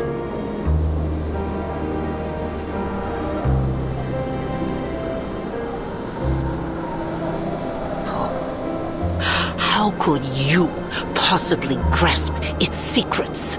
How could you catch so much as a glimpse of the greater existence in the barren tenebrosity of your minds?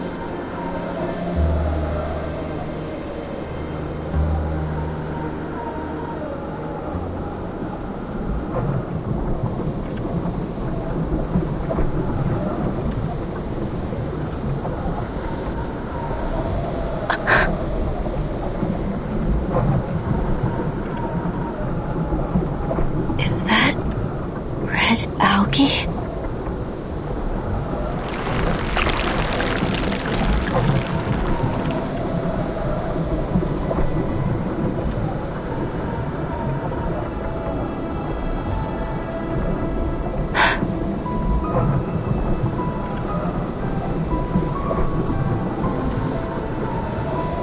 There's black algae here too.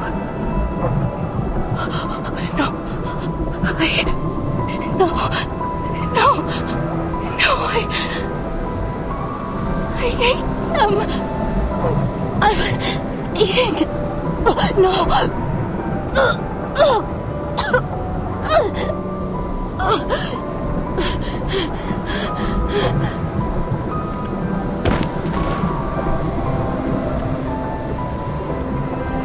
Are you satisfied? Has this great gift satiated your curiosity?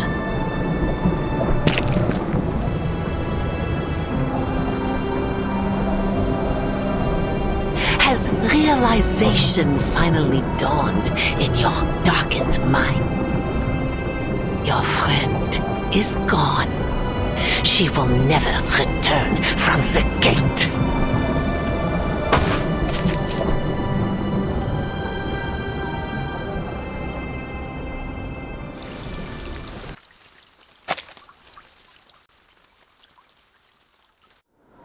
Your friend is gone. She will never return from the gate.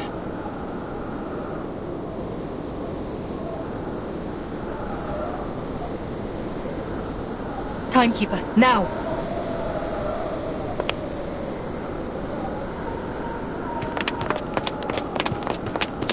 Flesh Street Yupandavala.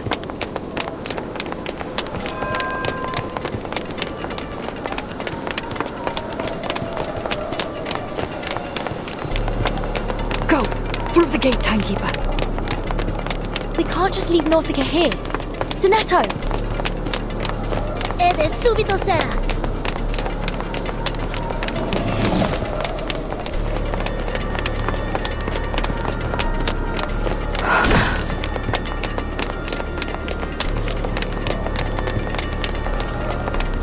The gate only stays open for a brief time after an offering. You have to pass through it before it closes again.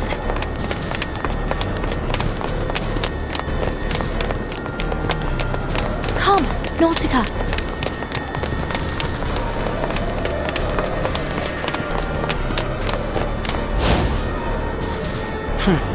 Why am I not surprised?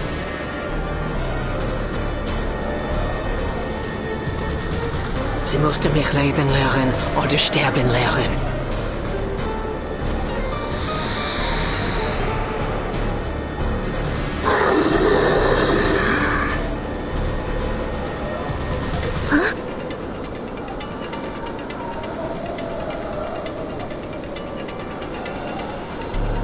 How hopelessly naive. How delusionally optimistic.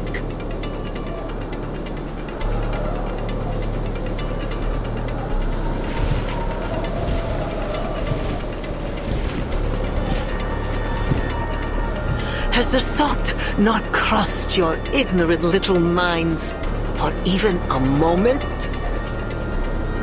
Would I, under the supreme guidance of the Mother of Resurrection, simply allow you poisonous little pests to scurry about these sacred grounds right beneath my nose?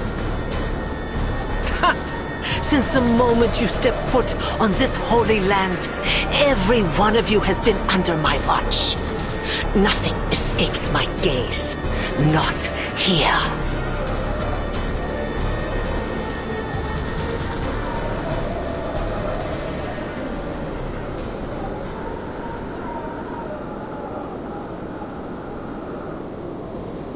And you, Miss Grace, indulge my curiosity.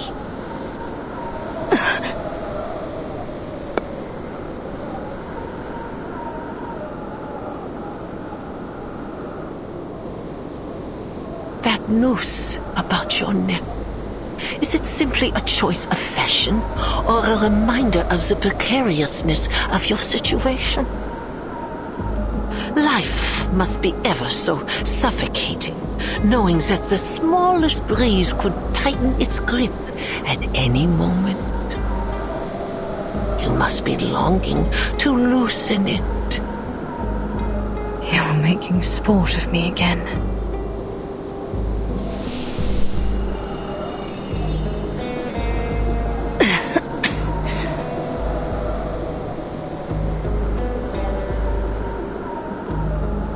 Moths, creatures easily overlooked when eyes are turned to matters of greater import. Tell me, how long have you been with us? What made you worthy to ascend so quickly to the glorious heights of apostle?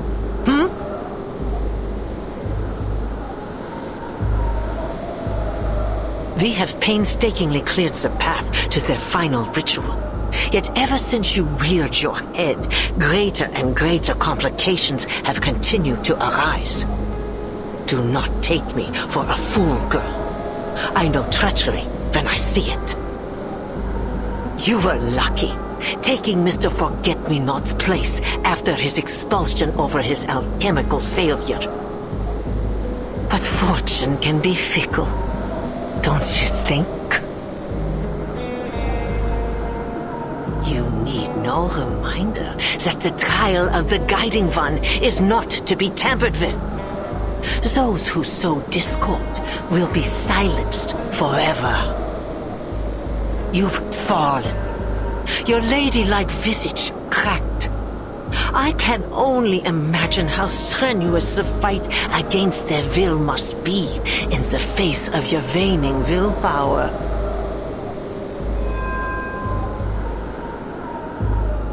You are courageous, I suppose. Ambitious, even. But my, do you lack wit, for you have found yourself in service to the wrong master. The foundation is already crumbling at our feet. The information you risked your life to provide has been of little import.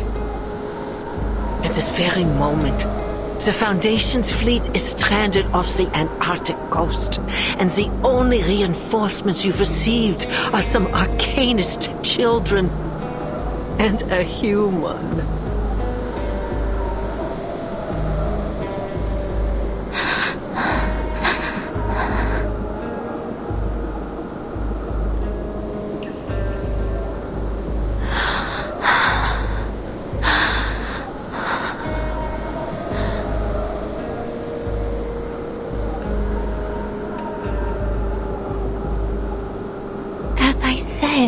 You must be jesting, Lady Apostle. I fell ill at sea while serving the Guiding One aboard the Free Breeze. The Timekeeper isn't an enemy to be taken lightly, as I'm sure you're aware. Huh? She took the ship we left in Ushuaia and followed the trail I carefully placed for her, all the way here. I have brought her to you. She is my tribute to you and the guiding one. The toll I pay for the path I've chosen.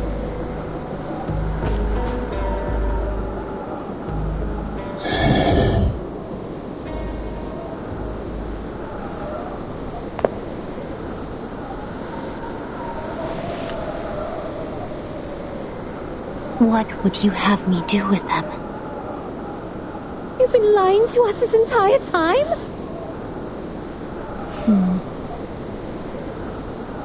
Huh.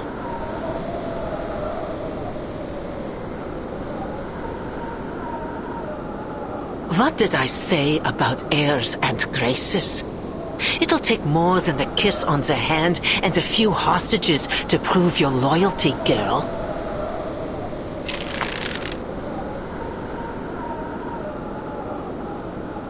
Go on, end them. The Great Mother will be quite pleased to see their enemies dealt with.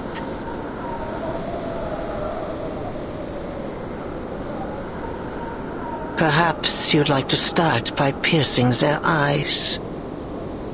I personally find it particularly potent in sowing fear.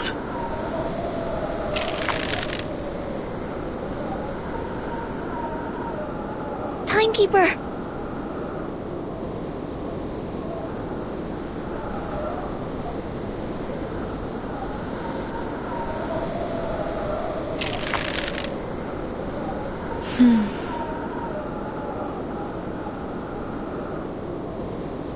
Follow the wind, timekeeper.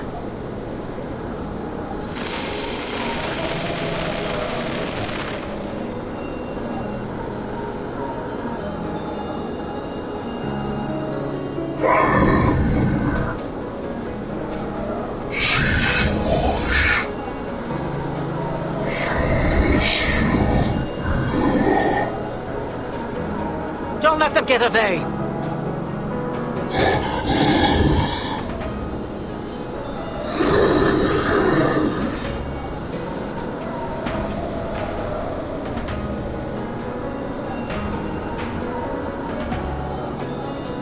Now is the time to act.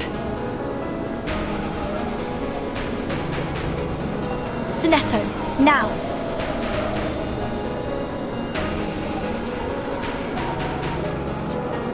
Stop them, you fools!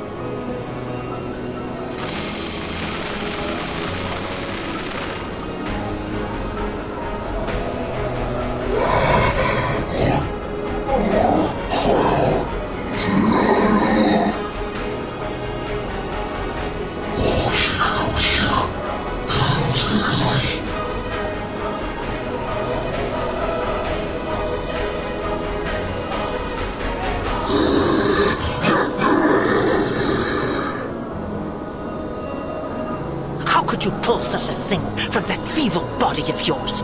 Just how far are you willing to go in service of the Foundation?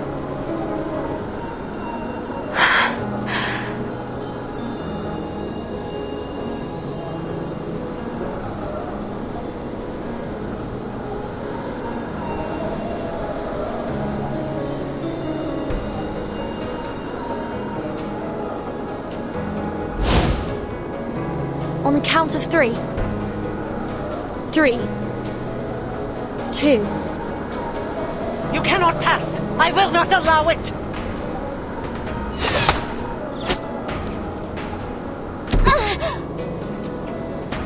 Nautica!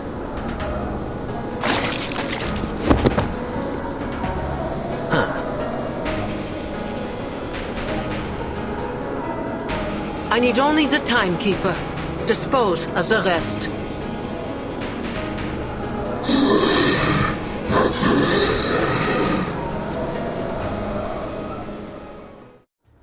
Sickening little pests. Blasphemous filth. And that ever self-important creature.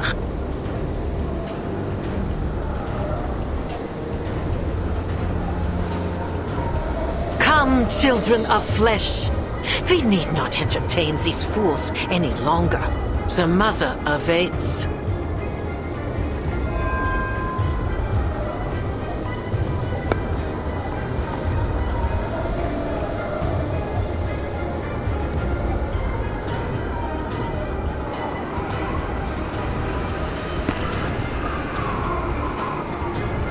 Let this meeting be our last, heathens.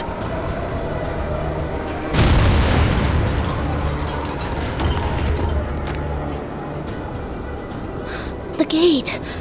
It's closed.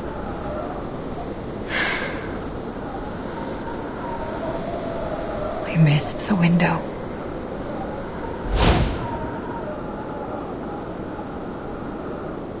And it'll only open again when we make another offering.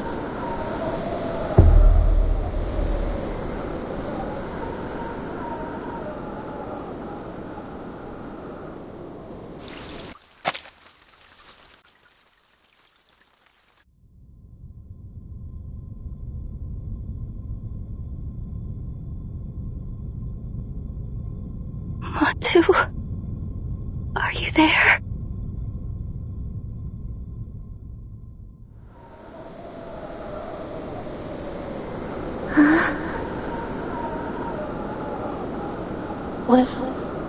What are you suggesting, Timekeeper?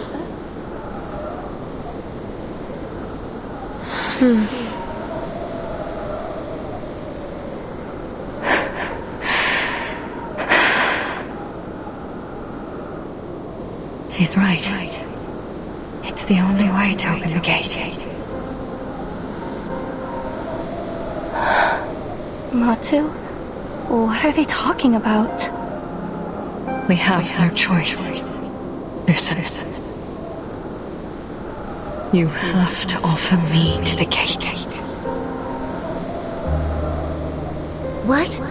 No, Miss Stranger. You have to get through. You have to find Miss Erd and stop the ritual. My mission is to get you into the sanctuary by any means necessary. No, I won't allow it. No more sacrifices.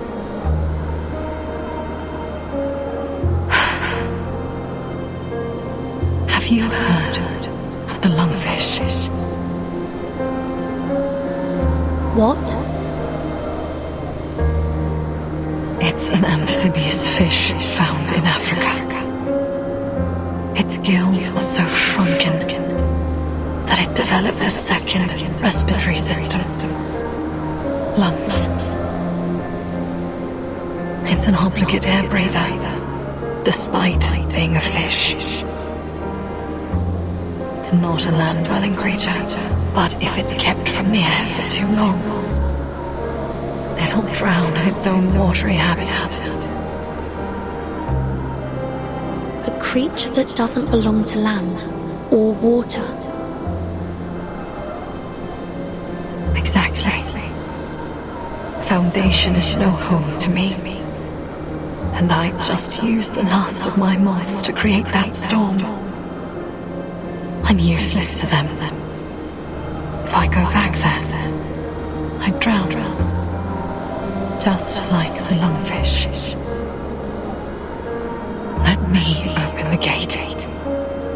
Spare me from drowning like the lungfish. Let me fulfill my role.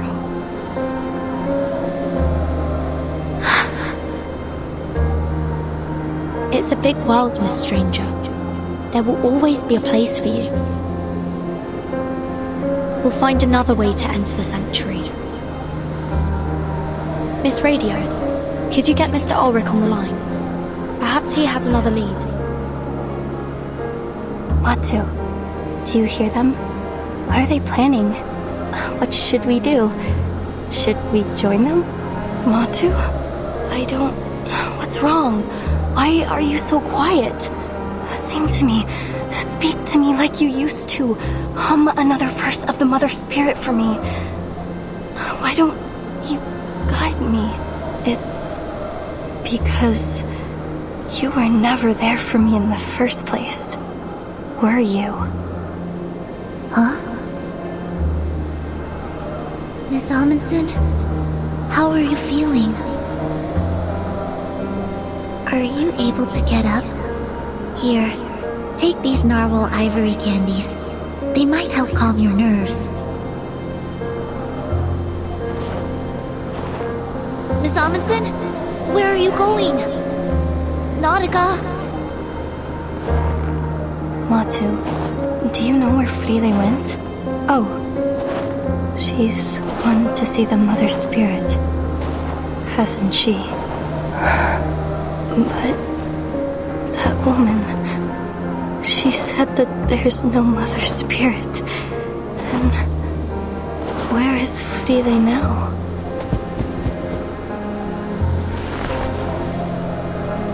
You forgot your pendant, Frile. How could you leave it behind? It's so important. It's...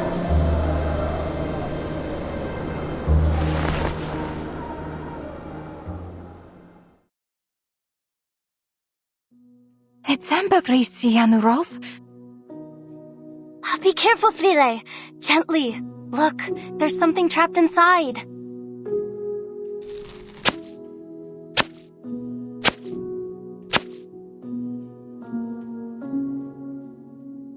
The reflection, the color. What an interesting structure. This isn't like any rock sample we've studied before. How extraordinary. It's not crystallized magma nor any sediment I'm familiar with. I believe this is a gift from her, Nautica. The great gift of the Mother Spirit.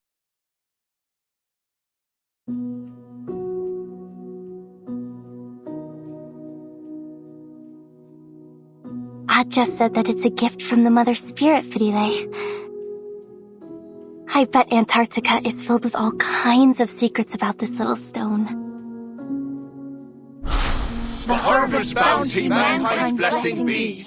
We children blind from mazes must be free. I'll find the stratum Aja never found. Entering the ice zone! Grab your telescopes, explorers! I'll explore the Eris Aja never explored. The sextant was right, as long as we stick to this direction. I'll reveal the secrets Aja never revealed. Here. It's a Neptune bar. My favorite. It'll keep you warm a little longer.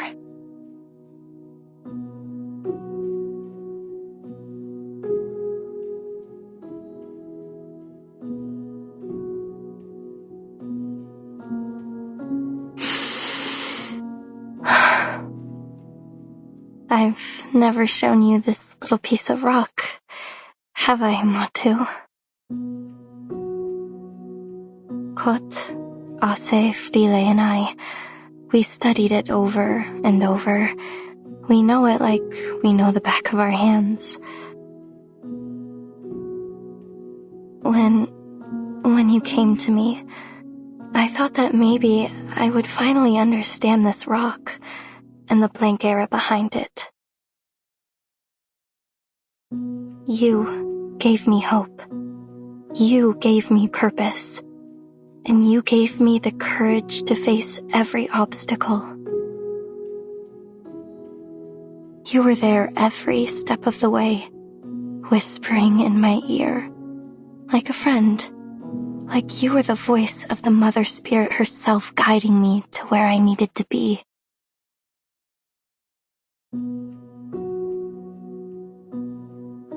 But now we must part ways. This expedition has been like nothing I've ever done before. It's tested me and you to our limits. So, I understand. You have every right to go your own way. Okay. Time for a proper goodbye. Thank you, Matu, my little earworm. Thank you for coming to me in this beautiful, terrifying place.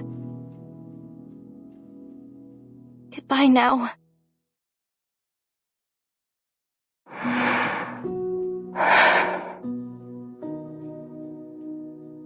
Even if you were never real, just like the Mother Spirit.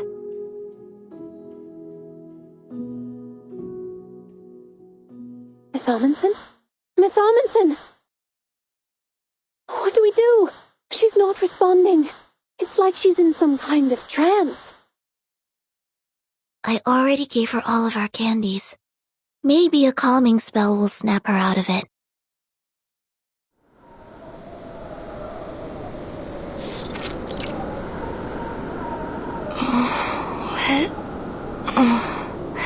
What's everybody doing here? Nautica! Oh, thank goodness. You were caught in a trance. You weren't responding at all. What's happened? The gate's closed. We're trying to figure out how to get past it without resorting to that. Miss Radio is currently trying to reach Mr. Ulrich, so we can come up with a plan of action.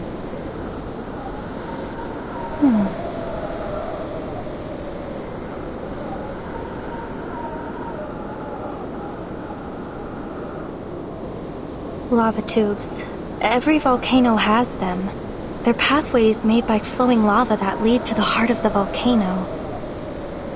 If we find one, we might be able to get to the sanctuary through it.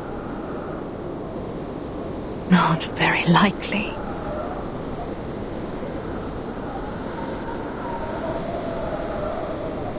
The entire volcano is under Manus Vindictae's control. And Animus has eyes on every possible route. Trust me, there's no way of getting in without her noticing. Not even a squirrel could slip past her.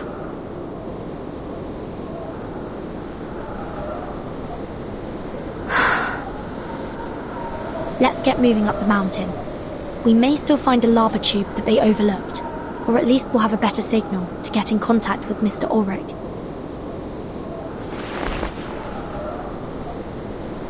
Nautica, time to go.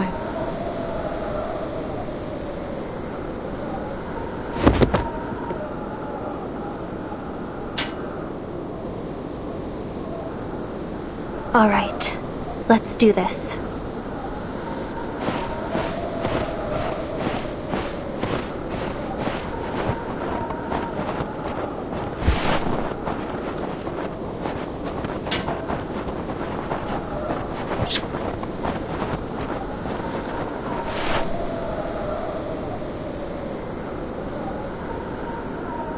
Burton, Sonetto, Miss Radio, goodbye!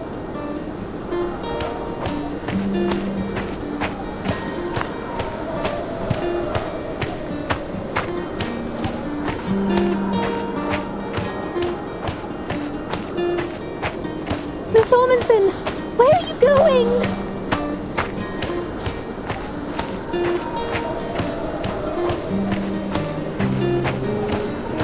I'm sorry! I lied! The lava tubes don't always lead to the heart of the volcano!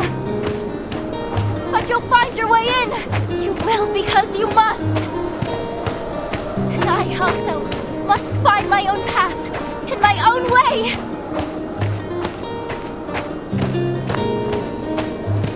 Nautica! My friends! My teammates! I'm going away! But you keep moving, okay? Don't wait for me!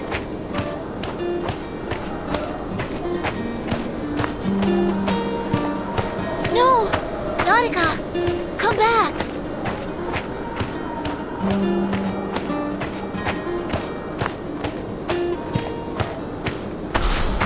What's inside this ambergris, Aja? A new area for research? A message from the Mother Spirit? Or just an ordinary mix of minerals? The mountains and plains beneath the snow and ice. They're so very large and old. We're just so tiny and young compared to them, you know? I think some secrets will always stay that way. Secrets, no matter how much we explore.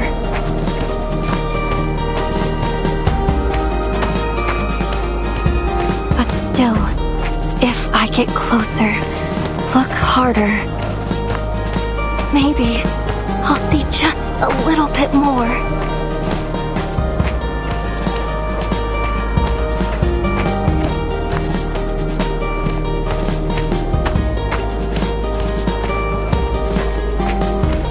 Haja, I see it now.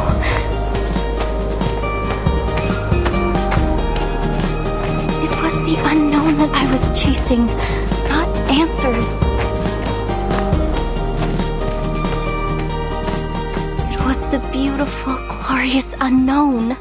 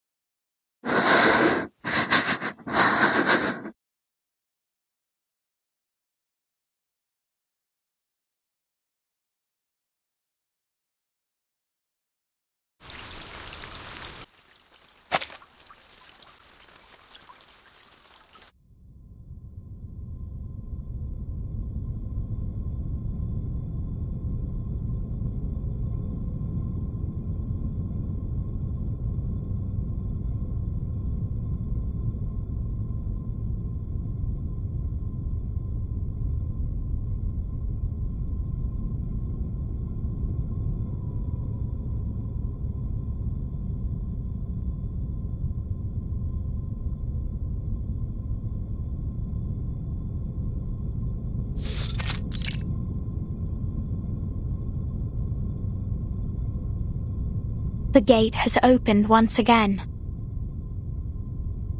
Then it's time you made good on your word, preacher.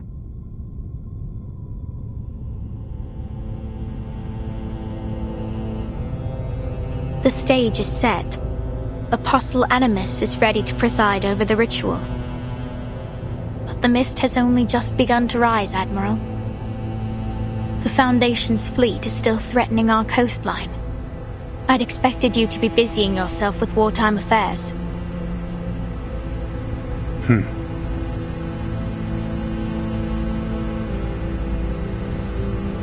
I am exactly where I must be. You know the reason. My men have fought from the tropics to the tundra in service of our pact. They have endured enough. It ends today. That is a cost you should have anticipated when you entered the pact. Anticipation is not the same as endurance.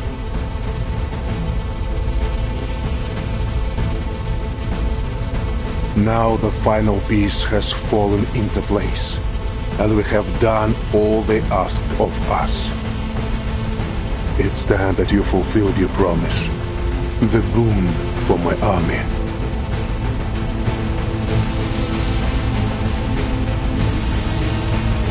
Very well. As we agreed.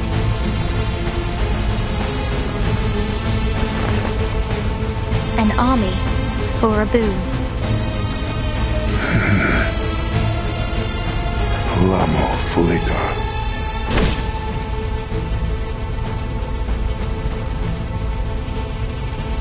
If only we had claimed it sooner. If only we had held it in our hands in 1999.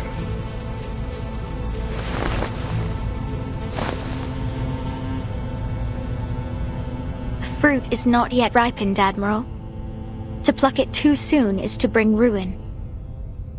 The boon will grant precisely what you asked, but not without a price. Take heed of my words. Some doors are better left unopened.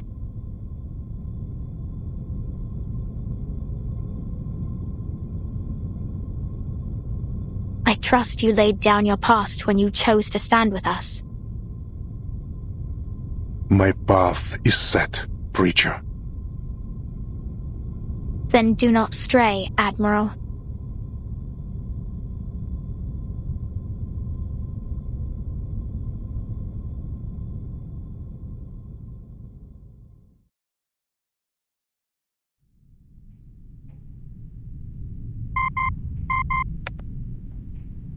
Admiral. The pact is concluded. Understood. What are your orders? Proceed to the next stage. Yes, sir.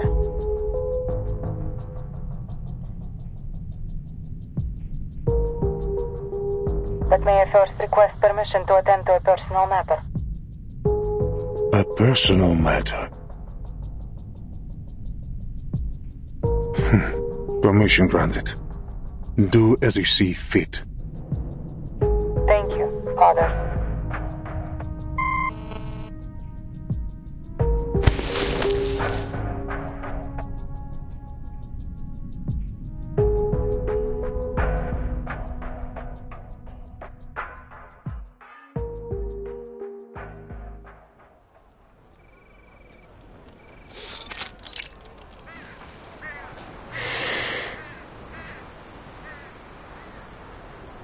Standby is lifted.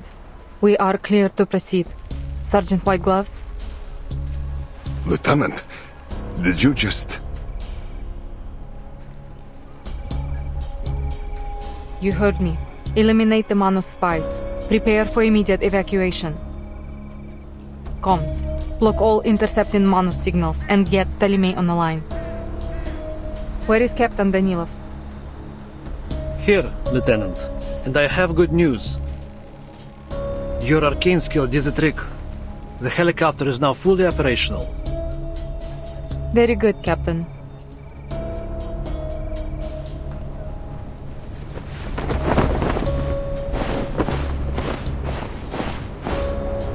This is the path we have chosen. There will be no strain from it. Time to find out whether we are the idiots or the ones to leave victorious.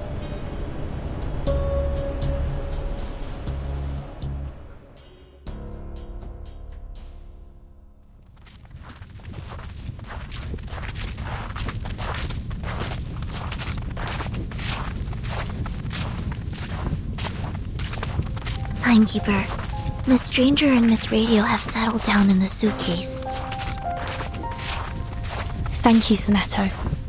It's the safest place for them to stay, now that we're getting deeper into the volcano.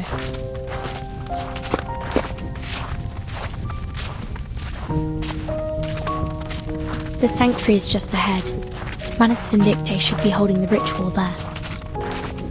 Should the worst happen, you know what to do. Yes, Timekeeper. Oh, and I'd like you to have this.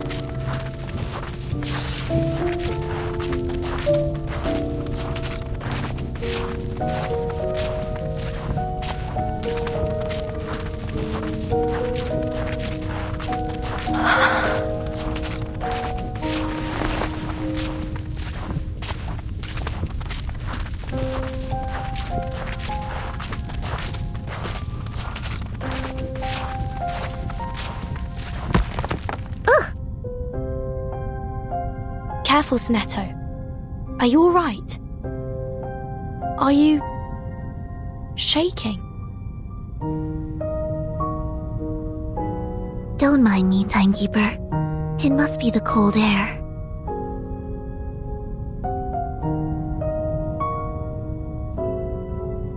Even the warming incantation is failing.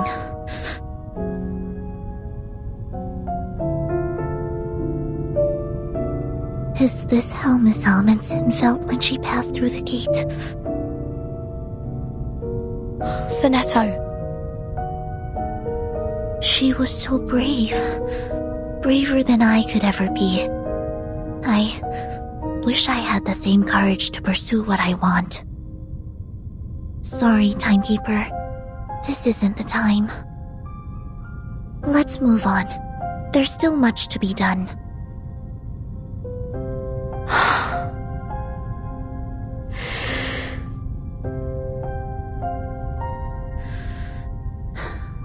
We must turn our eyes to the supreme mission alone.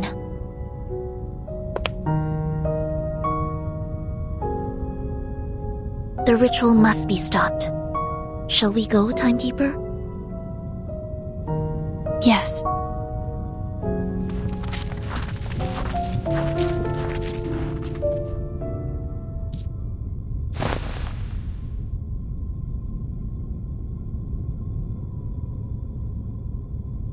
Miss Sophia!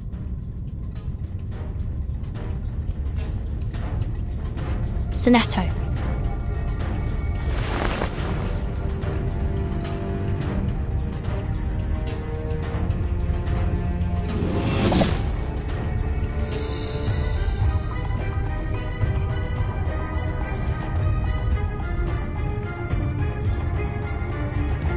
Διορθωθήτως φάλμα.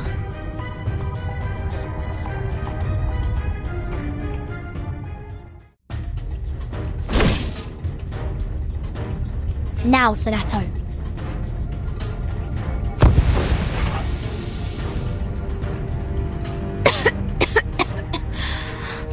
What?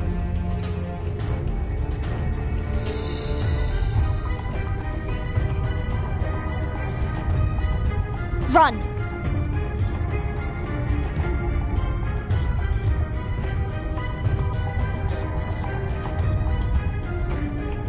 This mist.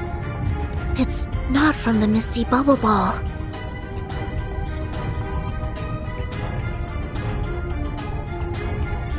Stay where you are. It looks just like the mist that hangs over the lake in the suitcase. You collapsed in it once, remember?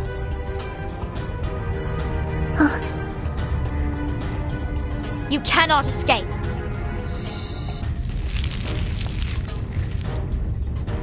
Regna sereno intenso ad infinito.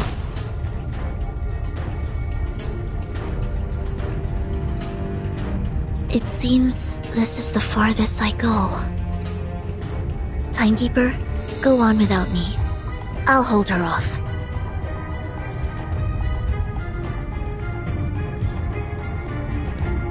If you want to stop the Timekeeper, Miss Sophia, you'll have to get past me first. You once said that you draw steel the next we meet. Well, now's your chance. Make your move.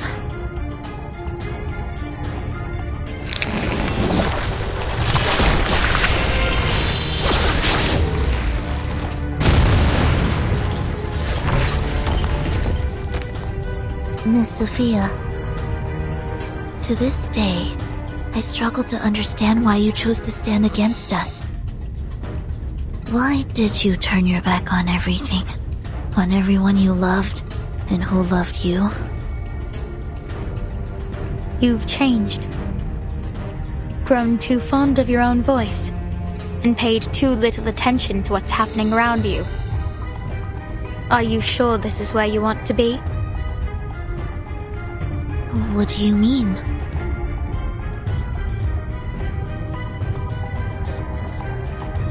As we speak, the Timekeeper is leaving your watch.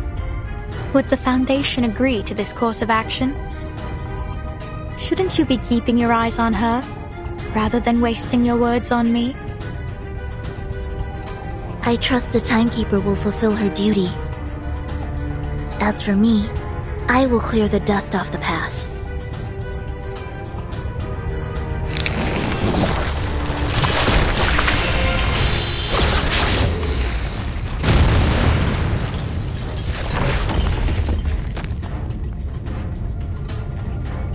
I have the same question for you, Miss Sophia. Is this where you want to be? I saw how you fought on the island. Your arcane skills aren't at all like the ones you used back then. You've changed too. Something new has taken root and choked your old faith out from you.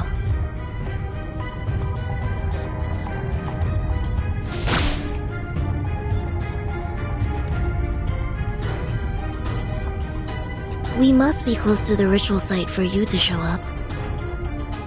Which means Dr. Doris is close by, doesn't it?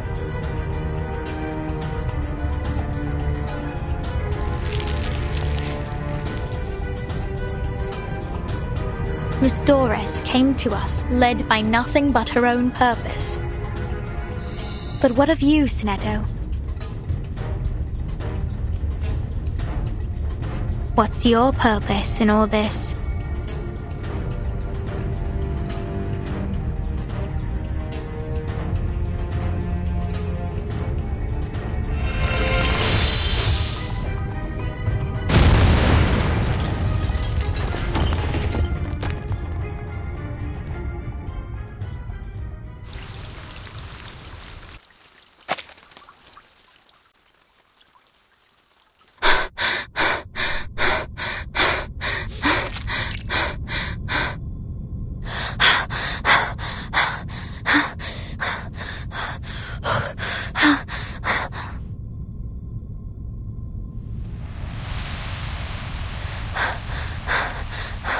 Yes, I've definitely seen it before.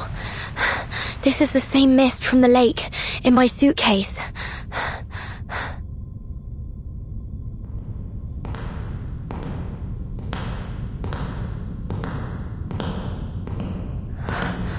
Which way did I come from?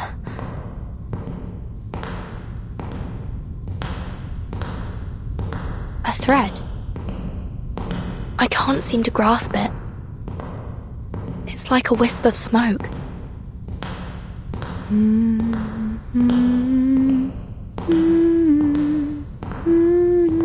Who's there?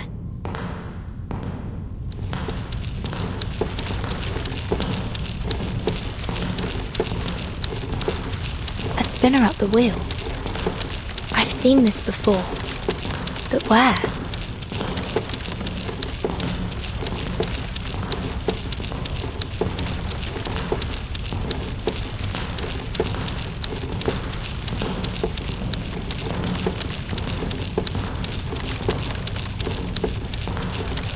What have I forgotten?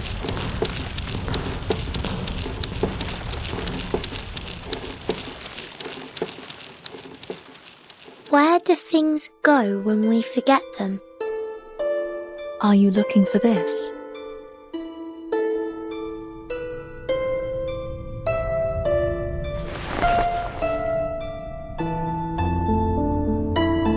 Oh, yes, my hat. Thank you. I didn't even realize it was gone. It's ever so important to me. Where did you find it? Along the path you took.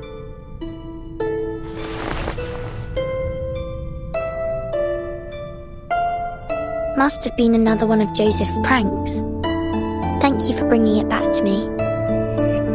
Are you a new staff member in the school? I don't believe I've seen you before. Though, strangely, I feel as though we've met before. A long time ago.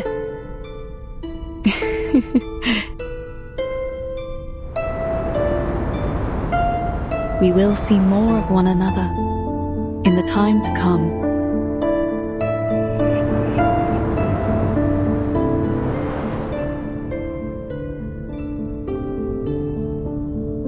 When did that happen?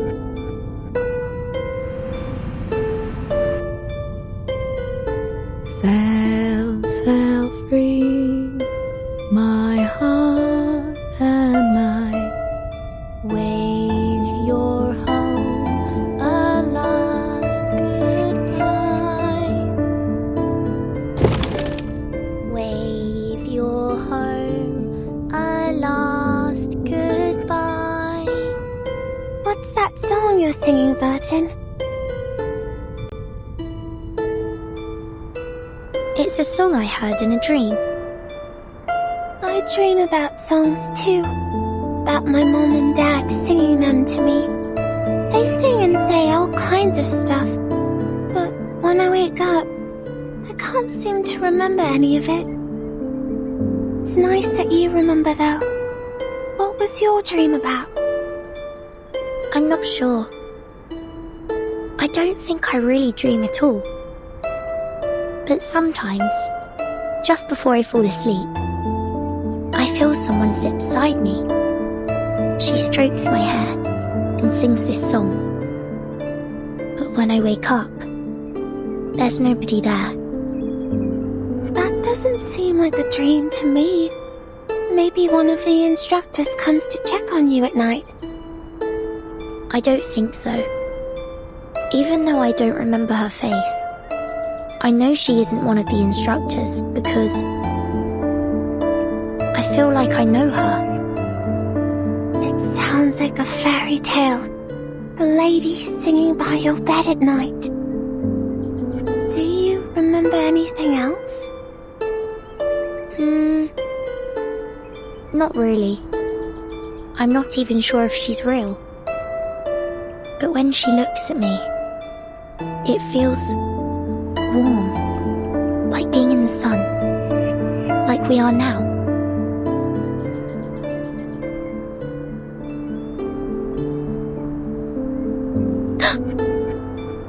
Burton?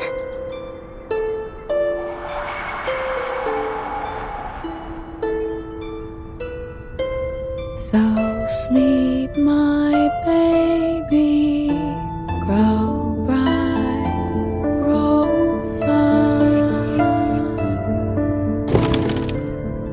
That voice, Burton? Burton.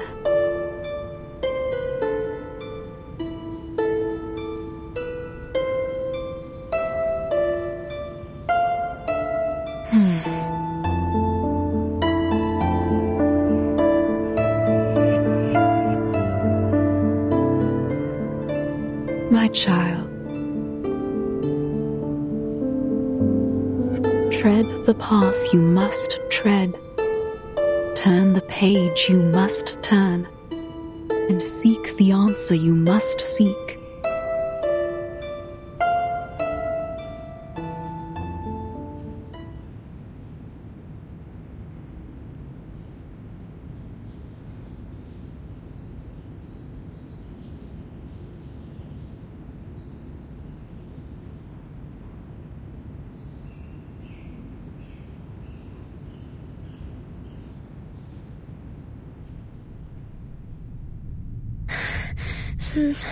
No!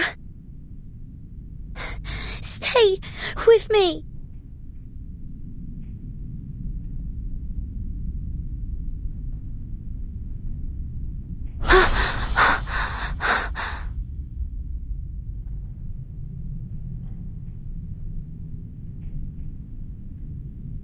Are you all right, child? Huh? Dr. Doris? No. That isn't right. Who are you? Marta? Besmat? Erd? I'm Dr. Doris. My pen name is indeed Erd. I might have published a few stories under that name, but I've never spoken of it to anyone. How did you come to know it was me?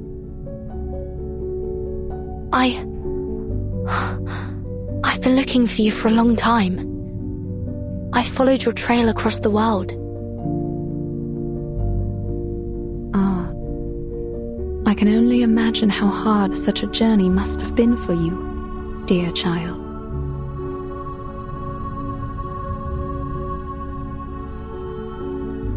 But I'm afraid the other names you mentioned don't belong to me.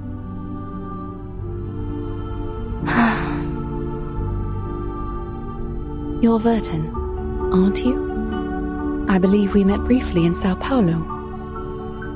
But tell me, how did you come to be here? I'm here for you. And to stop Manus Vindicte's ritual. Manus Vindicte? Forgive me, child, I'm afraid I'm not sure what you mean.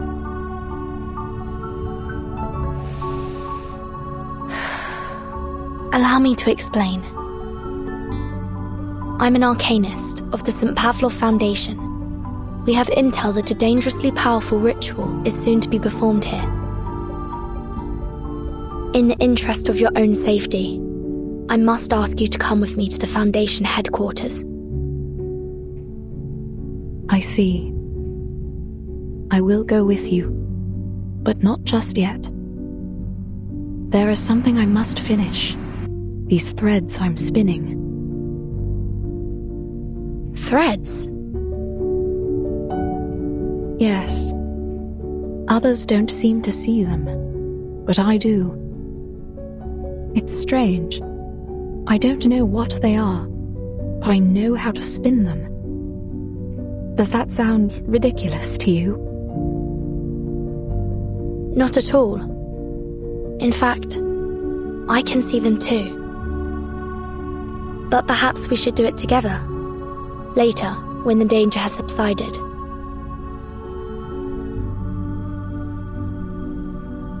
There may not be a later. I must finish this now.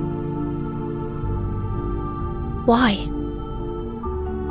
Is this worth more than your life? I believe it is. These threads must be spun so the all-ruling law may be woven. That is my purpose, my calling. That is why I was led here. That's why you're here too, is it not? To answer your calling?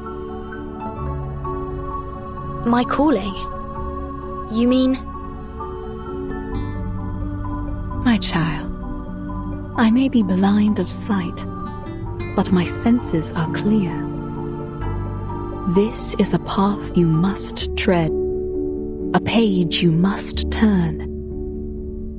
This is the answer you must seek.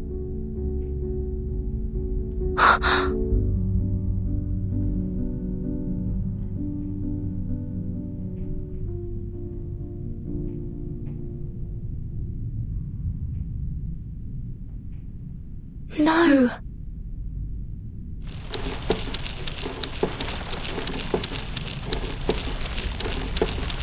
No! Stay with me!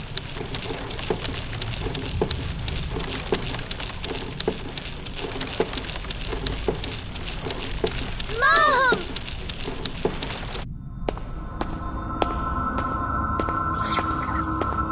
This is... Verton?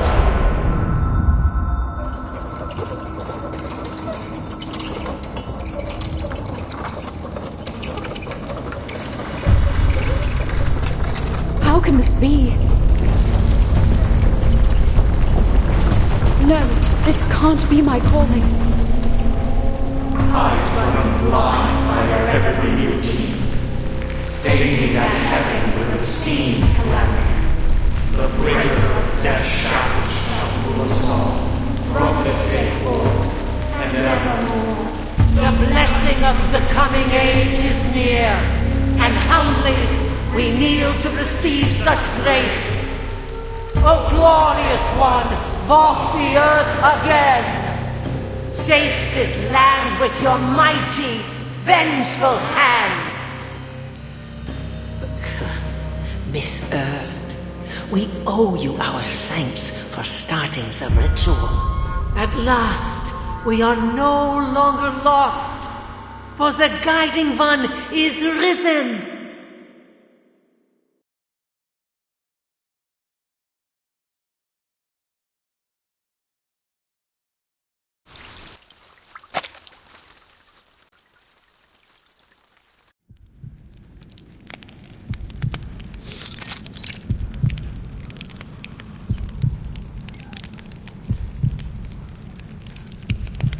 That lump of flesh is... Arsana?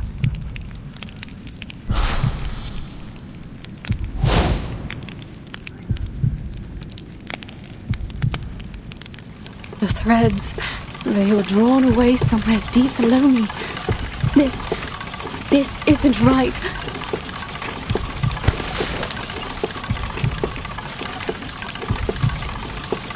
And the wheel, I can't seem to stop it. Vertin, you must leave. Spare me the theatrics.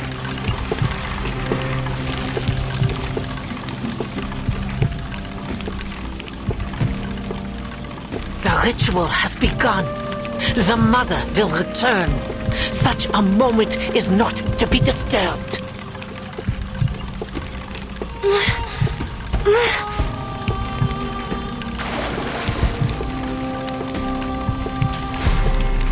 These bones are relics of a sacred age.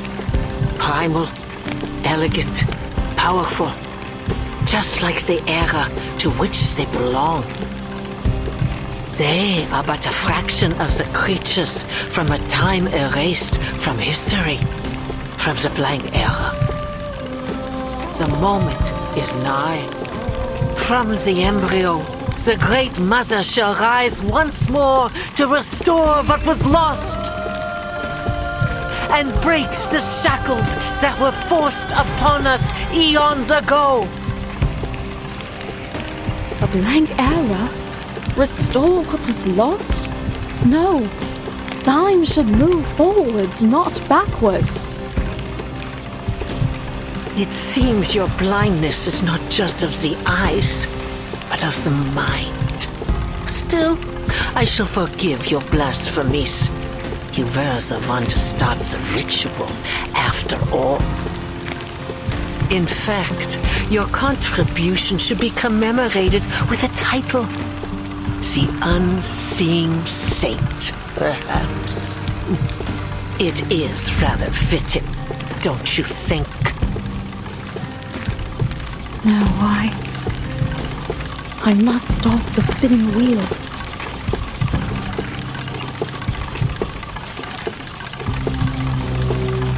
Please, stop!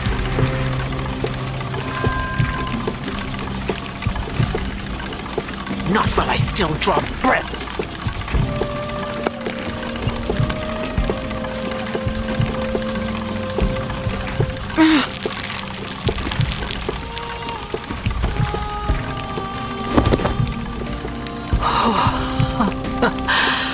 For a moment, I thought you might have succeeded as you did in 1999. But it seems your prime has passed. The Mother of Resurrection will soon grace us with their presence. Your fate is inevitable.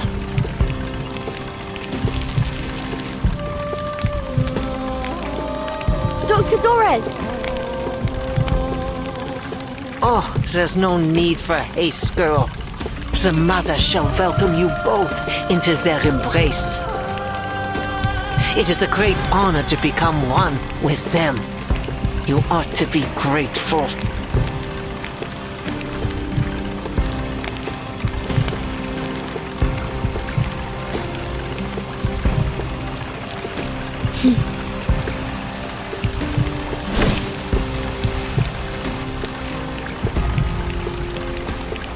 Well, that was amusing.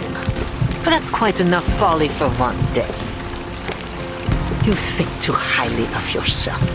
Just like that bull-headed fool who threw herself to the gate. But she realized her error, paid the price in her blood, and thus has been forgiven. If it is redemption you seek, then you must first make an offering of yourselves. The Mother and their great mercy shall alleviate you of your suffering.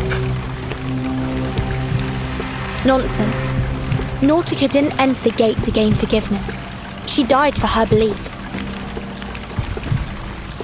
My, how ignorant of me. Do send her my apologies.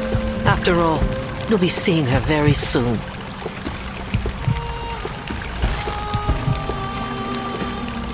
Surrender unto them your flesh and blood, and pave the path to the Mother's return.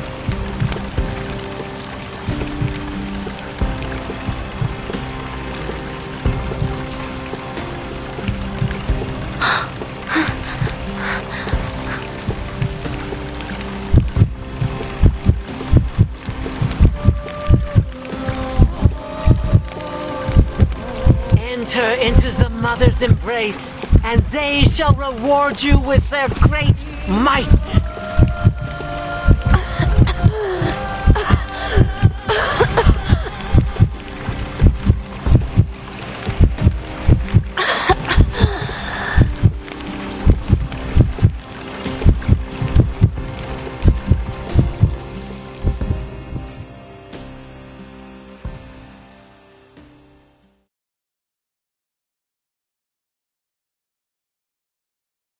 Open your eyes, that the dream may go on.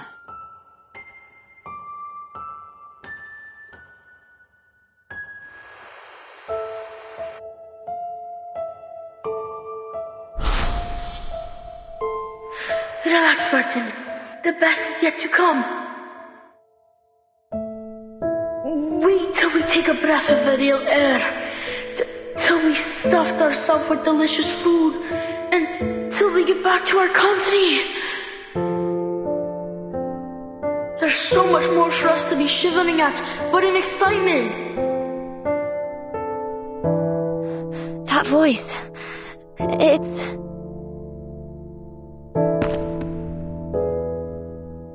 the ring. Is that you?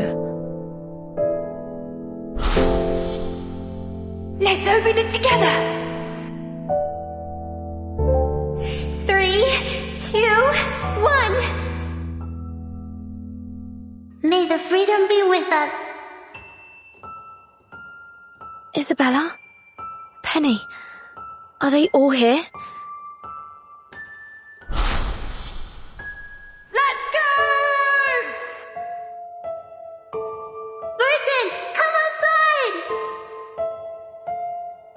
Wait! Let's hear everyone's wishes. How about that? Schneider? My lord, you're actually lying here defenseless. We have been with you for a long time. No reward? No way.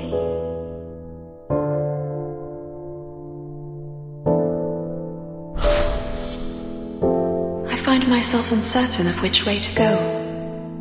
Would you kindly give me some guidance? Miss Marta? No, but... The guidance I can offer you is limited, Miss Marta. I think fate knows its own fate better than anyone. Thank you for your advice. I think I understand. No. Don't go.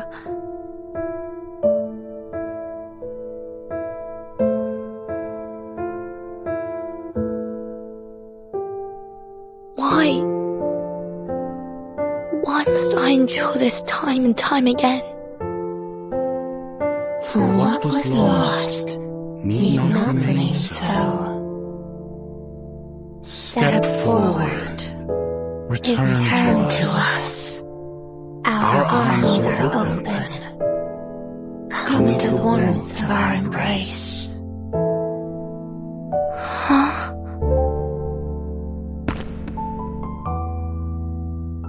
No. This isn't right. This is the way I came. There are so many things to be done. So many questions to be answered. My calling lies elsewhere.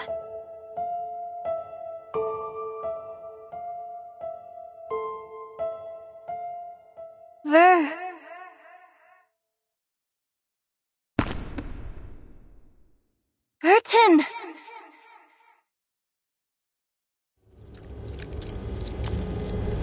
Burton!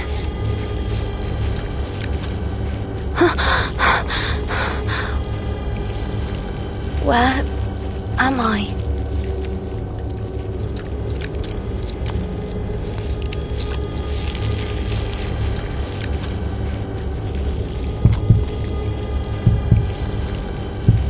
Am I inside the gate? Are these the offerings? Ah!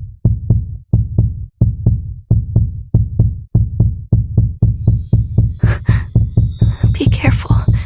One wrong move, and you'll end up like them.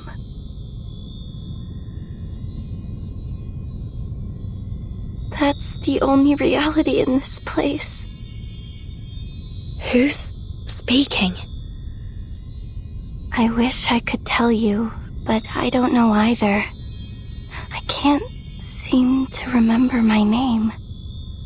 Or anything, really. I've just been waiting here because I wasn't ready to join them. You seem to still remember a few things. How did you get here? I was thrown to the gate as an offering. I have to get out of here. Do you know a way out? A way out? I really have no idea. Maybe I can help you find a way. But where do you want to go? Why do you want to go? I need to exit through the gate. I'm searching for an answer, and I won't find it here. An answer? Is that why you were thrown in here? You could say that. And you're still looking for it? Even after everything that's happened to you? I'm not sure. What if the answer doesn't exist? What if you finish your journey and find out there's nothing out there? I've asked myself that question more times than I can remember. Sometimes, it feels like I'm doing all this in pursuit of a mirage. But I've come to be at peace with that possibility. Really? But what about all the time and energy you put into it? How do you keep going, knowing that it all could be for nothing? But it isn't for nothing.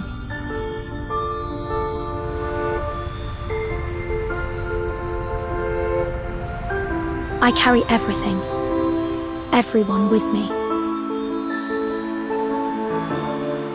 So even if in the end, the path I walk leads me nowhere, I know that. I will pursue the unknown, no matter where it takes me.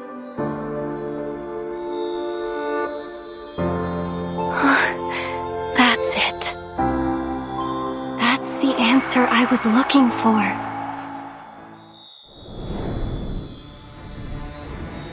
I remember now. I used to have the same belief. That's why I'm still here. Why I wasn't cobbled up by this place.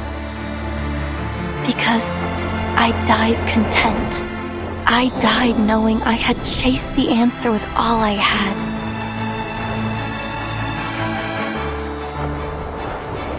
Come, take my hand. Your hand? Yes, here, reach into my heart. There's something there, something I need you to find.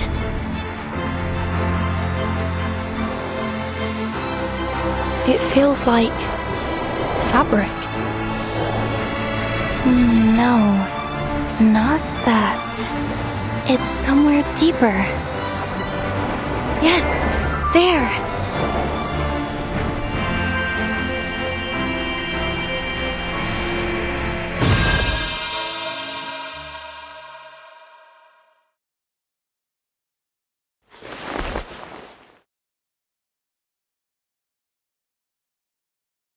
That's it.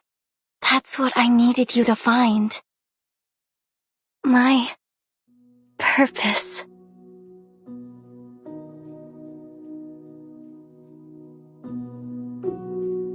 Nautica, is that you? Oh, that's it. Nautica, that's my name. Thank you, Vertin. I found it. I found my name.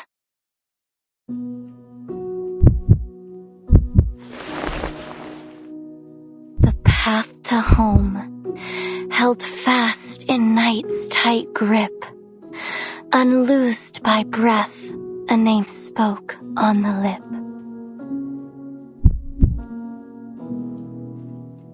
The mother spirit may not be here, but in my dream, she came to me and showed me the way out. Come, Vertin, come, let's get out of here.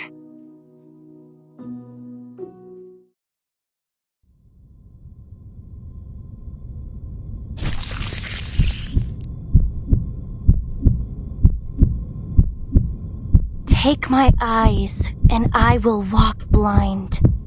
Take my feet, and I will crawl on my hands and knees. Take my body, and I will grow another. Because nothing will keep me from my purpose. Nothing will keep me from finding the great gift.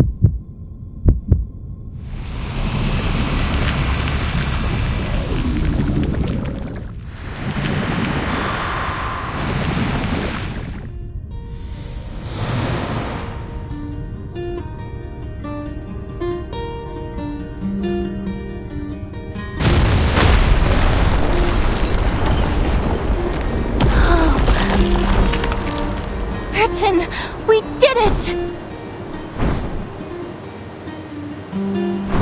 Are we in the air?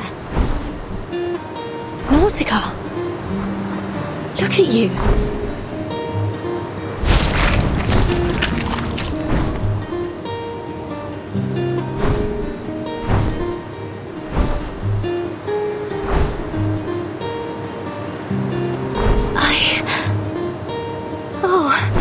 I look just like the mother spirit when she came to me in the dream.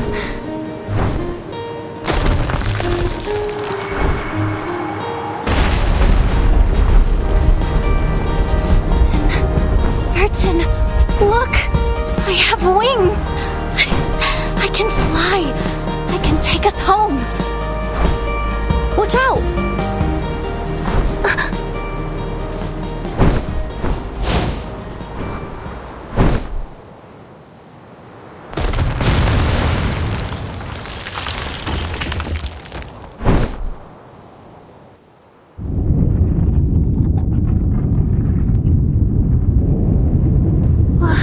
What is that? Aarkana.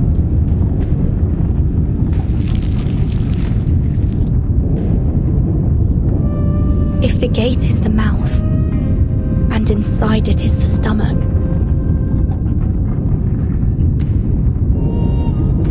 then it seems the ruins themselves are alive. And Aarkana is its very heart.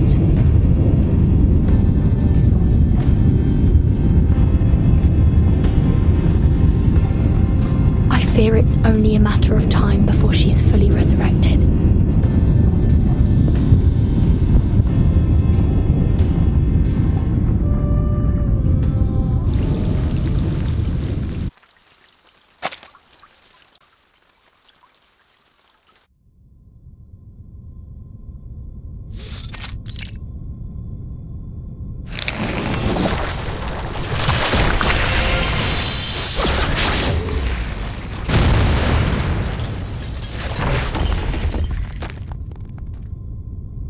It seems you've already made up your mind.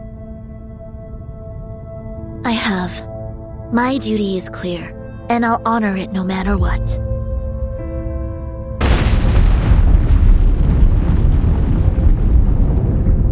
Timekeeper. So, this is how it ends. Ends? What are you talking about?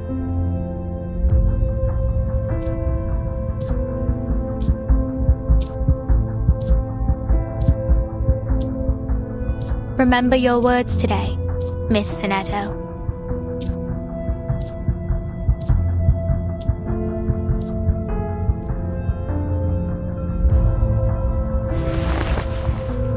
This is...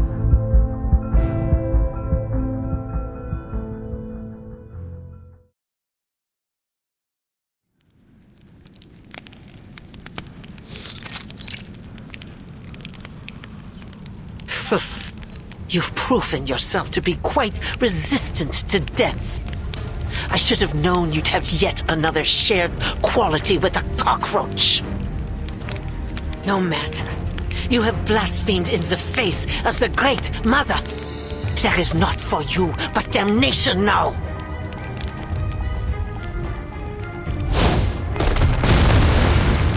Burton, watch out!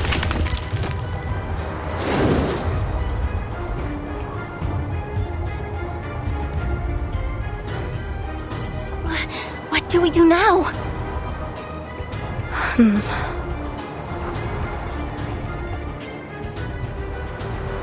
Sorry, Nautica.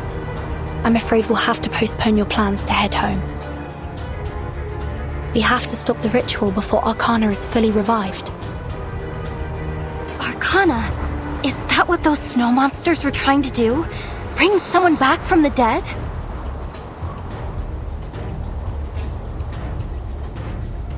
Nautica, at 1 o'clock.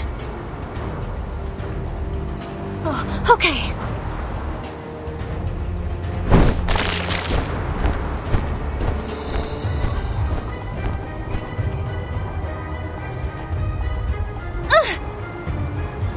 Strike from above.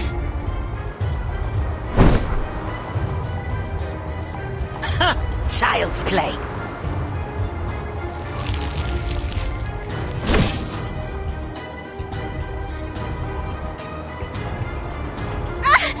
My tail! I can't fly! I know the moon, and this is an alien city.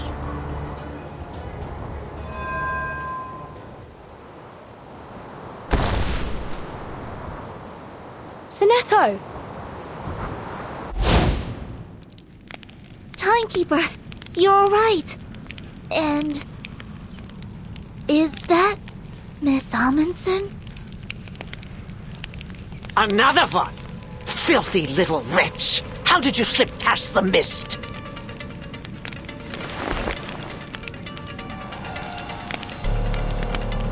Ugh! That damnable preacher! How utterly feckless must one be to be bested by a child! That worthless, shameless, thankless imbecile! She was always unworthy of her role. Sinetto, take my hand!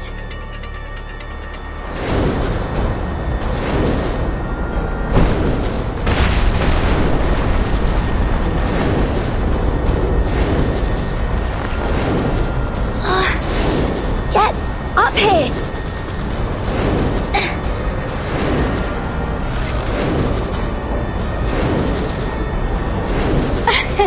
The team's back together again, and we can stop them together.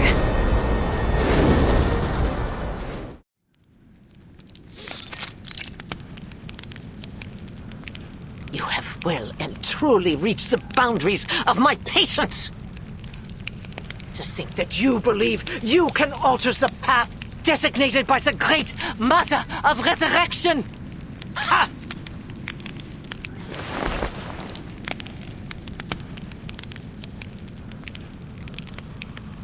Utter futility! The final reckoning has come! And when you lay your eyes upon them, I shall delight in the melody of your screams!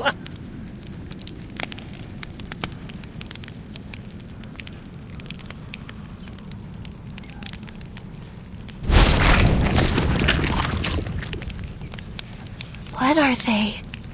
Wait, are they offering themselves as the final sacrifice?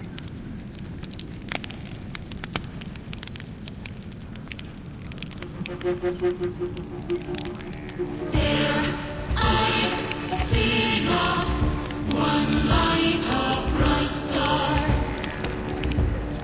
Men's pathways are shaded by their shame.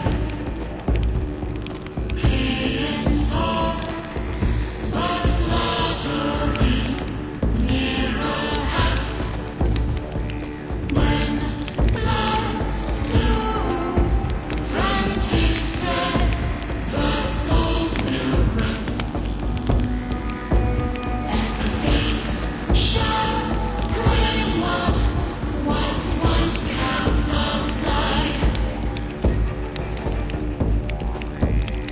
fluctuations are powerful. This is bad. At last, the moment has come. The sufferer is returned. For through flesh and blood a vessel is forged, and so she walks among us once more. She shall right the wrongs of this world and lead us to our former glory. She shall restore the promised land. Let the great flood wash away all falsehood. Let the ages begin anew. Return us to the blank era, where Arcanus reign as masters of old. Return us to paradise. Restore the true utopia.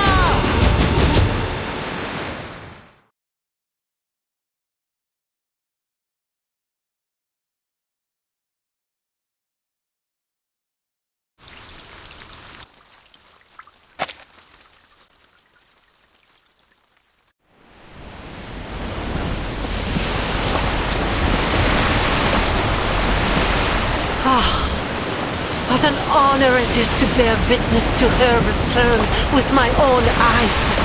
Great Mother of Arcanum, guide us, protect us in your infinite might. Let the flood come. Let all be reshaped. Bring forth the primordial garden. Arcana.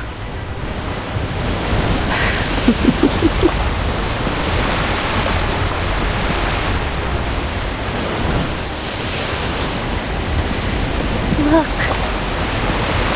Stay away from that liquid. It's no ordinary water. It's spilling out from that well. Are you attempting another storm? Storm?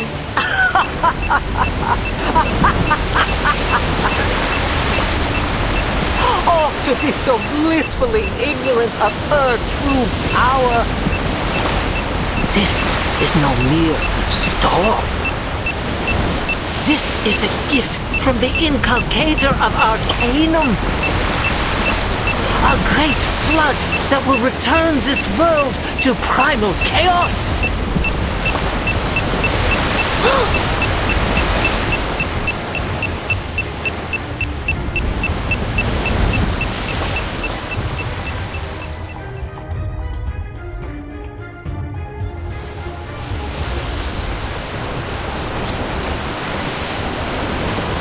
Captain, sir, we're sinking!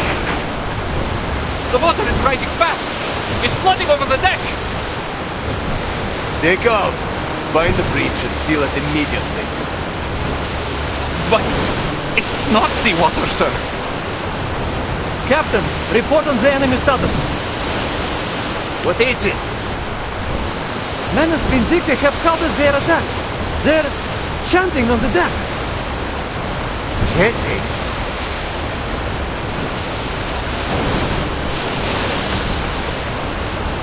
Tides running blind by their ever-leading routine, staining that heaven with obscene calamity. The breaker of death's shackles shall rule us all. From this day forth and evermore.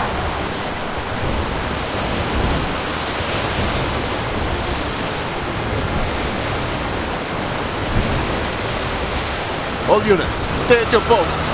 Wait for my order.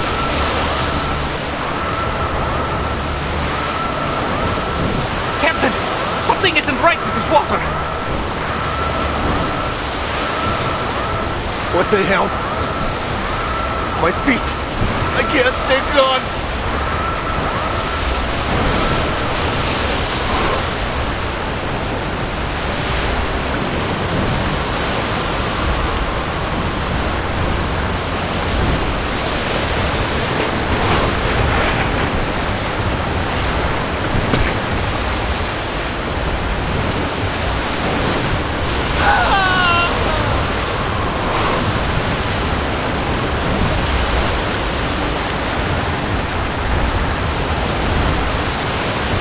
blessing of the coming age is near, and humbly we kneel to receive such grace.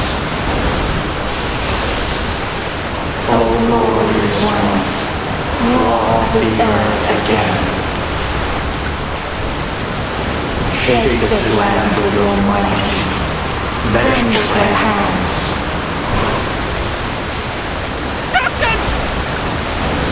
This blood, Chris warned me about this.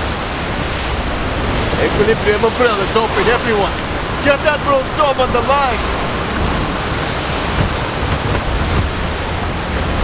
This is just another storm. The umbrella's open.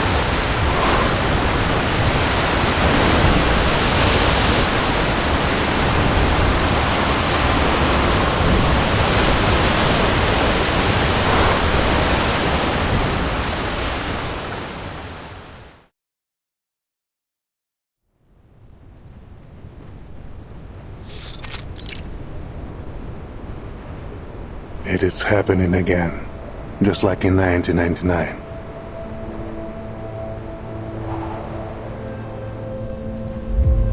To a commander, troops are just numbers on the sand table, pieces on a chessboard.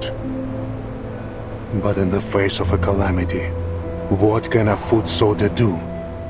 Many men and women have been marched to their deaths, cannon fodder for the cause.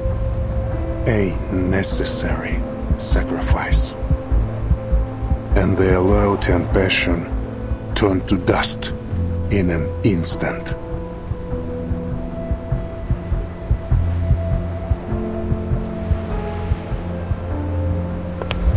Father, Muldir's men have arrived.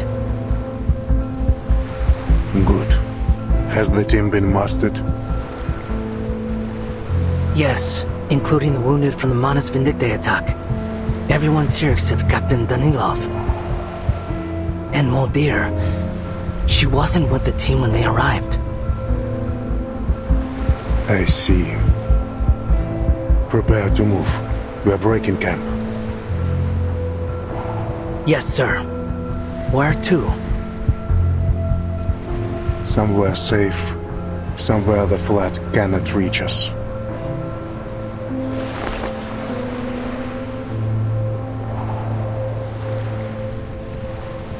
Is that what we got from the Manus deal? It is. From this day on, we are taking a different path. One without fruitless sacrifice. But Muldir is still... She is walking her own path.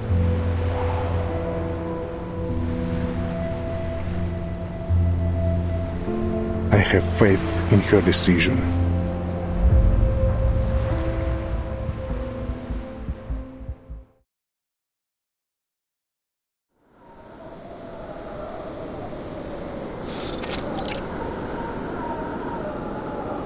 Restless critters, rising sea level, abnormal avalanches. It's the Manus ritual that's already begun. We need to do something before it's too late. Oh, you've got to be kidding me! Boss, this isn't exactly the time for chit-chat! Avalanche incoming! All units change course! Follow me now!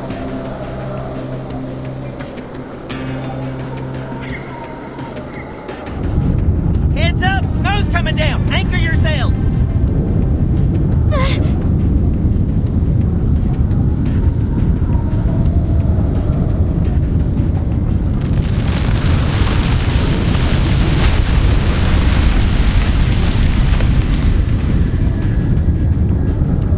For fluxes!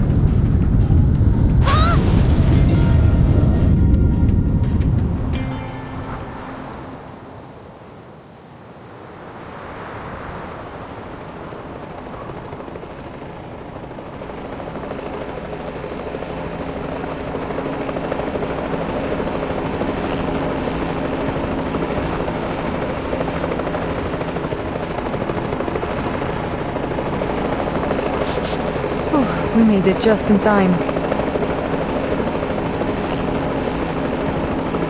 It's time, Captain Danilov. Lower the altitude and release the ladder.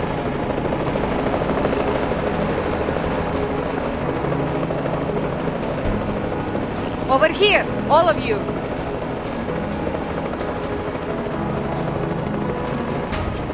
Lieutenant Muldeer! My apologies. We should have come sooner.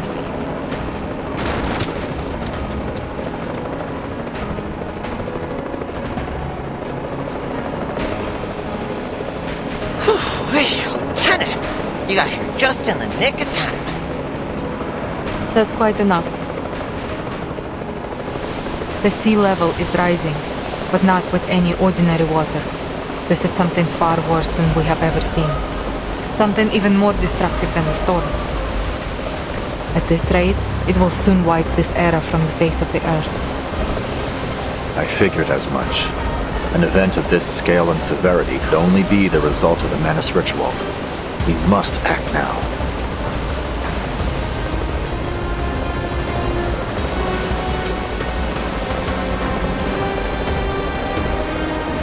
This flood looks different from the storm, yes. The sudden surge and the level of asymmetrical nuclide R in the air suggests they come from the same source. Or, to take a leap, they are one and the same. The flood is the storm. So, the Regulus record might still work. You're a quick learner, Lieutenant. If the record can slow the progression of the storm syndrome, then it stands to reason that it might do the same for the ritual. Time is against us. We need to place the record and generate the immunity zone as soon as possible. Which means we need to reach the mountaintop. It's the only location where we can be sure the ritual site will fall within its radius. Captain Danilov. I heard him, man. Hold tight, everyone.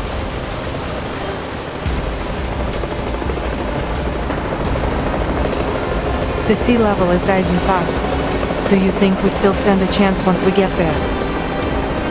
I can't say for certain, but I have faith. I'm sure the Timekeeper is doing everything she can to hold off the ritual for us. If there's one thing I've learned from all my years of research, Lieutenant, it's that give it your all and trust your collaborators to do the same.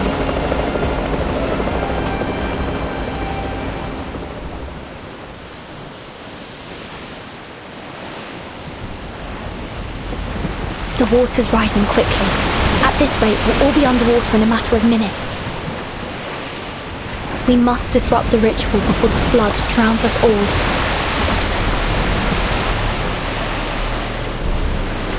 Attack Arsana. Maybe we can find a weakness. Got it!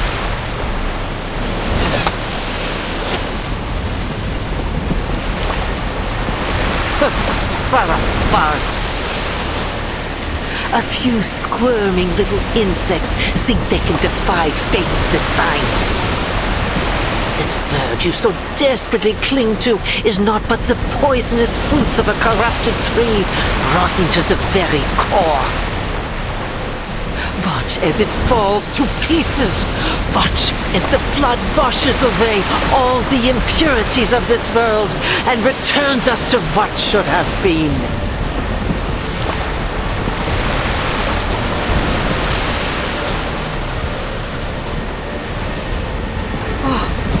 The mother has awakened. Oh, great lady, I kneel before you. Enlighten us with your divine knowledge. Grant us your benevolent might. Bring down your mighty hand of vengeance.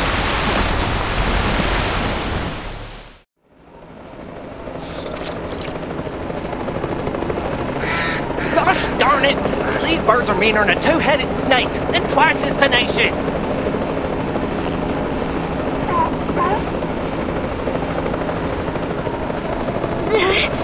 Captain Danilov spiraling. I can't hold on much longer. Oh, come on, Captain, let go. And that's my chocolate MRE. Ulrich, hurry it up. Materials, check. Location. Check. Environmental factors? Check.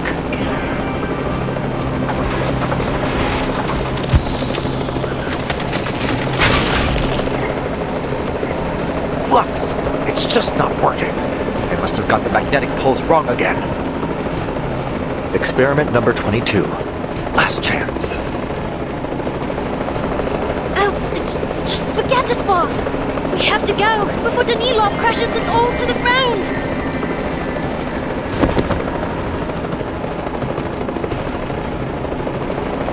Give me your hand, Ulrich. That's an order. Program set. Parameters confirmed. Initiated.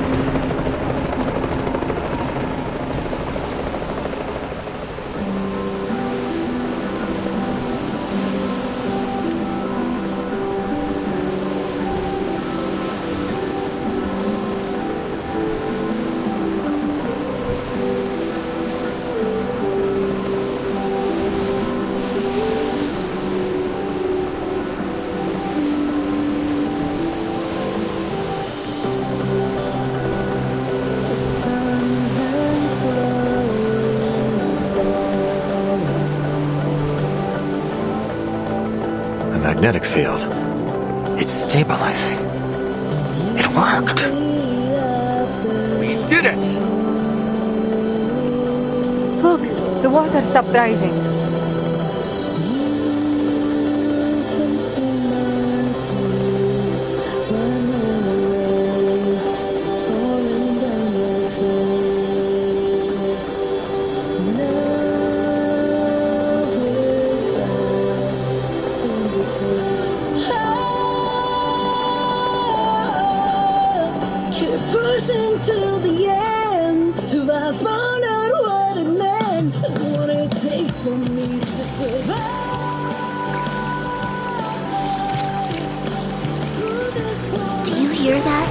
It's Regulus's song. And look, the flood has stopped. Mr. Ulrich made it. Nautica, this is our chance.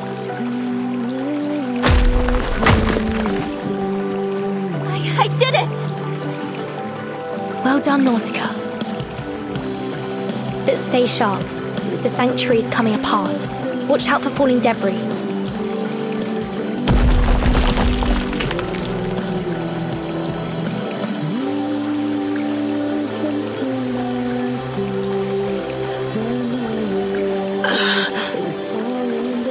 Blasphemous little.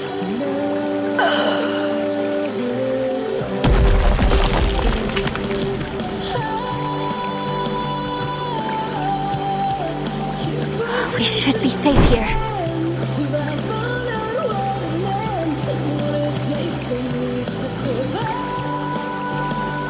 Everything's been buried beneath the flood. And yet, Aarkana...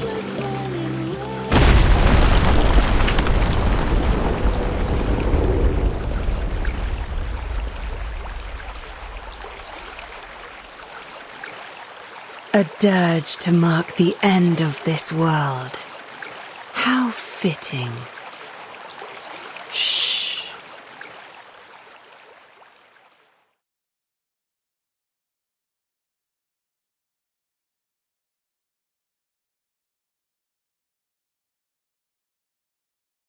When the final note falls, the flood shall rise once more. An ancient era shall be reclaimed, and a new order forged.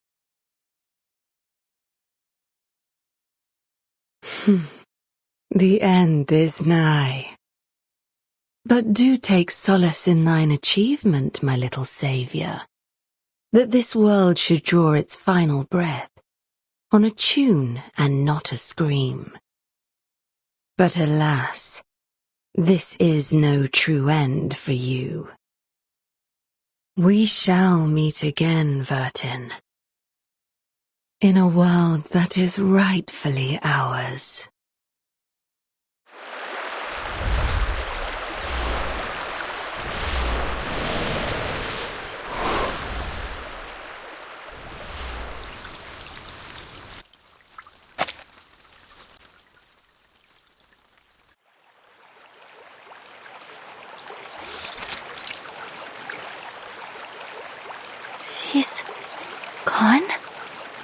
like that?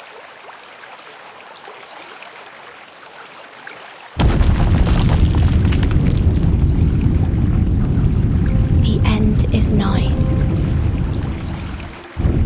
Timekeeper, we may have slowed down the flood, but the water is still rising. There are very few options left for us now. This place could collapse any minute. We should go. We should go right now. You're right. Go find the Foundation troops. They'll get you to safety. What about you? I cannot allow Manus Vindictae to wipe this world clean. The Sanctuary should hold a little longer. I have to try again to stop this flood. Mr. Ulrich risked his life to buy us this time. We mustn't squander it.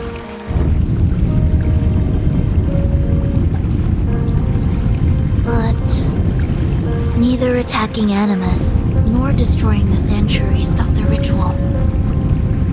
What else can we do? Even though Arcana is gone, the ritual is still ongoing. She must have left the source of its power here in the Sanctuary. They needed Dr. Doras to start the ritual. Perhaps the power source is tied to her somehow. I need to check the altar again. But it's under the flood. You can't touch the water, or you'll disappear. Let me take you. I can fly you over the top, and you can take a look there.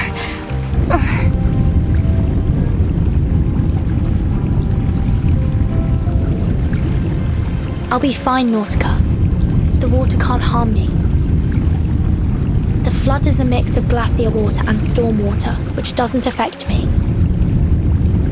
So, to me, it's just ordinary water. Look.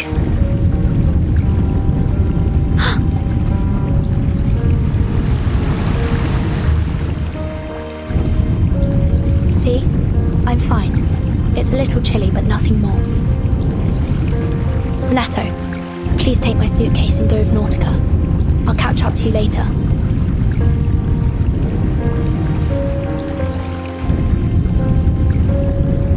Timekeeper.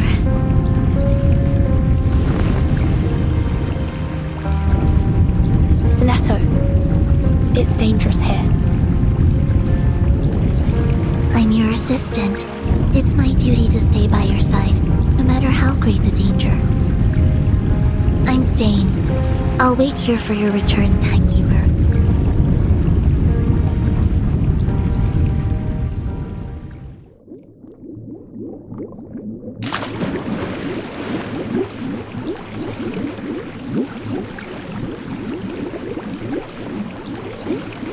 If I remember correctly, the ritual began right after Dr. Doras spun the wheel.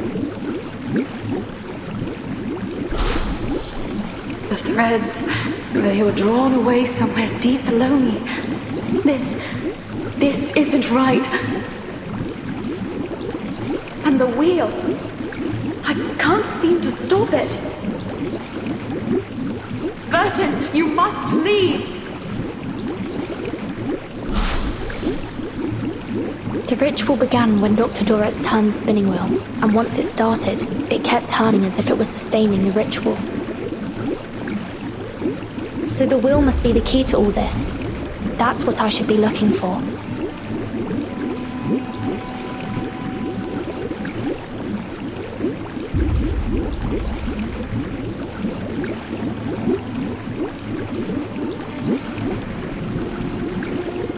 A thread.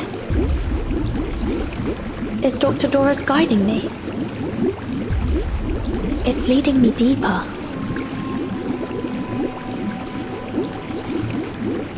Oh.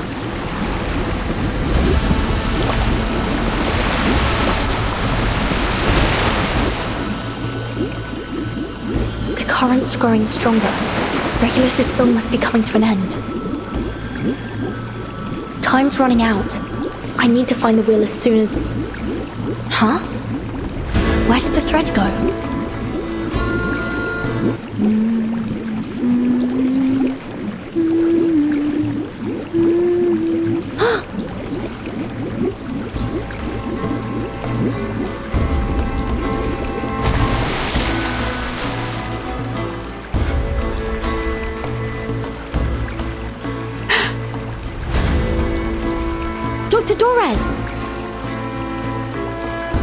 Burton, you came.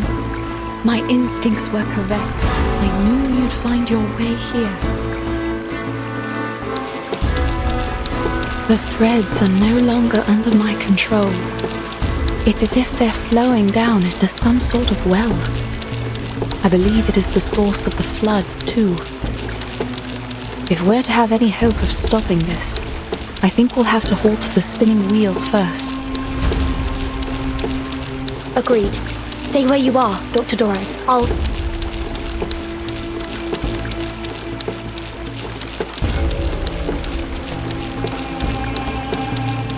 What happened to your feet? They were gone when I woke up. They must have touched the water when I was unconscious. My apologies. I would bring the spinning wheel to you, but my body will dissolve in the water. No problem. I'll come to you. Be careful. The current is strong here. I tried several times to escape, but the conditions are too unpredictable. I think it's because this is...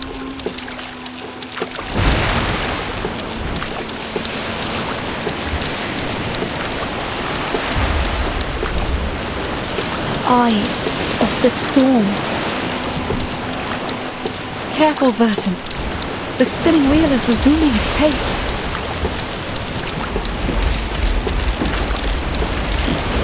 Stay right there, Dr. Doris. I'm come...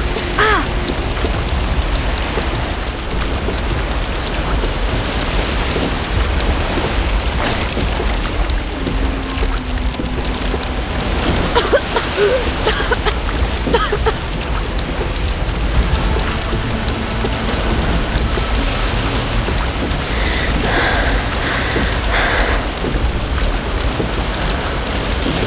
It's all right. Just try again.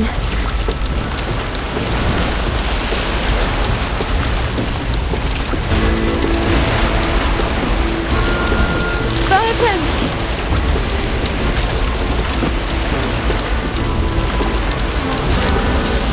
Wait there.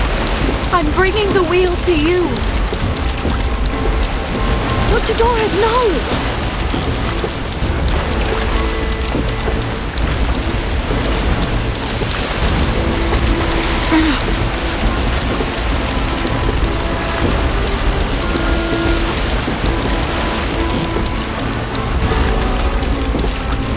Just a little closer.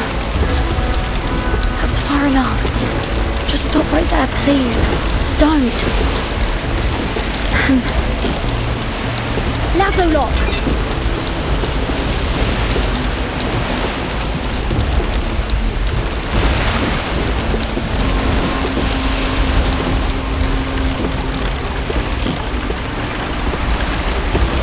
Burton, don't worry about me. I'm glad to have seen you again, child. I wish you my very best on the journey ahead.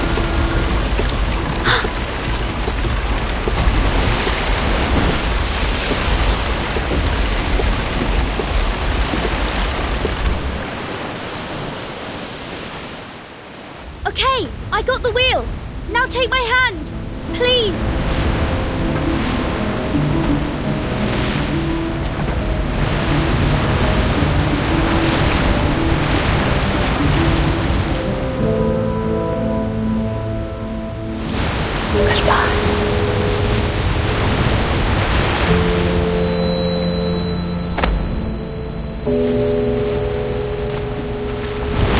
Dr. Torres!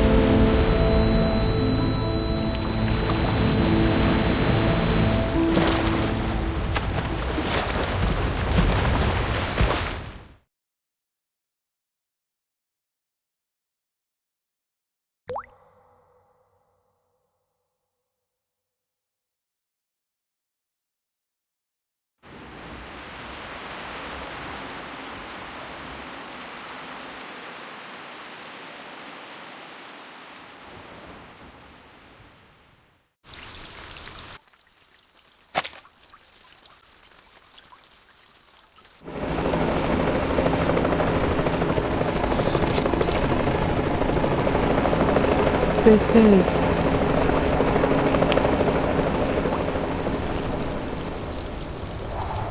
Well, butter my backside and call me a biscuit. Rain pulling itself right off the ground and rising up into the sky. I ain't never seen nothing like it.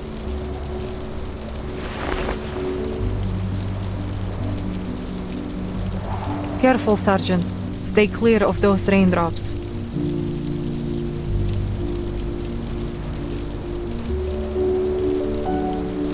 The sea level is dropping. I can hardly believe it. The plan actually worked. I guess you're less of a fool than I thought, Mr. Ulrich. I was only one part of the plan. I wonder how Verton's doing down there. She's the one you should be thanking. I'll make sure I do. The storm is growing heavy. I wonder, have my people in San Paulo found shelter? I knew I wasn't mad for bringing a few extra equilibrium umbrellas. Boss, get under here.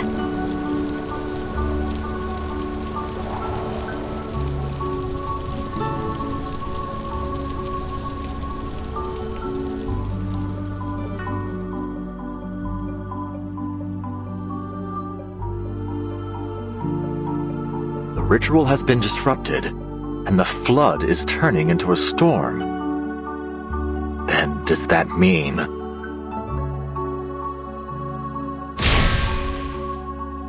all the storms were the result of a failed flood?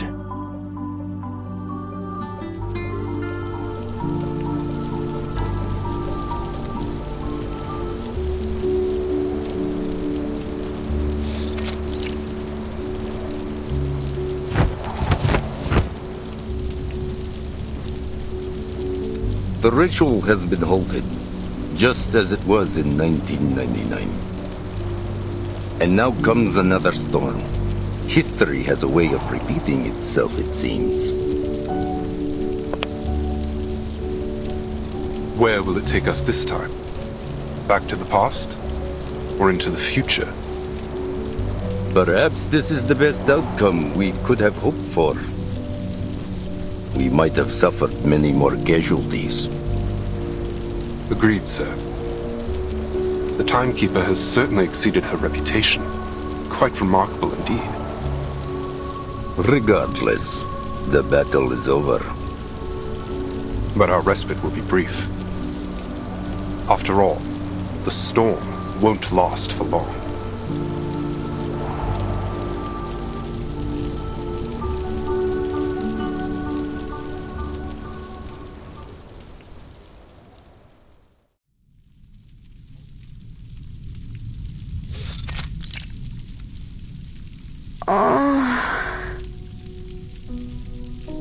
Timekeeper. Sonetto? Nautica? You're awake! We were searching and searching, and we couldn't find you anywhere. And we were so worried, and...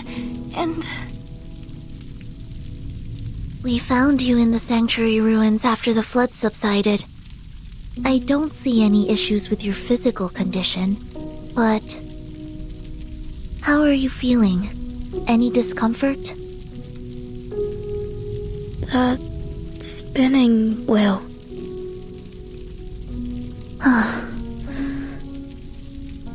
The only piece of it we found was the one that you were holding in your hand when we found you. It looks almost identical to the one we have in the suitcase. I assumed it was important, so I put it in the suitcase for safekeeping. Probably best to keep it in there for now. Wait. Is that rain I hear? Yes, it's the storm. The flood transformed into it. But don't worry, we're safe within the sanctuary walls.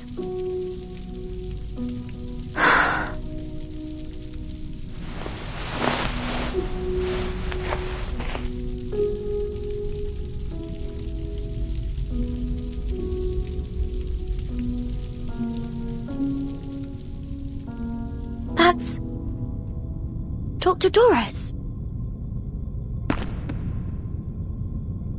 Dr. Doris, wait! I still have things I need to ask you.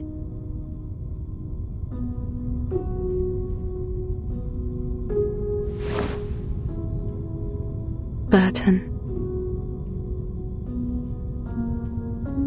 We all walk our own paths, seeking our own answers.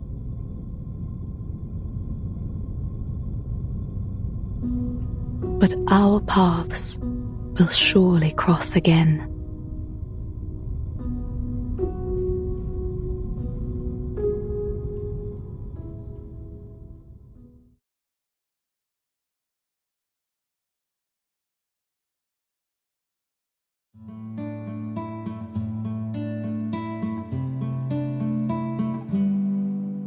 So free, my heart's in light. Wave your home, mother's goodbye. Go and see the golden fleece in the land of endless peace. So free, my heart's in light. Find your home beneath your feet.